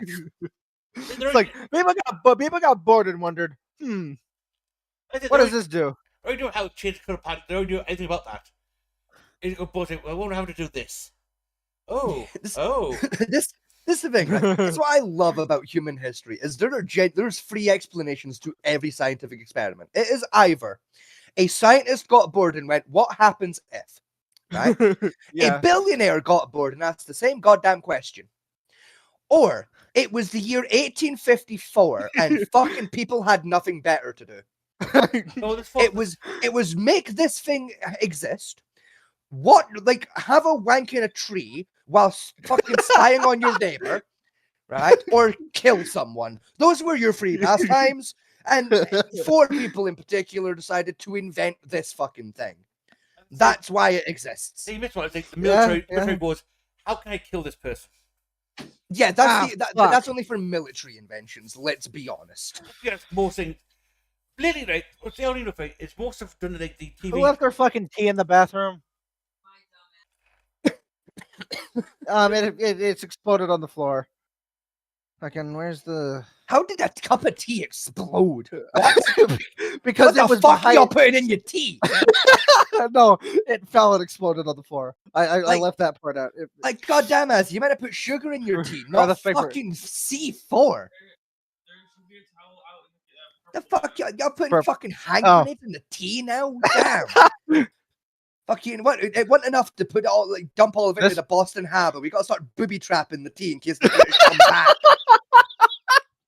Fucking goddamn,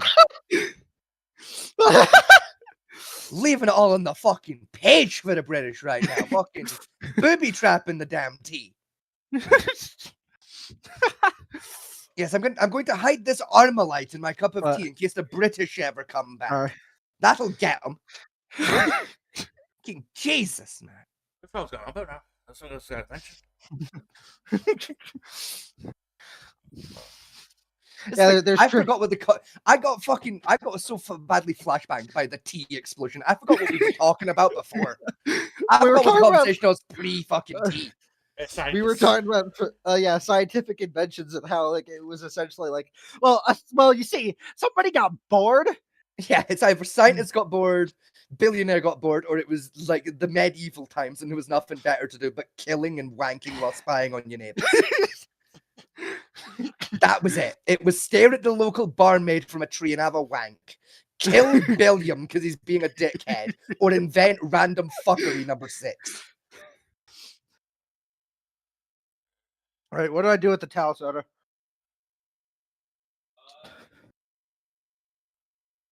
I dirty wash basket, put it in there. Well, I don't know what fucking. Ah.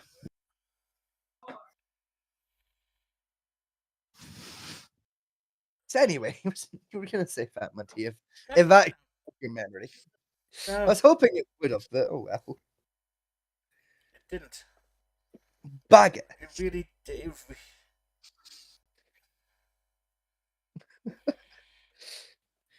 In your defense, it's been a wild fucking episode. It has been a wild episode. Like we've gone from pedophiles and school stabbings to fish.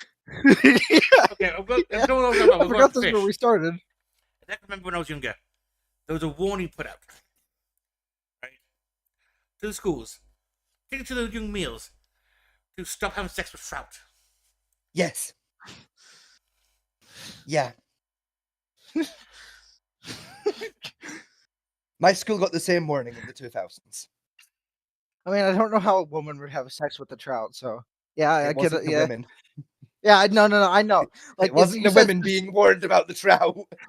Yeah, no, but you said specifically men. Like, I feel like that would like kind of goes without saying. Like, don't fuck. Well, Like, no, I- women can fuck fish. It's just a little more delicate.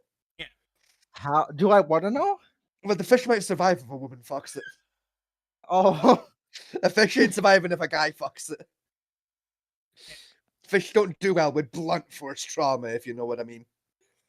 The whole reason of the word trout pout. It's a very specific term.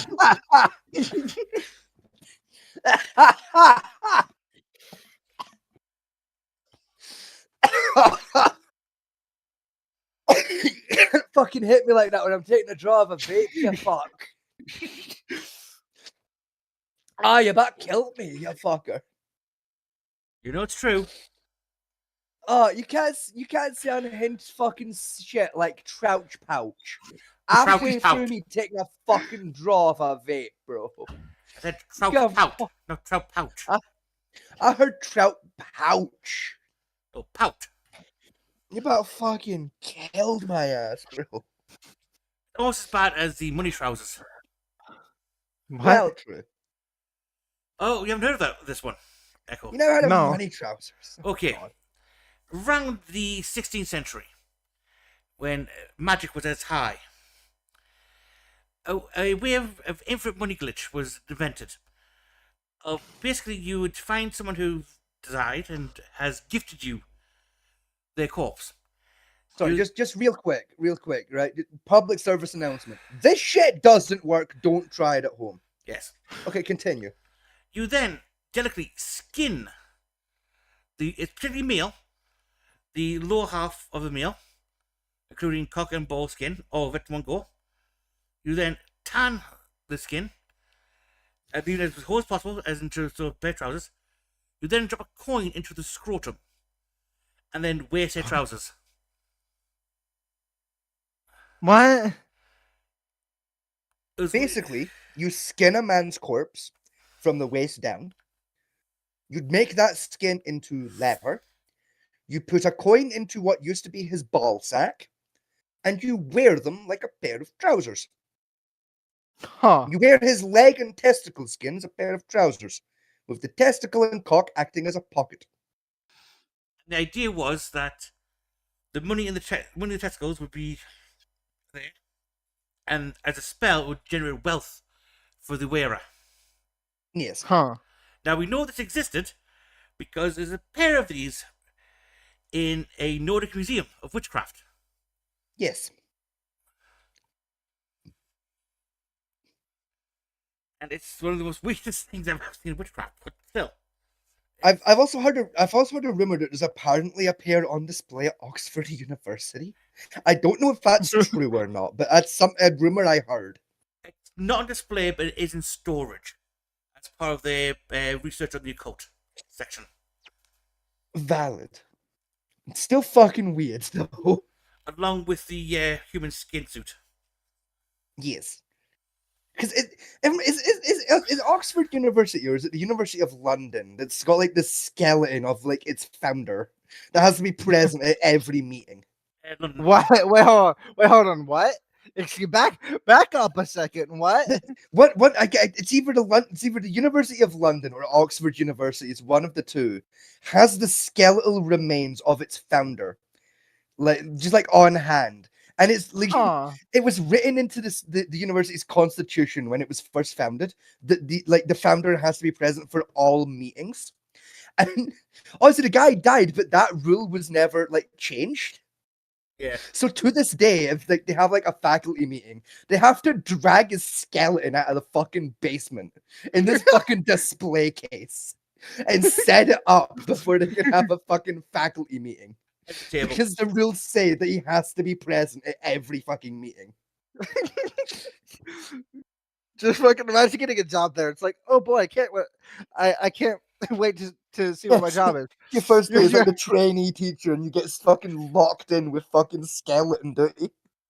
It's like, what do you mean skeleton to do? Well, you see, there's this weird rule where the founder's got to be present at every meeting, so we need you to grab his skeleton No, no. basement. No, what you do? At that point, you say, go and retrieve Bob from the basement. Yeah. So Who's Bob's Bob? You'll find out when you get to the Yeah, basement. God will show You'll- you. you'll You'll know. see him. You'll know him when you see him. Just fucking Yeah. okay. But waddles down to the fucking Genuine, actual human skeleton nailed into a box on the wall with a plaque saying Bob. Oh, so fucking Bob. Okay. So my favorite one, if you're going bullshit rules, is it's an old Freemason rule. Right? This is stop Oh women. god, these are always good. This Oh, is boy. purely to stop women from coming into the Freemasonry. Yeah. Is when you first sign in, you have to roll up your right pant leg to the knee. Yes. because women can't expose their ankles Yes. as dirty.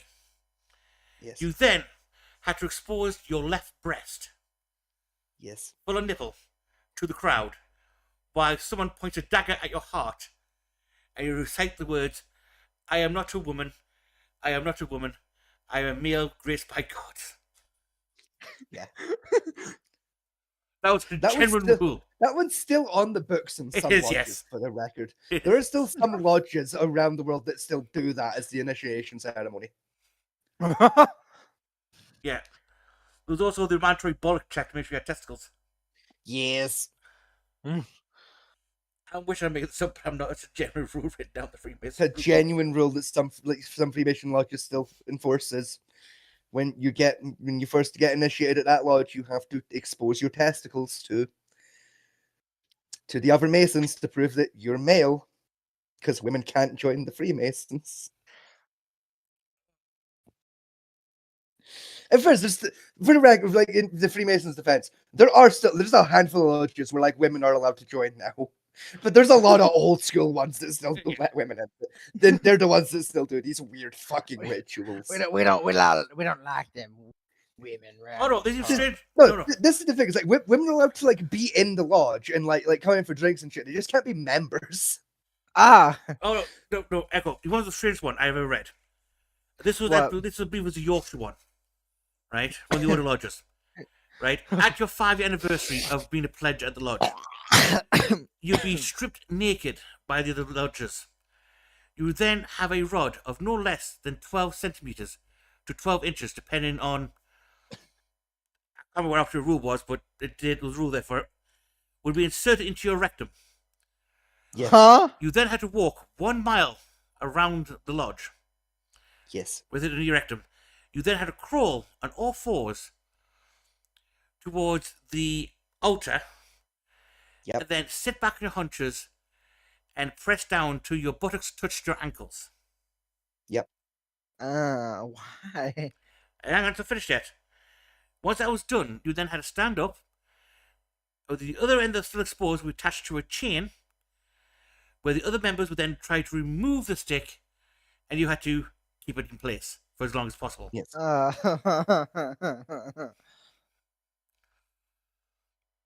And as per the ritual, I do not know. I'm sure it's probably a bet back in the 1800s. It was a bet, yeah. Probably. Yo, Bobby, how long can you keep this pull up your ass? This is the thing. It was Yorkshire in the 1800s. You know they were gambling on it. There was nothing better to do in Yorkshire in the 1800s. It was gamble on how long Bobby can keep this pole up his ass or join the navy. Those were your options in Yorkshire in the 1800s. And in the African lodge, which did exist because Victorians, Yes. one of the initiations for new recruits, which was to survive a hand job by a gibbon Yes. or chimpanzee, Not a lot of people survived those. whichever they had at hand. A lot of Freemasons got their cock stripped off trying that one.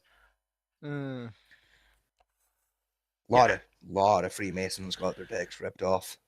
I'm never so sure the Freemasons around the 17 to 1900s were just a bunch of frat boys going, "Watch this, bet, hold my beer."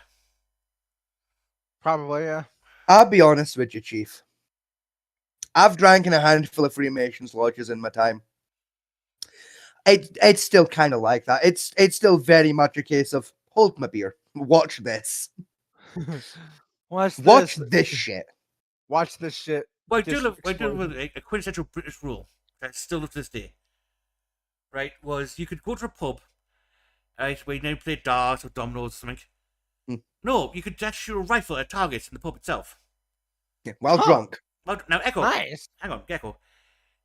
It's technically now banned. Guess why it was banned? Somebody got shot. No. Nope. I don't know then. Gambling. Gambling. Not the fact that people that would 10 shots to the wind were firing rifles at other people's heads. No. Nah, that was fun. Nah, No, that was fine. No, it was gambling. That was the problem. Yeah. Because it was outlawed by Oliver Cromwell during the Puritan reign, Yes. alongside pretty much everything else that was fun, such as theatre and Christmas. including soccer Yes, and pies. but also namely Christmas. And pies as well were outlawed. Yes, but also Christmas. I need people to understand that there was a genuine like fucking 60-year period in Great Britain where Christmas was a felony. Yes, because we had to be pious. Fucking Jesus. That's how However- fucking nuts the Puritans were. Hold on. Incidentally, Echo, like just for the record, these same Puritans, like Oliver Cromwell and that, like outlawed Christmas in Britain, those are the assholes that founded your fucking country, by the Yes. way. The whole Huh. reason they went to your country, right, wasn't to get prejudice. No. It was so they could be prejudiced. Yes. Like the Puritans literally left Britain to go to America because they were sick of the, and I quote, debauchery of the British Crown. Because they had a war with the Crown, won the war, then got fucking basically kicked out of Parliament by the British people because we were sick of their boring shit. We brought the monarchy back by going to fucking Germany and tracking down the son of the last king, put him back in charge of the damn country, and he proceeded to, and I quote, fucking party his socks off. Right? This man had one wife, and like current like estimates, like by historians, put the number of mistresses, concubines, and general lovers in the 40 to 50s range. All of the first God. test now because they managed to find originating line roots with DNA. Yes. 171 total. Jesus There's Christ. 171 genetic lines. Yeah. But they can't. The thing that's upsetting is they can trace like the genetics like back like to the extent of like, okay, you have the same genetic markers as like King Charles II. They can't trace back who the mothers were though. No, they have got 171 different mothers that they believe King Charles sired children with in his See, reign. the last I heard is they'd found 171 like bloodlines that like tied back to him that they couldn't identify because like the records were shit for the time, so they couldn't identify like the exact identities of like the women. No, Was the last I'd heard. They were But genetic testing. They found like his actual bloodlines of like strong genetic markers to him, and the different like female lines which contaminate the bloodline. About 170 odd total. fucking hell. This guy was How long have we been going for?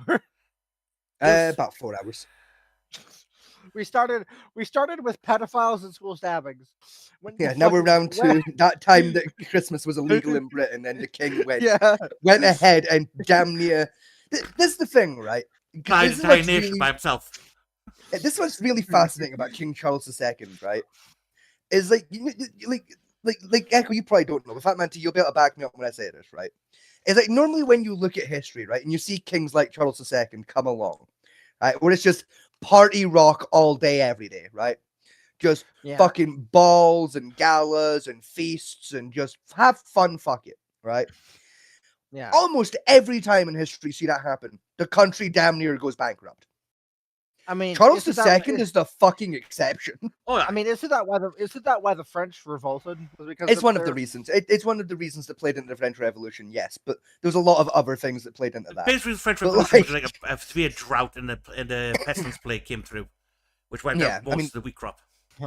Yeah, there's Ah. also again like classism and like years of like just general like malcontent, sorry, and mistreatment. And, like the French Revolution was a really complicated situation, but like essentially, it essentially does boil down to like crop famines and like the rich partying when they couldn't afford to.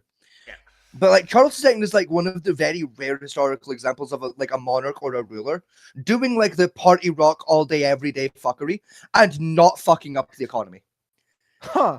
Like, How did he? like that's how fucking strong the British Empire was when Charles II took the throne.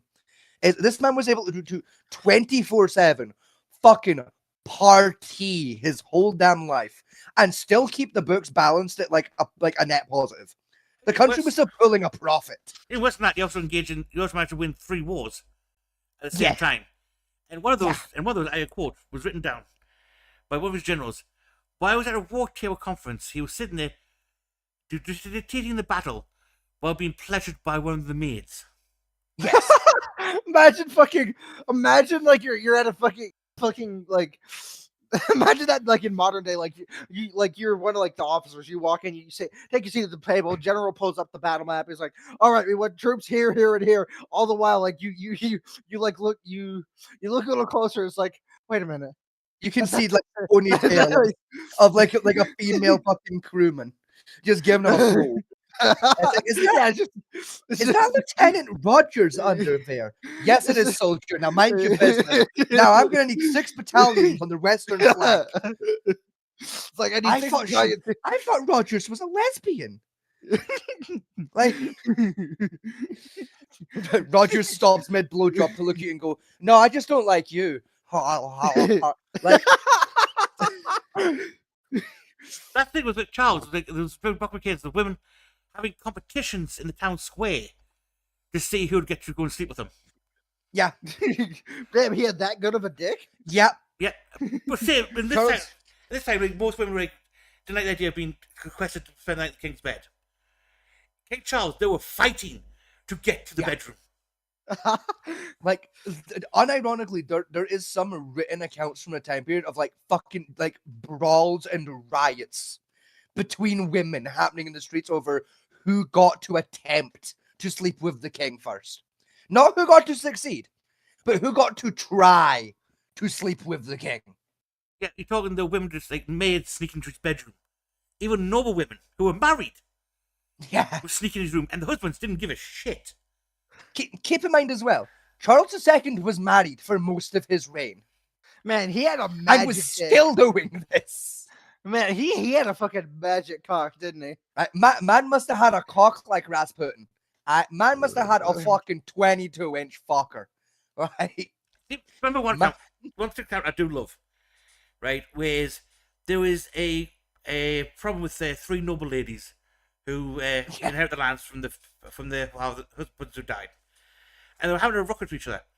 So in order to solve the problem, he took all 3 of them to the bedroom, sired them all, and said, "Well, now you're going to have a fight about," and walked out.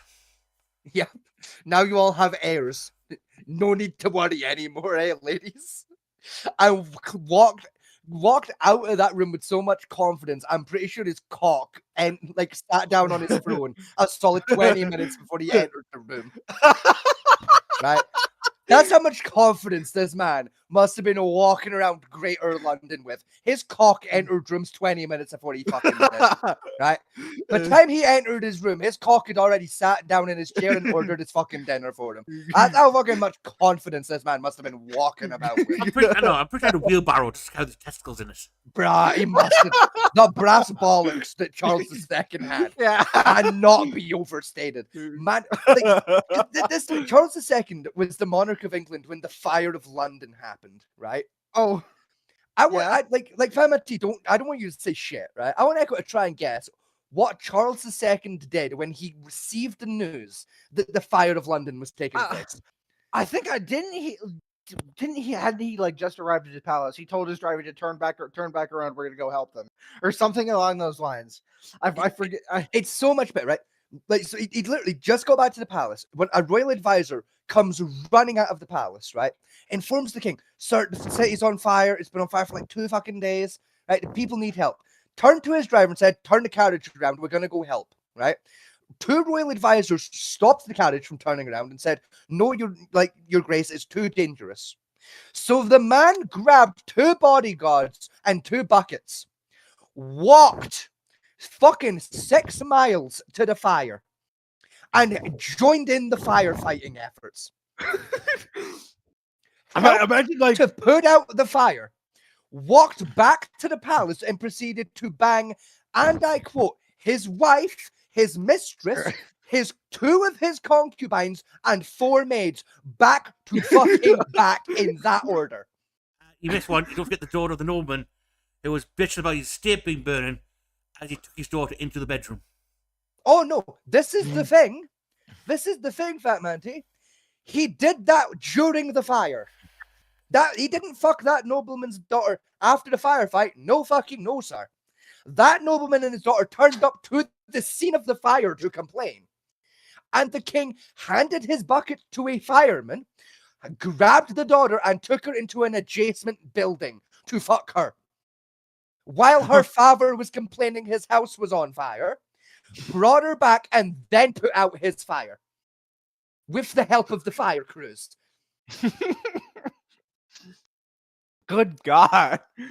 Our royal family ain't what it fucking used to be. Our royal family used to fucking get shit done in more ways than one. Now, here's the funny thing with Puritans, though. They didn't leave because King Charles torn them out. Because they further concerned, as a king, he had to produce many heirs. No, Yes. Yeah. Didn't give a fuck. They left, right? This is the reason why they left. Was because he put a proclamation across the land that women's dresses had to be 3 inches shorter Yep. than they were, because this would chill the ground, and the tops had to be lowered at the cleavage end by 2 centimeters, so you could Yep. easily get access. Yep. That is the reason the Puritans left. Yes, because Charles II. This is what's hilarious, right? Is we what I'm about to say we know is genuinely true because Charles II wrote it down many a time in his personal diaries and also 2 letters he sent to various people.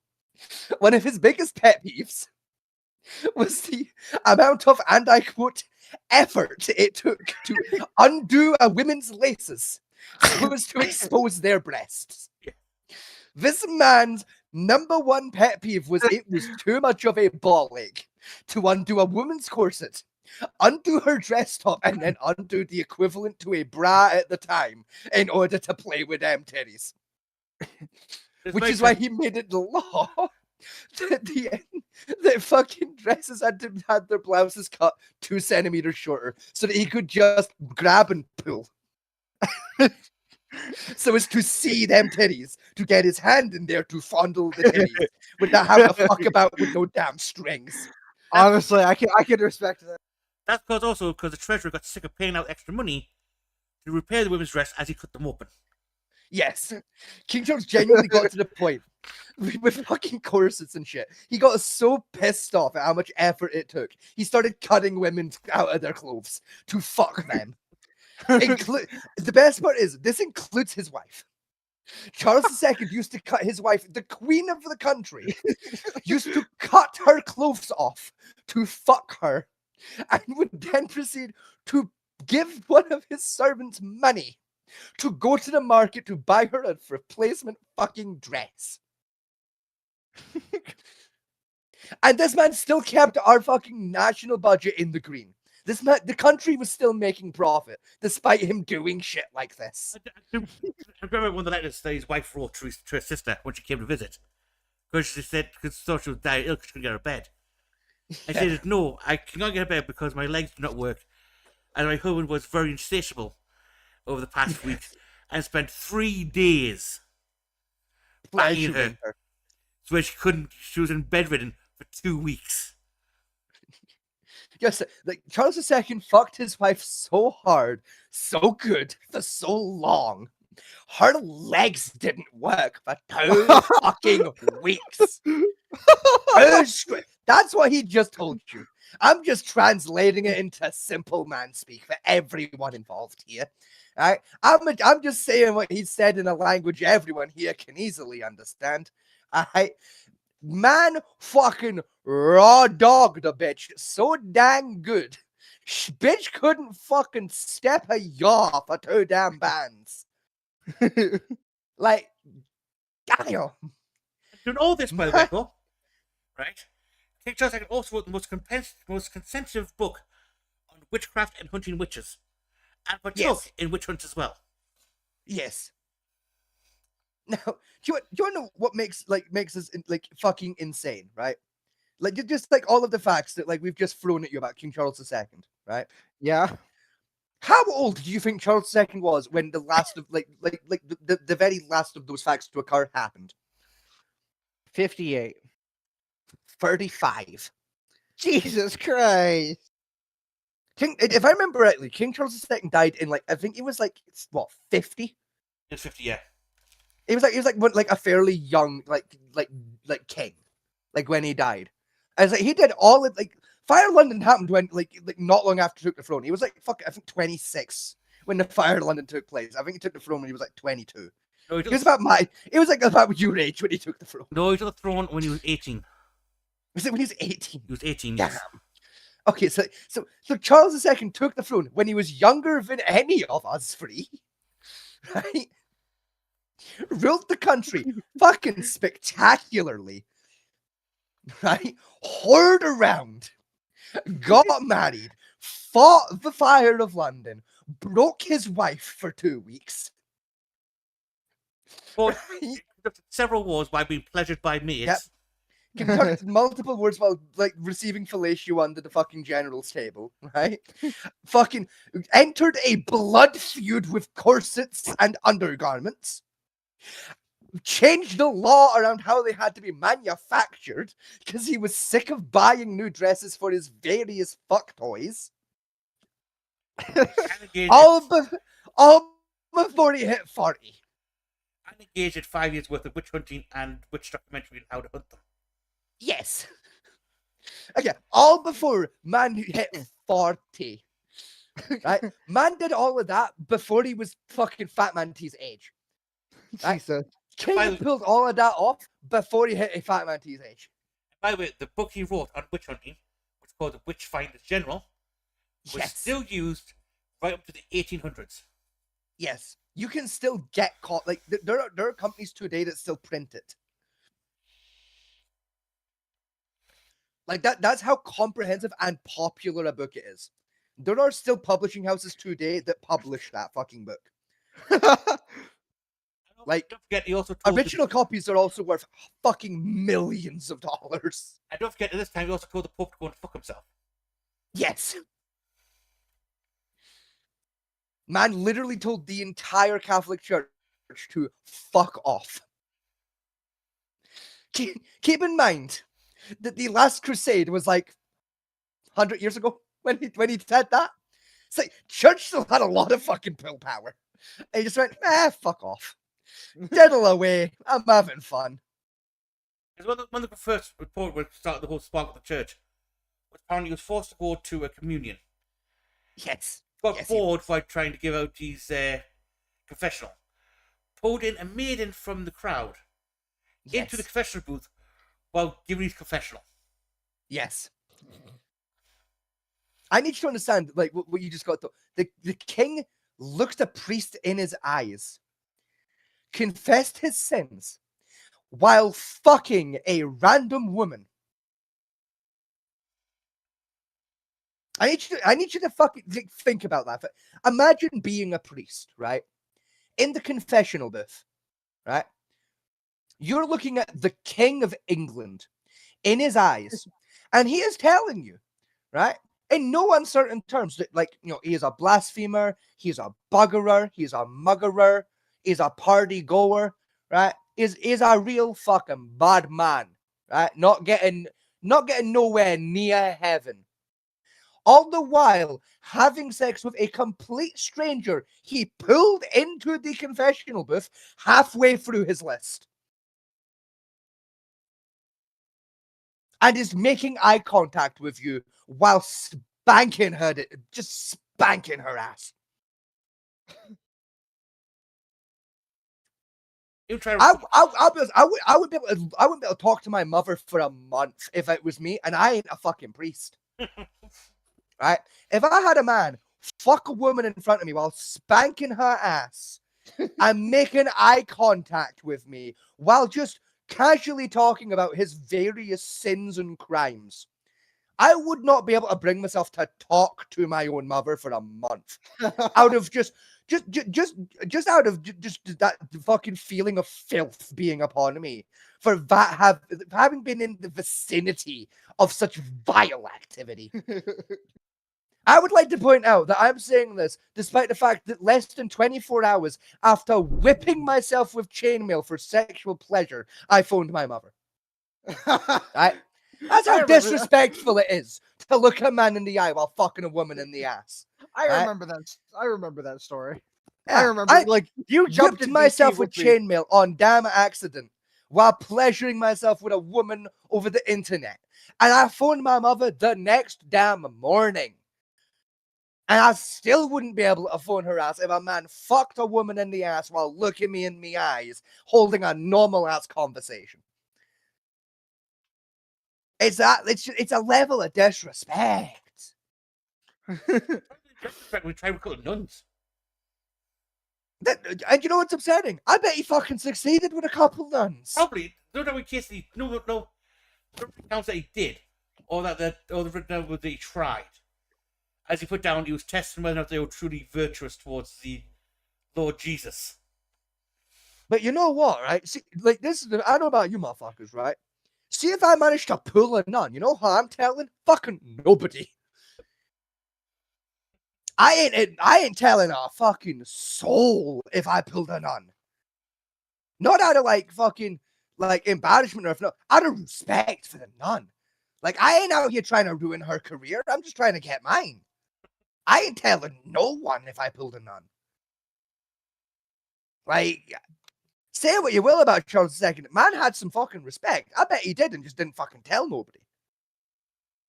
You know, Charles put me in mind of. It's fucking what was his fucking name? The fucking dwarf out of Game of Thrones. Tyrion Lannister. Yeah. Literally, though. Man was living the life of Tyrion Lannister from Game of Thrones, but was also the king of the damn... Man had it all. Man had the drinking problem. Man had the attitude, the confidence, the women, and the fucking Iron Throne.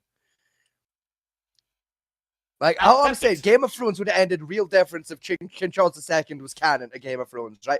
Man would have fucking walked up to Khaleesi and bent her over one of them dragons.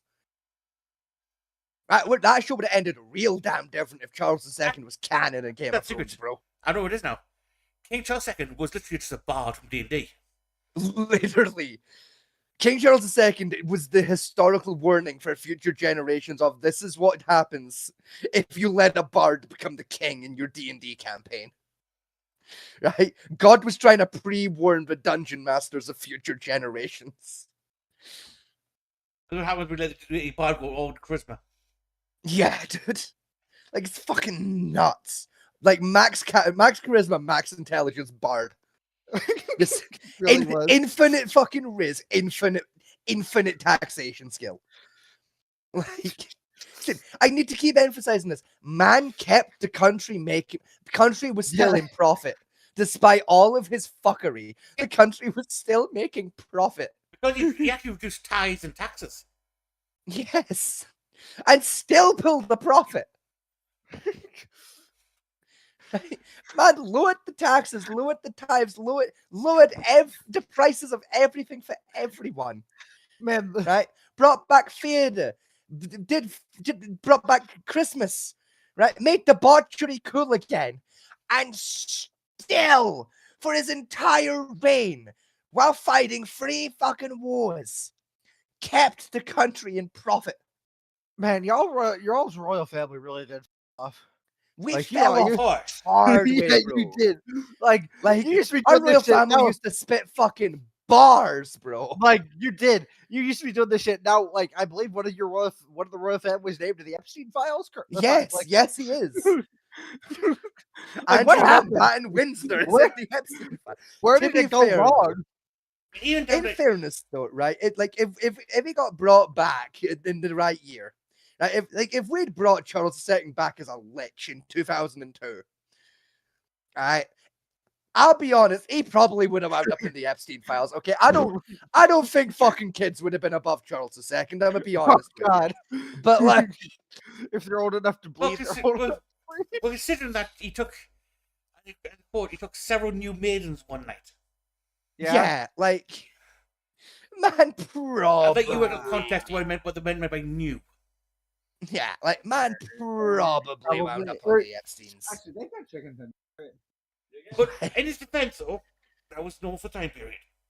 It's true, but still, like, we brought him back in 02, he would have been on them files, bro. Like, in fairness, though. I think the last great king we had was probably Henry VIII, right? As an actual manly king, because that twat. I'd say, like, in terms of like manliness, yeah, and that's about all I'm gonna agree with you on here. Because let's be honest, right? That twat stood there, not mounted on a horse, no crossbow, with a spear and hunted boar by hand. Yes. Like, in terms of like pure manliness and like just raw physical prowess, yes, right? Like even like in terms of like military intelligence, Yeah, man was a fucking solid commander in his prime. Like, yeah. That's about all he was good at, though. Right? Man couldn't sire a son for shit. Right? Man couldn't write tax codes for shit. Man couldn't write policy for shit. Right? Man couldn't do fuck all right outside of the fucking battlefield. Well, Right? During a war, Henry VIII was great. During his peace times, Henry VIII fucking sucked. So much ass. well, still better than fucking Lizzie's fucking father, who went I to mean, the yeah. Nazis. Yeah, So- true. But Sure. you know, I fucking Do you want? you know, at least Lizzie too actually fought in the war. Right? Lizzie was fucking ambulance driver during World War II, right? She gets What? credit with me. The tenders, you do the same with nuggets and don't use sauce. Nope. But yeah, she was the last of all so far. Apart from like Queen Victoria, she's probably the last great monarch I think we had. Oh yeah, like Queen Elizabeth, like Queen Elizabeth II, like absolutely like is like an all round monarch. Like for each category, yeah, last great monarch. Yeah. Like proper goat of a fucking monarch. 100%. Yeah, Lizzie too. Victoria's also up there. Like, but in terms of like goat status in the sense of just the most fucking impressive, I give it to Charlie too every single fucking time. Charles II impresses the shit out of me. I don't think it was Richard Lionheart got the crown. Oh fuck no! No, he ran away from Israel. The- The best part of his I- entire reign. Fucking Richard Lionheart fucking hated England. Yeah. Right? Man was on the throne for what, 40 straight fucking years? 40 years spent less than a year in England entirely. Yeah, I think he spent a grand total of his, I think he spent like 9 total months of his 60-year reign actually in England. Yeah. The rest of the time he was either on a crusade, at a war, or at his castle in France. Like, right, same with William the Conqueror. William the Conqueror was about as bad, actually. Man spent most of his time in Normandy. Trying Right. to take France again. Yeah, even like when he wasn't at war with the French, he just lived in Normandy. He spent like no fucking time in actual England. Right, man took the country and went, I'm going back to France, bye, sort it out yourselves. But like, there's one law he did put down, which a lot of people forget existed. Has existed since his reign, which was slavery was outlawed in England. Yes. Right? Like he gets that one fucking point. He outlawed slavery. That's the only good thing he did. You know, like that's like turning around and going, you know, like Hitler made animal rights, therefore all's forgiven. Like, no, he was still a piece of shit. Brownie points, you know, like yeah, he outlawed slavery, brownie points. But he was still a fucking shit. It was useless. So remember correctly how the law was written for we didn't written down. Was any man who touches the English soil, therefore becomes one of my countrymen. My countrymen are bound to no slavery or servitude to no man. Yes. So that's why a lot of the that's why a lot of Americans, when they came over with the slaves for diplomatic purposes, left their slaves Yes. on the ship. Yes. Because through the touch British soil, they had to let them go. Yes, they became free men. That's also a fun fact why, like during like the golden age of piracy, if like pirates ever took slave ships, they'd usually like take a handful of slaves as like crewmen, and then like any like slaves that didn't want to become pirates, they'd give them control of the ship and just point them towards England. Yeah. And just go, right, sail vaguely that way for about 6 weeks. You're gonna find an island called England. Get off the boat there, and you'll be free men. Here's a Do letter. what you want from there. Here's a letter explaining who you are and how you got a hold of the ship. Give this to the port official. When you get there, he'll sort you out. Here's 5 silver for the port for Yes. docky fee. Yes, now bugger off. We have a navy to escape from, and it's probably the Spanish. Just one of the fact is right, Echo. Why do pirates how do white pirates wear big looped earrings for? There's actual reason for it. No clue. It was expenses for their burial. Yes. Huh. That like this it wasn't just a looped earring, it was jewelry in general. Yeah. Like a really cool historical fact with like pirate, and this isn't just like pirate captains. Pirates in general had like this as a standing rule. Is the equated value to like the jewelry that pirates would wear was like the general rule was it had to be at least enough to cover your burial should you die on land, or if you died like on the ship but they were able to bring you back to land. Basically to make sure like another member of your crew or like some civilian didn't have to pay for your funeral, like there was enough on your body to cover your death expenses. Death expenses and depending on your rank on the ship, at least 1 barrel of rum. Yes. Again, depend on like lower crewmen didn't have to cover like 1 rum because like no one drank for you. But it's like a quartermaster, for example. Like it would be like enough to cover your expenses. So like it would be like a little bit extra than like the rest of the crew because bigger funeral because you're important. And then like a little bit extra in top for like, okay, you can cover a barrel of rum as well for the crew. Yeah. That's why like if you look at like depiction like historical record depictions of pirates like on like wanted posters and shit, you don't just get to tell like financially how well off a pirate was doing from like being a pirate, but how important like of a role they had aboard their respective ships when you look at like their portraits and like wanted posters and shit. The more jewelry they had, like the more jewelry they had on, the more extravagant that jewelry was. It was basically like the higher in pirate society they were like on land, but also the more important on their respective vessels they were. So it was like, for example, a quartermaster on like Blackbeard's ship, for example, would probably have more elaborate jewelry than the quartermaster for, say, Stead Bonnet. Because like while Stead Bonnet was a very successful pirate, he wasn't fucking Blackbeard levels of successful. No. He was like average successful for the pirate captain because he was a bored merchant who turned to piracy because he genuinely just got bored and became friends with some pirates and went, fuck it, that looks fun. Some of them myths like pirates buried treasure. Like no, they kept it on them. Yeah, they bought rum. They repaired their ship. They bought whores. Yeah, if it was money like if it was money left over, it was genuinely either I'm buying booze, I'm buying women, or I'm sending it home to my family, and because that's why I became a pirate was because my family are poor. I think one of the ones they do love about the rules. I think Bartholomew, the Codex. Yes, Henry and Bartholomew that wrote the Pirates Code. Is unlike soldiers, where soldiers were allowed, if they took a town, could rip women. In fact, yes, right. Pirates specifically were forbidden. Technically, the term was meddling with women at any point during their raids. And it was the hangable offense to meddle with a woman. Even more so if you meddled with a pure woman. Yes. To translate, rape a virgin. Yeah. So, ironically, what the government called the most vile people in the sea actually had the most civilized code. Yes. Yes, they did. It's like the blockade of. Oh, you might have to correct me if you might have to correct me. It wasn't. I think it was either Tortuga or Kingston, the one that it was Blackbeard, Stead Bonnet, Tortuga. and I believe Jack Rackham. Tortuga. It might. I think you're right. I think it was Tortuga. They blockaded the town, or the port, I should say, because there was an outbreak of, I believe it was cholera. I think it was a cholera outbreak, if I remember rightly, in Nassau, and they basically couldn't track down any like medical ships to steal medicine from.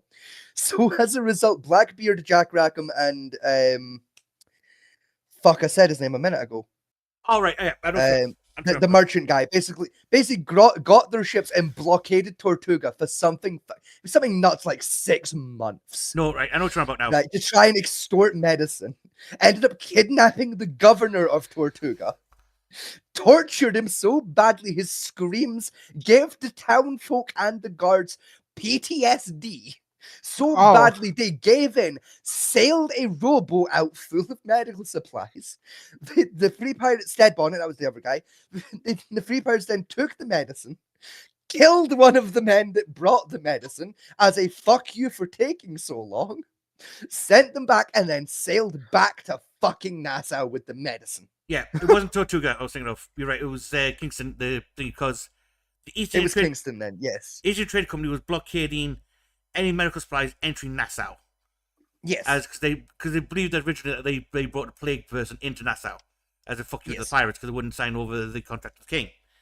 hmm So while the East Indian Company block in, Blackbeard got so pissed off they took him and the other three and just went straight for Kingston.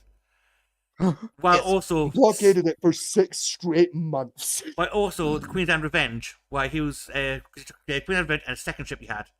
He sent the Yes. second ship and sent the Queen's Anne Revenge to go around and sink with red flagged every East Indian Trading Company ship they could find. Yes.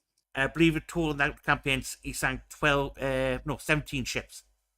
Yes. Now for those who don't know what red flag means is, for pirate raids red flag means no quarter given, which means everybody dies. Yes. Yes. The ship gets sunk, everybody dies, no survivors. Yes.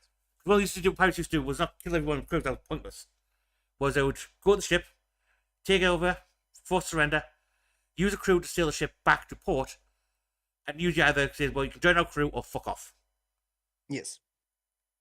Because As for the ship itself, depending on the size and usability of the ship, they'd either sell it on or keep it as part of their own fleet. Yeah. I need you to understand when it comes to pirate history, there were certain pirates during the Golden Age that had bigger fleets under their commands than some fucking actual admirals. Oh God. At the absolute height of Blackbeard's power, I think his fleet was something fucking nuts for the time, 12 fucking ships. Queen Anne Revenge was a frigate. Yes, the Queen's Anne was a frigate, and that was he used it as his main flagship, Well, which was odd because it was one of the smaller ships in his fleet, which was strange for the time. I think it was a high frigate, so it was quite large. It was still large, but it was one of the smaller. Yeah. It was a median average, for his ships, which again was odd for the time period. Yeah, Normally, your flagships were the biggest or the smallest, not a median average. Yeah, 2 man of wars, 4 meat frigates, 2 small frigates, and I think 7 schooners. Yes, I've heard some accounts that said he had a sloop at one point, but that's never been fully confirmed.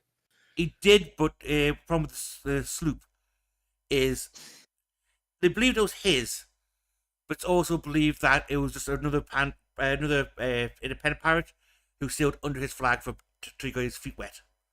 Yeah, which 50-50 really on how it ended up going with that. Kidd had 32 ships under his command at one point. He did, yes. Fucking James Kidd had 32 at his height. Again, there's some debate there. There's some historical record that suggests it was closer to 40. There's some historical record that says that James Kidd was a lying bastard and had 6. But no, pretty much everyone discounts those ones because most of those historical records were written by the French, who James Kidd used to bully, and rival pirates that didn't like him. Yeah, because most we had was fast ships, sloop schooners. And yeah, slips and schooners were his jam. And a couple of cutter ships, but it wasn't he kept a very small ship fast fleet. Yeah, because unironically, James Kidd had a really fascinating way of doing piracy compared to other pirates of of the area. Yeah, because James Kidd he caught about in the Caribbean with again people Stead Bonnet, Jack Rackham, fucking Calico Jack, your big fucking pirates. He was in the same kind of region, and most pirates basically had the idea of basically you use things again frigates, sloops. Once in a while, you might break out a bigger ship, like a slave ship that you'd captured, with the idea of it's big enough to have lots of guns to basically intimidate a ship into surrendering. So they strike the colors, you can pull up, they stop, you steal their shit, and then you fuck off quickly. That way, the Spanish can't catch you, because the Caribbean was mostly the Spanish territory for a long time. Right? Fucking James Kidd did a really fucking interesting version of the technique of, rather than using frigates and sloops, he used primarily schooners and sloops. And rather than coming along with one medium ship or one big ship, he'd come along with 4 or 5 little ships, and basically did squadron dogfighting in the ocean. Right? Man would take on men of war with 5 fucking schooners and win.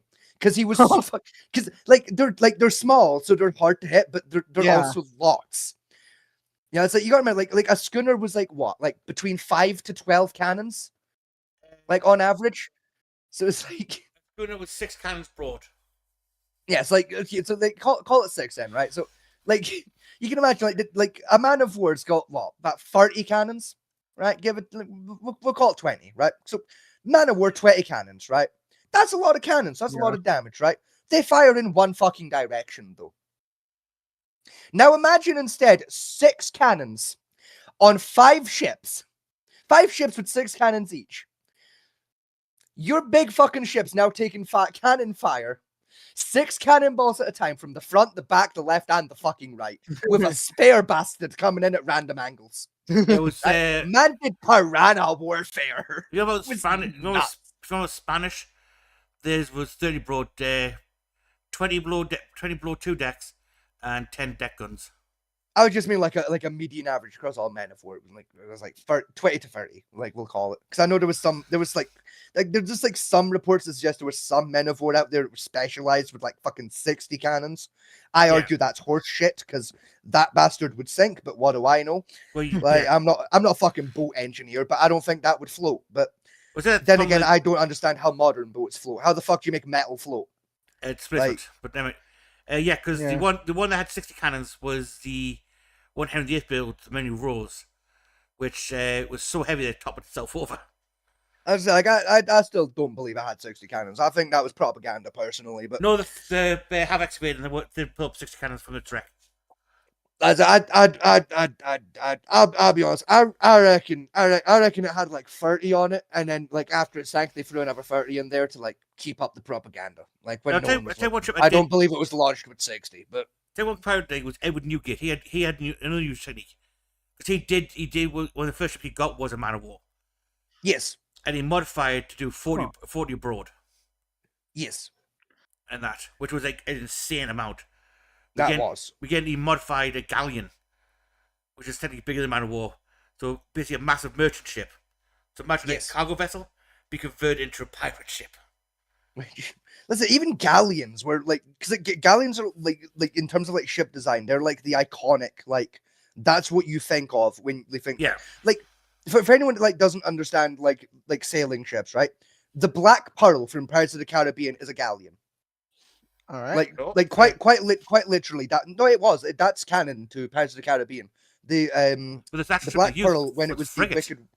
If you'd let me finish, please. The Black Flag originally went before it became the Black Flag and was the Wicked Wench was a galleon ship that was being used by the East India Trade Company for slave trade. It was that weird fucking class of galleon where like it is a galleon but it was slightly smaller. So it looks like a frigate, but it is actually a galleon because it was the slaver version of the galleon. I don't remember the exact classification for that, but it was something galleon. And then when it was raised up as the Black Pearl, basically because during the battle, when it was the Wicked Wench, it was a free-sailed slave galleon, and then during the battle that resulted in it being sunk, it lost one of its main masts. And basically said mast got blown off and like sank separate to the rest of the ship. So when it was brought back, Davy Jones couldn't like reattach the spare sail, which is why it's only got 2 main sails and a fucking... Come on, brain, what's the word for it? The fucking tertiary swivel bastard fucking thing in the middle.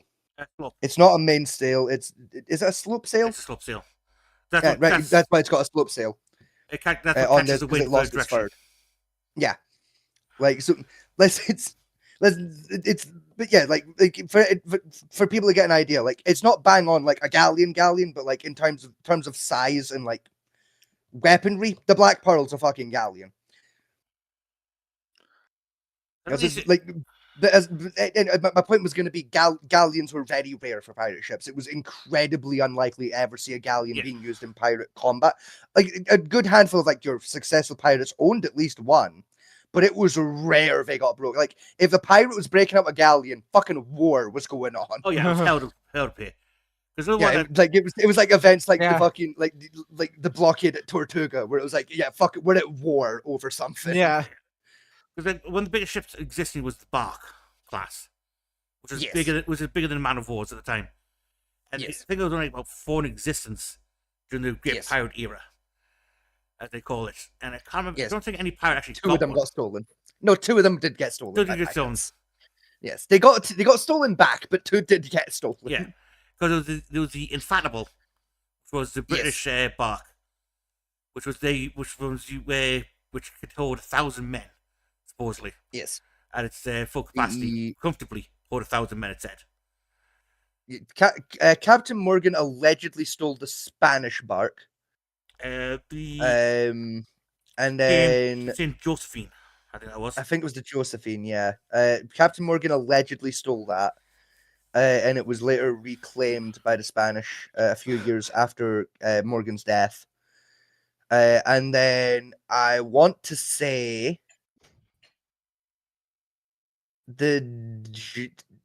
no, not the Germans. I think the Dutch have one.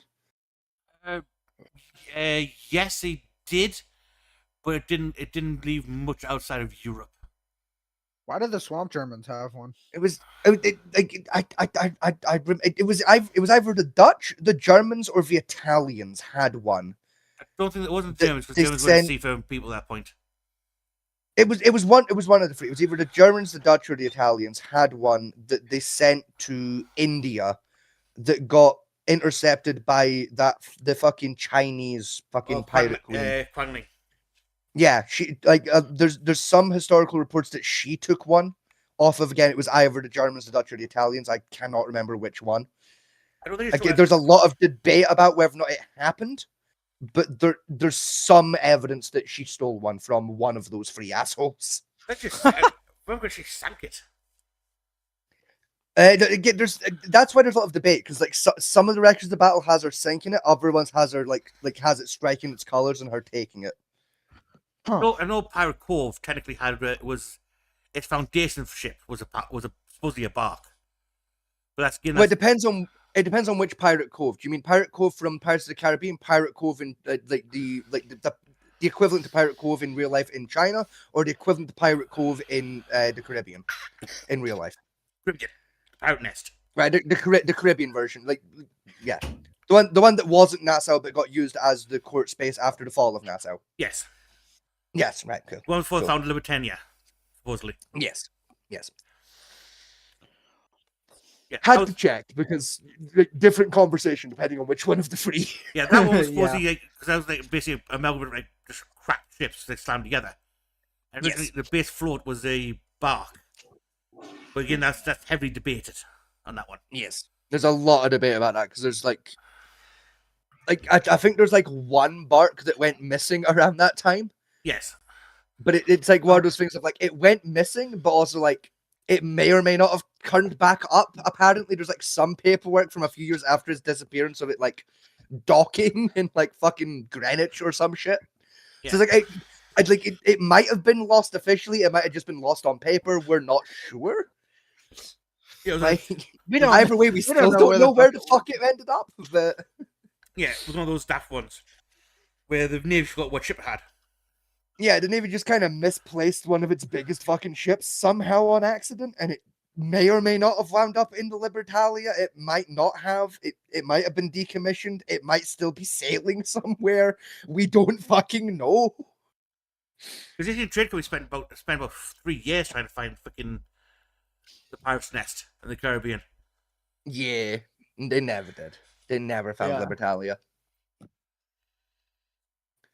Got close once, but then changed course at the last second. Yeah. For no reason whatsoever. Definitely wasn't because they started approaching Libertalia, then saw all of the pirates staring right at them, broadside ready, and went, "Fuck no, no, we ain't It's fighting that." they saw that. They saw that. One, we ain't fight that too. Let's just pretend we never saw them. Just tally ho, gentlemen. We're going to fight the pirates. Meanwhile, the pirates, joke's on you, Yank. I'm into that shit. Prepare broadside. Oh fuck, run. Yeah. They're turning to broadside as they fucking turn the fleet around, boy. Yeah, they're trying Actually, speaking of pirates, you want to know what amazing game the 3 of us could play? Is it Sid Meier's Black- Pirates? No, Blackwake. Never heard of it. I honestly, I got excited 'cause I thought you were about to hit me with Black Flag, because I was about to bring up Black Flag in a minute. But tell me about Black Flag. No. So Blackwake is essentially it's the English Navy versus pirates. Essentially what it is like Fuck it. Is it on again Steam? yes, it's on Steam. Right. Okay. You should. Keep talking. I'm gonna have a look. I don't know how to explain it correctly, but essentially like when the match starts, ship captains are chosen, and they get a ship, and people join that ship, and it's like it's essentially like you're on a team, but you're also offended. You're also like you're also like your own team. Like Is it you've got a Blackwake? fucking Yeah, Black Wake. Blackwake. Yeah. Oh my god, it's got the duck foot. Oh hell yeah, Wait, it's free? it is. Yeah, but it's also I'm got adding a that to duck my foot. library. Yoink. Dude, I always appreciate it when a pirate game has the duck foot. How big is Blackwake? Hold on, let me Look me at that look at it. fucking piece of shit. Oh, It's there only it 4 is. gigs? It's only 4 gigs. Hold on. Hang on, here's the real question: will it run on my shit? Nope. Ah, Graphics card, yes. RAM, no. Yeah, I've an i5 2400 pushing my luck. 10 gig of RAM, not hitting that. An R9 270. I mean, maybe actually. Hang on. GTX 660. You got 790 Hang on. dollars. See, I'm looking at the minimums here. So I'm on an i5 34. It wants a 24. Okay, processor I'm just in. Memory I'm off, but I'm on a 7 and it wants a R9. I'm on a GT7. GDX 6. GT7. Maybe. With a bit of black magic, might run. It wouldn't run fucking well, but it might just run. I'm close enough on it that I'd be willing to try and get that running in my spare time. Because I fucking love pirate games. This Gordon, I just noticed this is to play the game on lower settings with a medium shadow and around 60 FPS at 1080p resolution. Yes, like with a bit of black magic, I might be able to get it to run. But no, I was gonna bring up Black Flag, like because I've been looking for a spot to like look back a little bit in the conversation here. Is like I mentioned earlier, like in passing, of like when usually when pirates had like spare money, it was buy booze, buy women, or send it home because your family was poor. yeah. And I want to like bring up Black Flag like about that point because it's one of my favorite it's one of the reasons Black Flag is one of my favorite pirate games. Is one of my favorite details in Assassin's Creed 4 Black Flag. Is like during the flashback sequences with Edward Kenway when like he's like having flashbacks to when he was talking to his wife before he became a pirate/privateer. Yeah. Like we're like him and his wife live in this fucking dingy, fucking holes in the walls piece of shit cabin in Wales. Because it's like, yeah, unironically, that's how most pirates ended up becoming pirates. Is like they genuinely lived in absolute fucking squalor. Like they were like the poorest of the poor civilians, and either like by pure happenstance wound up being like recruited to a pirate crew, or became privateers originally, and either through unlucky peace treaties or through sheer spite turned around and went piracy, fuck off. One of the best things is British show, if you want to watch like British naval stuff at the time, is so-called Hornblower. Right? It's an old one. Okay. But it's about a guy called Rachel Hornblower who became a naval officer, ensign, originally. Yes. It's I about how don't know why, but the name Horatio Hornblower rings a bell from somewhere. he actually was originally rose to be an actual real life admiral. I like, yeah, but like I'm trying to remember like why he was like important enough for me to know who the fuck he is. Like, what did he do? If that makes sense. Like, obviously he became an admiral, but like, what did he do as an admiral? You know, like what thing was he involved in that like I know him from that I can't place him for? I tell you, he was one of the well, it was an ensign actually to this. He was one of the ones who ran the Spanish blockade with the fire ships. No, that's not it. Hornblower. Don't know. Was he any chance? Was he fucking one of the guys that was serving on the ship that killed Blackbeard by chance? I know he served under Nelson for most of his career. Hang on, Horatio Hornblower. Let me see here.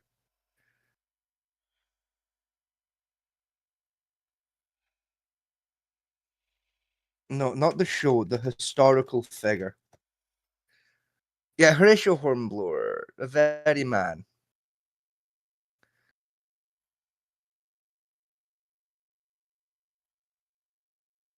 No, because he was the Napoleonic era, not the pirate era. So it's not that. Hey, apparently Jaden has this game. Cool. The thing is, one of the interesting facts, because about him, was that after his first outing or campaign, it was, as I called it, he was then put on leave, and he was basically reduced to what's called half pay. He was on ship, and he was so poor at half pay, he had to sell half his possessions in order to stave off until he got called back to ship. They had to go back to the pawn office to buy his gear back before he returned to ship. And that was a common thing that happened to a lot of their young officers. James Gordon. That's what it is. James Gordon? Fucking right. I have been googling in the background because it's been bugging me of like why I know the name, but also the pawn shop thing just then it's clicked. It's clicked because I read a thing that was like, yeah, so Horatio Hornblower was a fictional motherfucker, and it's like, huh? No, I know this name. Sir James Gordon is why I know this fucking name, right? So Sir James Gordon is the guy you're talking about with the fucking the pawn shop story. The actual naval officer that had the pawn shop story and did the Spanish blockade run, and he was one of the inspirations for Horatio Hornblower, the character. That's why I know the fucking name.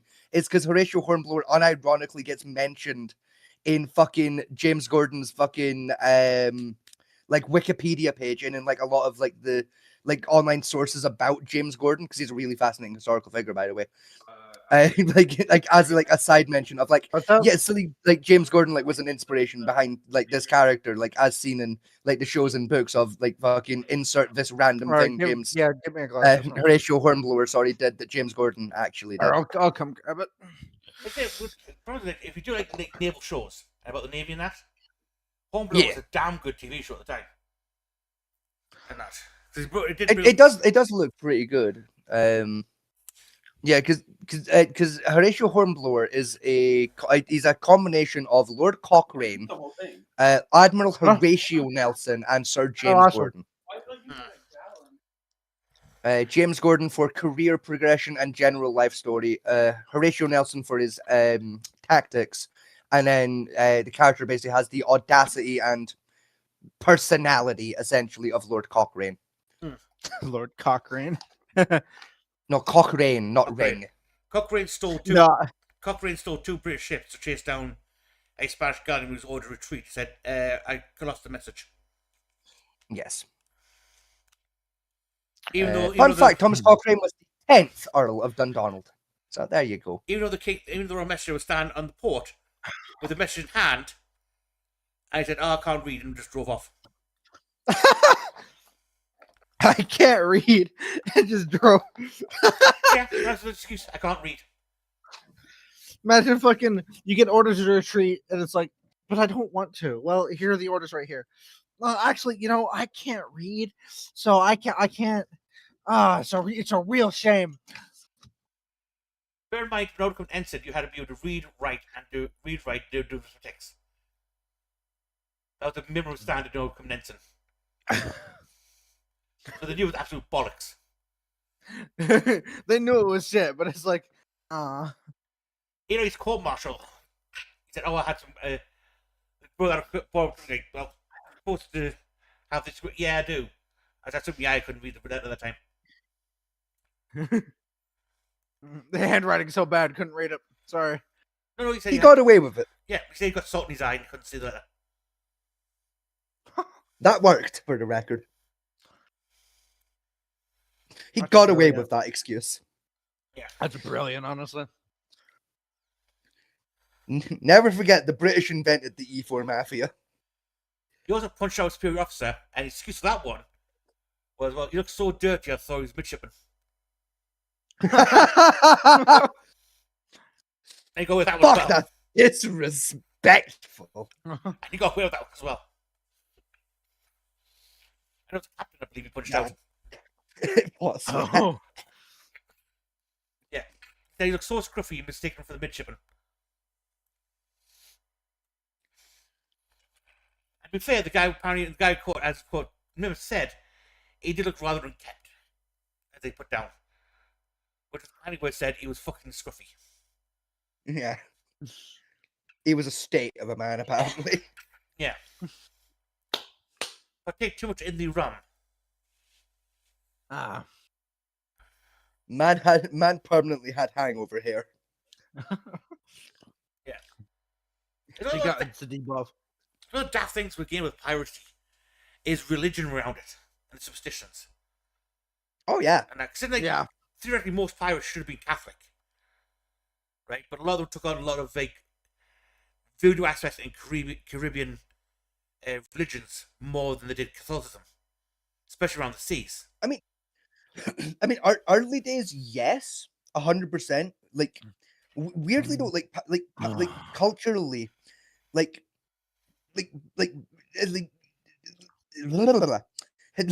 historically, culturally, that's the words I was looking for there. That's why my brain stopped because I couldn't remember the word historically.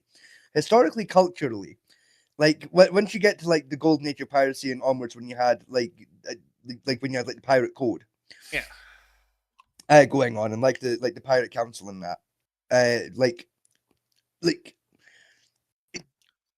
the pirate religion like kind of ended up evolving into its own little thing. Yeah. It was really quite fascinating. It was like in the earlier days of piracy, pirates were essentially simultaneously voodoo practitioners, Caribbean, just generalized Caribbean religious practitioners, and Catholic at the same time. And then like later on, again, when you came to like the Golden Age of piracy, it kind of became its own little separate religion that was all three at once, but not. Like it kind of like had its own little thing going on. It's kind of neat.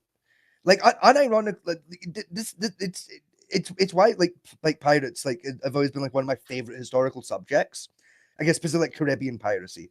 It's because so many weird, interesting little things happened in that little gap of time that like it was like a little like micro ecosystem of like things happened in the Caribbean, like either due to pirates or with pirates. Yeah.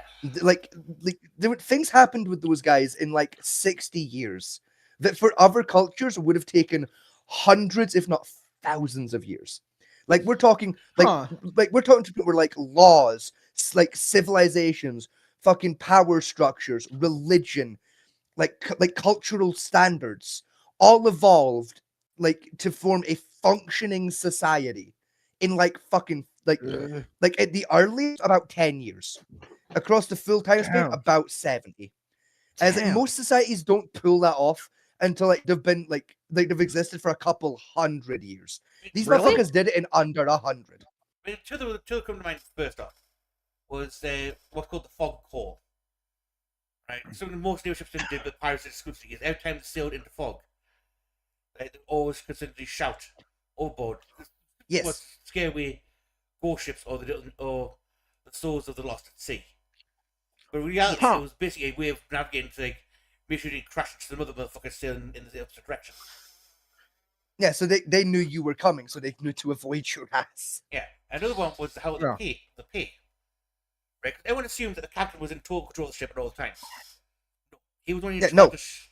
He was in charge of the ship during engagements and course correction.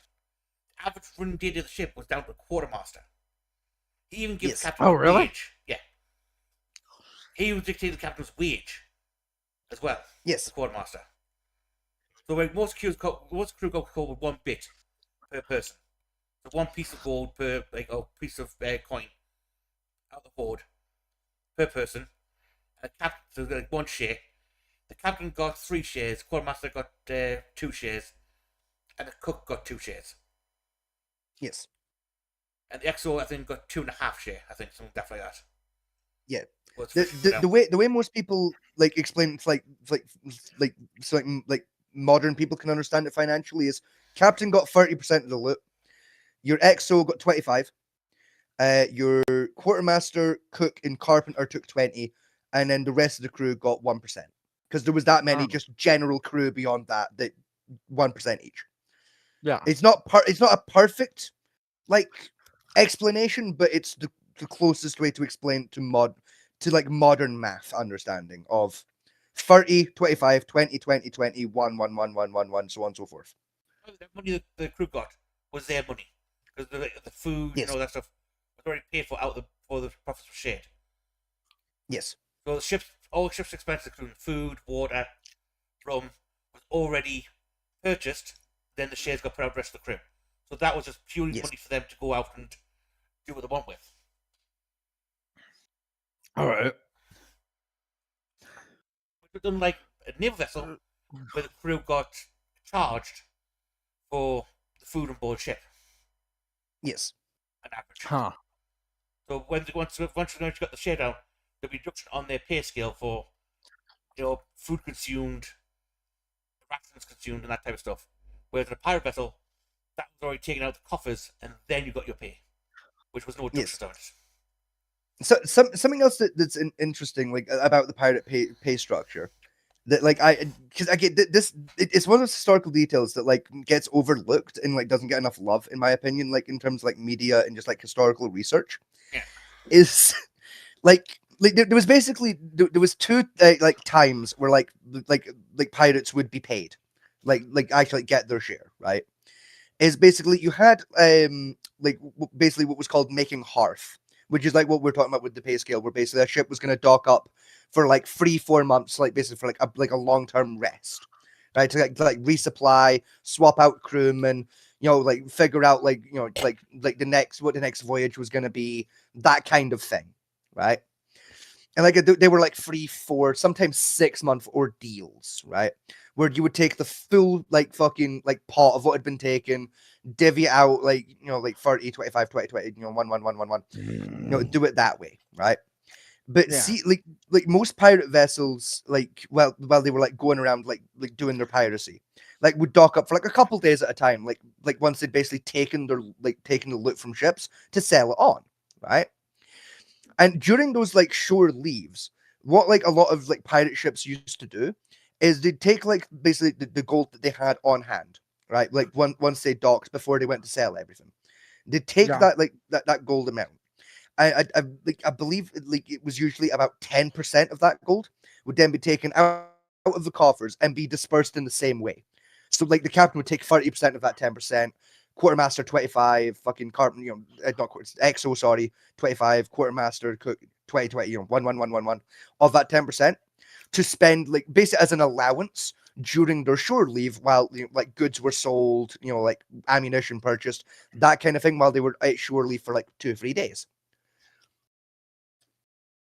Which like in today, like today is like common practice, like in like the modern Navy. It like they have a similar system now in the Navy of like when you go on shore leave, like in the Navy a lot of times, like again, like your ship's like docked up, rather than like, oh, you get off the ship and 6 months of back pay is accumulated in your bank account because you'll spend it.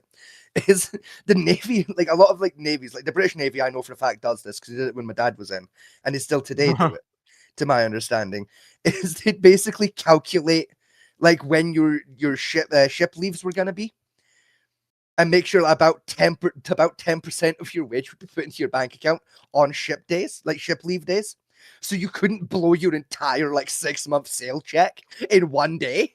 You only had 10% to play with over like 3 days. And it wasn't until like your ship essentially like made hearth and you had shore leave like at home, like in Britain, for example, where you got like your like say like you were on like say you were sailing for 9 months. That like it wasn't until you like basically docked back in England for long term, you'd get like that 9-month back pay. I guess that actually does make a good bit of sense. Yeah. I don't know if like the American Navy does that. I know the British I Navy wouldn't- used to, and I believe they still pay in like. I that wouldn't same know. I'd structure. have to ask somebody who is in this. Oh, maybe Ash's dad would know because like Marine Corps, like his. I mean, dad yeah, served the in Marine Navy. Corps is technically Navy, but like they're not You naval know, men, if that makes sense. Like, do but, you know what eh. Marine stands for? Like the word. My ass rides Mm. Navy equipment, sir. Yep, my ass rides in Navy. Yeah. So fucking. That's I'll an see. old one. I'll It's see. a- I'll see. Listen, I'll I see know if the I Marines can- are technically Navy. I disagree. Like they don't serve on ships. They use ships for transport. Yes, But- the Marines technically part of SecNav, but they're not directly part of the Navy itself. Yeah. They technically the SES are part of the Army, but they're kind of like separate as well. Same with the paratroopers. Yeah, because there's Yeah. spec ops. It's one of those weird things. I believe American. I think It's one of those weird things. I believe for surely for the American Navy is basically your pay gets put in your bank account. Yeah. Huh. I know the American military. You get an allowance for when you're deployed overseas, and the rest Yes. gets put into what's called a trust account, which usually either run by your family or spouse have one. If not, it's held by the army until you're back stateside. Again, stop you like exploring money on random shit. Yeah. Unless you're in what's called a safe nation. It's like Yes. Germany or Okinawa. We're classified, well, you're going to be there for like a year anyway, so you expect Yeah, to so actually live a fuck life it. there. Yeah. Like any what's called active zones, like Afghanistan would be, they've got like a base allowance to go to the base XO, and the rest will be sent into a locked account so you don't blow it all on shit. Yeah, listen, I don't know about today, but I know when my dad was in the Navy, the British Navy had a similar system where basically 10% of your back pay got put into your bank like during your shore leaves overseas, and then like the rest of your back pay would come in when you actually took shore leave in Britain, when you were like back for quote unquote HARF, because it's not called making HARF anymore, but at least in the Navy it's not called making HARF anymore. I know a lot of civilian sailors still use that term, but the Navy don't anymore because the Navy are boring. Can't term. It should not be used. Which it's wrong. It makes the most sense. Like you're docking your ship in its home port. That's making HARF. HARF literally means like home. Like Yeah. it's, Even though you know, technically like a HARF fire is the fire of a home. Like Yeah. that's literally what it means, though. even though technically piracy is still technically legal for a naval officer to do. Oddly enough. Naval officer is technically within the right to seize the ship and sell it at port and keep the profits for the ship. Yes. Yoink. Do you know what's fucking nuts about that? Incidentally, Well, technically, you can still get a privateer's license from the Crown. Yes, I would remark. They don't issue them anymore, but legally they're allowed to. Yes, because legally during time, because the during World War II, was they basically they requested all private vessels, give them a little remarks. They have fun. Like they don't do it anymore, but legally speaking, I could buy a boat and send a letter to the king asking for a fucking mark, asking for a royal mark, so as to legally do piracy on behalf of the British Crown as a privateer. That's what the pirate and PMCs do, is they have a letter remark from the government to basically protect merchant ships as they travel through pirate waters, which gives them legal rights to blow the shit out of pirate ships. Basically. yeah. And it's really fun to watch them do it. Oh, it's hilarious when you see like a Yeah, you see that little speedboat, dinky little speedboat over there? Yeah, I don't want to anymore. You see that Lilo? I'm gonna put a hole in it with this Car 98K I found. It sunk. I don't like midship when he got the ship he was staged on for about 3 years. He told the captain he's going to modify the ship in order to make it safe. The captain said, "Oh, go ahead, do what you want. Just make sure I can get my pirates." Yeah, just don't break my shit. I don't care beyond that. He, you know, like he mounted 6 MG-32s onto the deck. Oh fuck yeah! Two on the actual tower, Yeah, I don't know if I want to. two at the bow, two at the stern. Yeah, you get the smell and He also mounted six 50 cals along the midship I don't know as well. And bought, as he quoted, he told me, Big, two big 6 heavy ordnance delivery devices. Why? Which, when a question about it, were basically 4 Javelin missiles and 2 torpedoes launchers he managed to pull off an old torpedo boat. In fairness, it's like you would think pulling the torpedo launchers off a torpedo boat would be hard. It's not. It's like 4 screws. Yeah, but it's also highly illegal to do so. I mean, yeah, true, but it's also not hard. It's Yeah. literally like 4. I think it's like 4 screws, 4 nuts, and like a fucking like a rivet. Like it's genuinely not hard. Yeah, Like you can get it off in like 10 minutes. It's not fucking difficult. apparently found an old Vietnam torpedo boat and just ripped the torpedo tubes off there and stuck to the back of the ship. Like for something so illegal, you'd expect it to be like mad complicated. Like, it's like 4 bolts. Like it's really not complicated to take the torpedo tubes off those fucking I things. choose to understand. What gets me more is where the fuck you got the torpedoes from? To put inset tubes. It's I'll be honest. It's not hard to get your hands on a torpedo these days. Like Chief, I'll be honest. I could probably get my hands on an actual torpedo in like 6 weeks. Like it's not difficult. No, probably Captain did draw the line and a Apache attack helicopter. Where did you get an Apache? Where did you get an Apache from? Again, not hard to get your hands on. Not Again, hard. like if I had the budget, I could get one in about 2 weeks. I had the budget. Pretty a push. He had the budget, and you said you wanted to build a helicopter pilot for the stern of the ship, which wouldn't affect stability. Yeah. But the captain said, no, that was a bit too far if you saw the rest of the way done to the ship. I'm just saying, like for equity, like where did you get an Apache? It's not hard to get your hands on an Apache. Like, But imagine being a pirate. Like imagine being a fucking like Somali pirate. You've got you and your buddy sitting in a speedboat with AK-47. You're rolling up to a boat. Suddenly a helicopter launches off of it and starts turning towards you. I honestly, I could get my hands on an Apache for about 10 grand. It'd take me like 3 to 6 weeks, but like I could get one for about 10 grand. Last time I like, saw it's for not. sale was about 22. Yeah, that's on the public market. Yeah, you don't go to the public market. I know they're selling the old challenges for about 25 at the moment. Yeah, but who the fuck wants a Challenger? Like, you can't use a tank in the ocean. They don't float.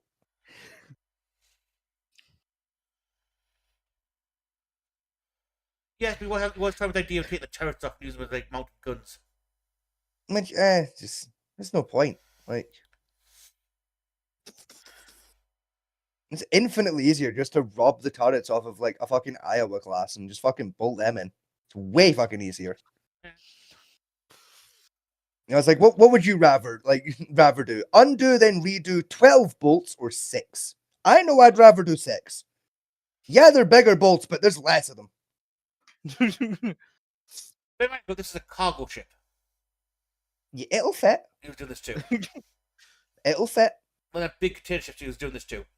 By the time he It'll finished, fit. this thing had more firepower than some battleships did. Yeah, it'll fit. I can make the turret off in Iowa fit on that bastard. I'm not sure agree, but I think the captain was too happy about losing some cargo space. Yeah, fucking just put it where he was going to put the helipad. It'll fit.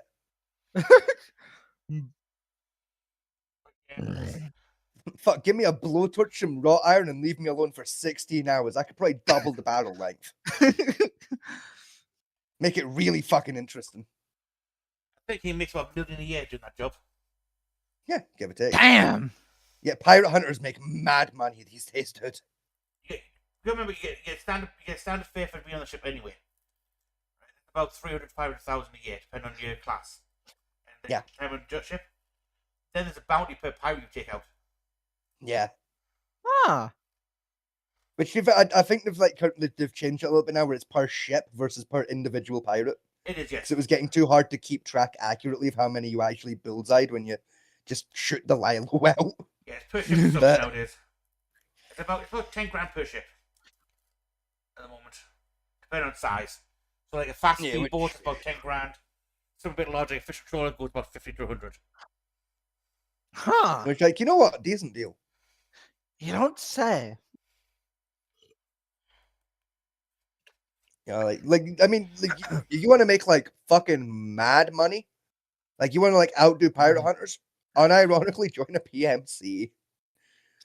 There's PMC companies out there where like you can pull like 4 or 5 million a year. Jesus Christ. Like Echo, you got to understand. There's PMCs today that are pulling like fucking $400 million annually in pure profit. Do you remember Pepsi from my server? I remember Pepsi, yes, the South African Pepsi. The South African Yeah. that hates all the other South Africans. Yes, So a South African, like yeah. yeah. He was either trying to set up or I think he was trying to set up his own PMC company. Honestly, it makes sense because unironically not that expensive to set up a PMC in South Africa. Like, I'll let into a little secret. There's a reason most PMCs are headquartered in fucking South Africa. It is not expensive to get your licenses out there. South Africa, Guam, and Thailand. Most of them based at. Yeah, but like that's because Thailand doesn't have laws.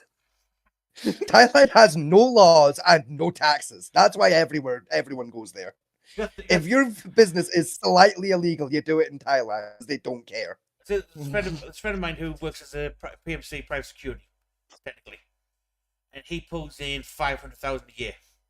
Jesus Christ! Yeah, his entire job is to go, hey, dude. It's single. What's his job? He goes a single guy, businessman in Dubai, and his rent is paid. His rent is paid for. His car's paid for. And all his equipment is paid for out of pocket. Huh. And then he gets 500 flat a year after taxes. Yep, Damn. that's another way to make mad bank is just work for a Dubai. Like find a guy in Dubai and work for that motherfucker. You make stacks.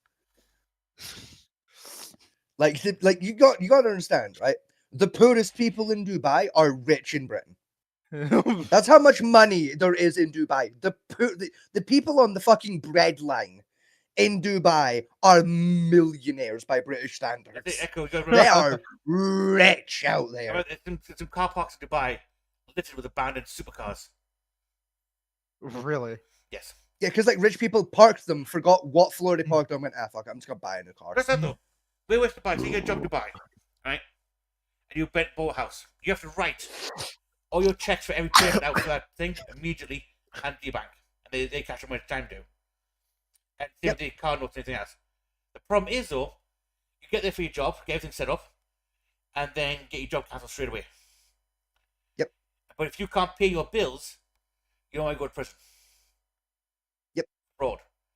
So what most people do is basically, if they lose a job that quickly, is basically turn around, drop the car from the airport, and get a plane ticket back home. Yep.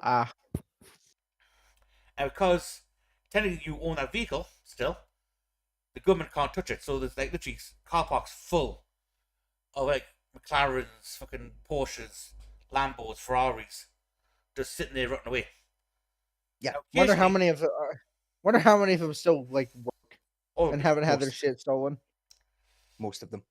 Most of them. But what's happening now is government every 5 years goes, finds ones covered in most dust, have been sitting there the longest, takes them and auctions them off across the world for like pennies on the dollar.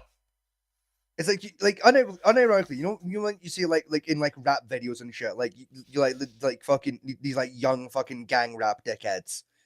Yeah. You know, they have like realistically they don't have fucking money, but they've got like Lambos and shit. That's how. That's how like once in a while you'll see like a working class guy that's not a drug dealer driving a Lambo. Is like unironically one like got brought to an auction from Dubai and got sold in like the US for 20k instead of the RRP of 2.6 million.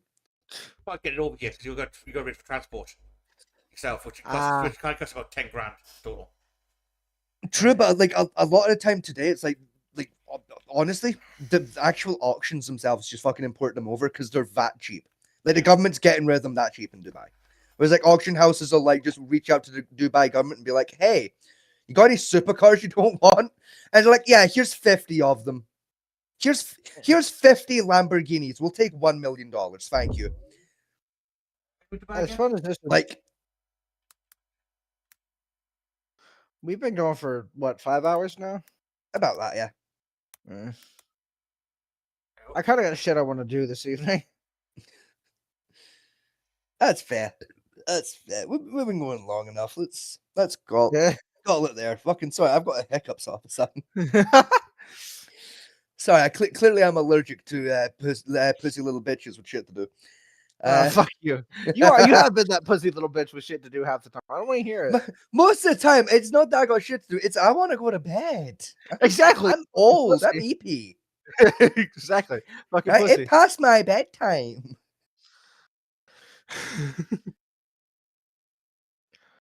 Right? I like dude, I can count on one hand the number of times last year I like left the show early because I had shit to do, and that shit to do was a woman and or a fella. Every time last year I left because I had shit to do, it was I was cyber fucking someone later that night, and I prearranged it, and we ran late. It's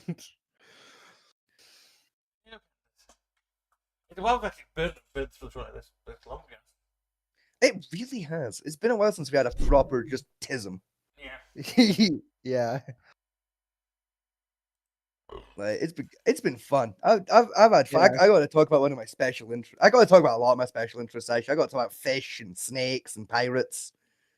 I think we lost a good 2 hours to pirates. Yeah. No, we lost a good 2 hours to fish.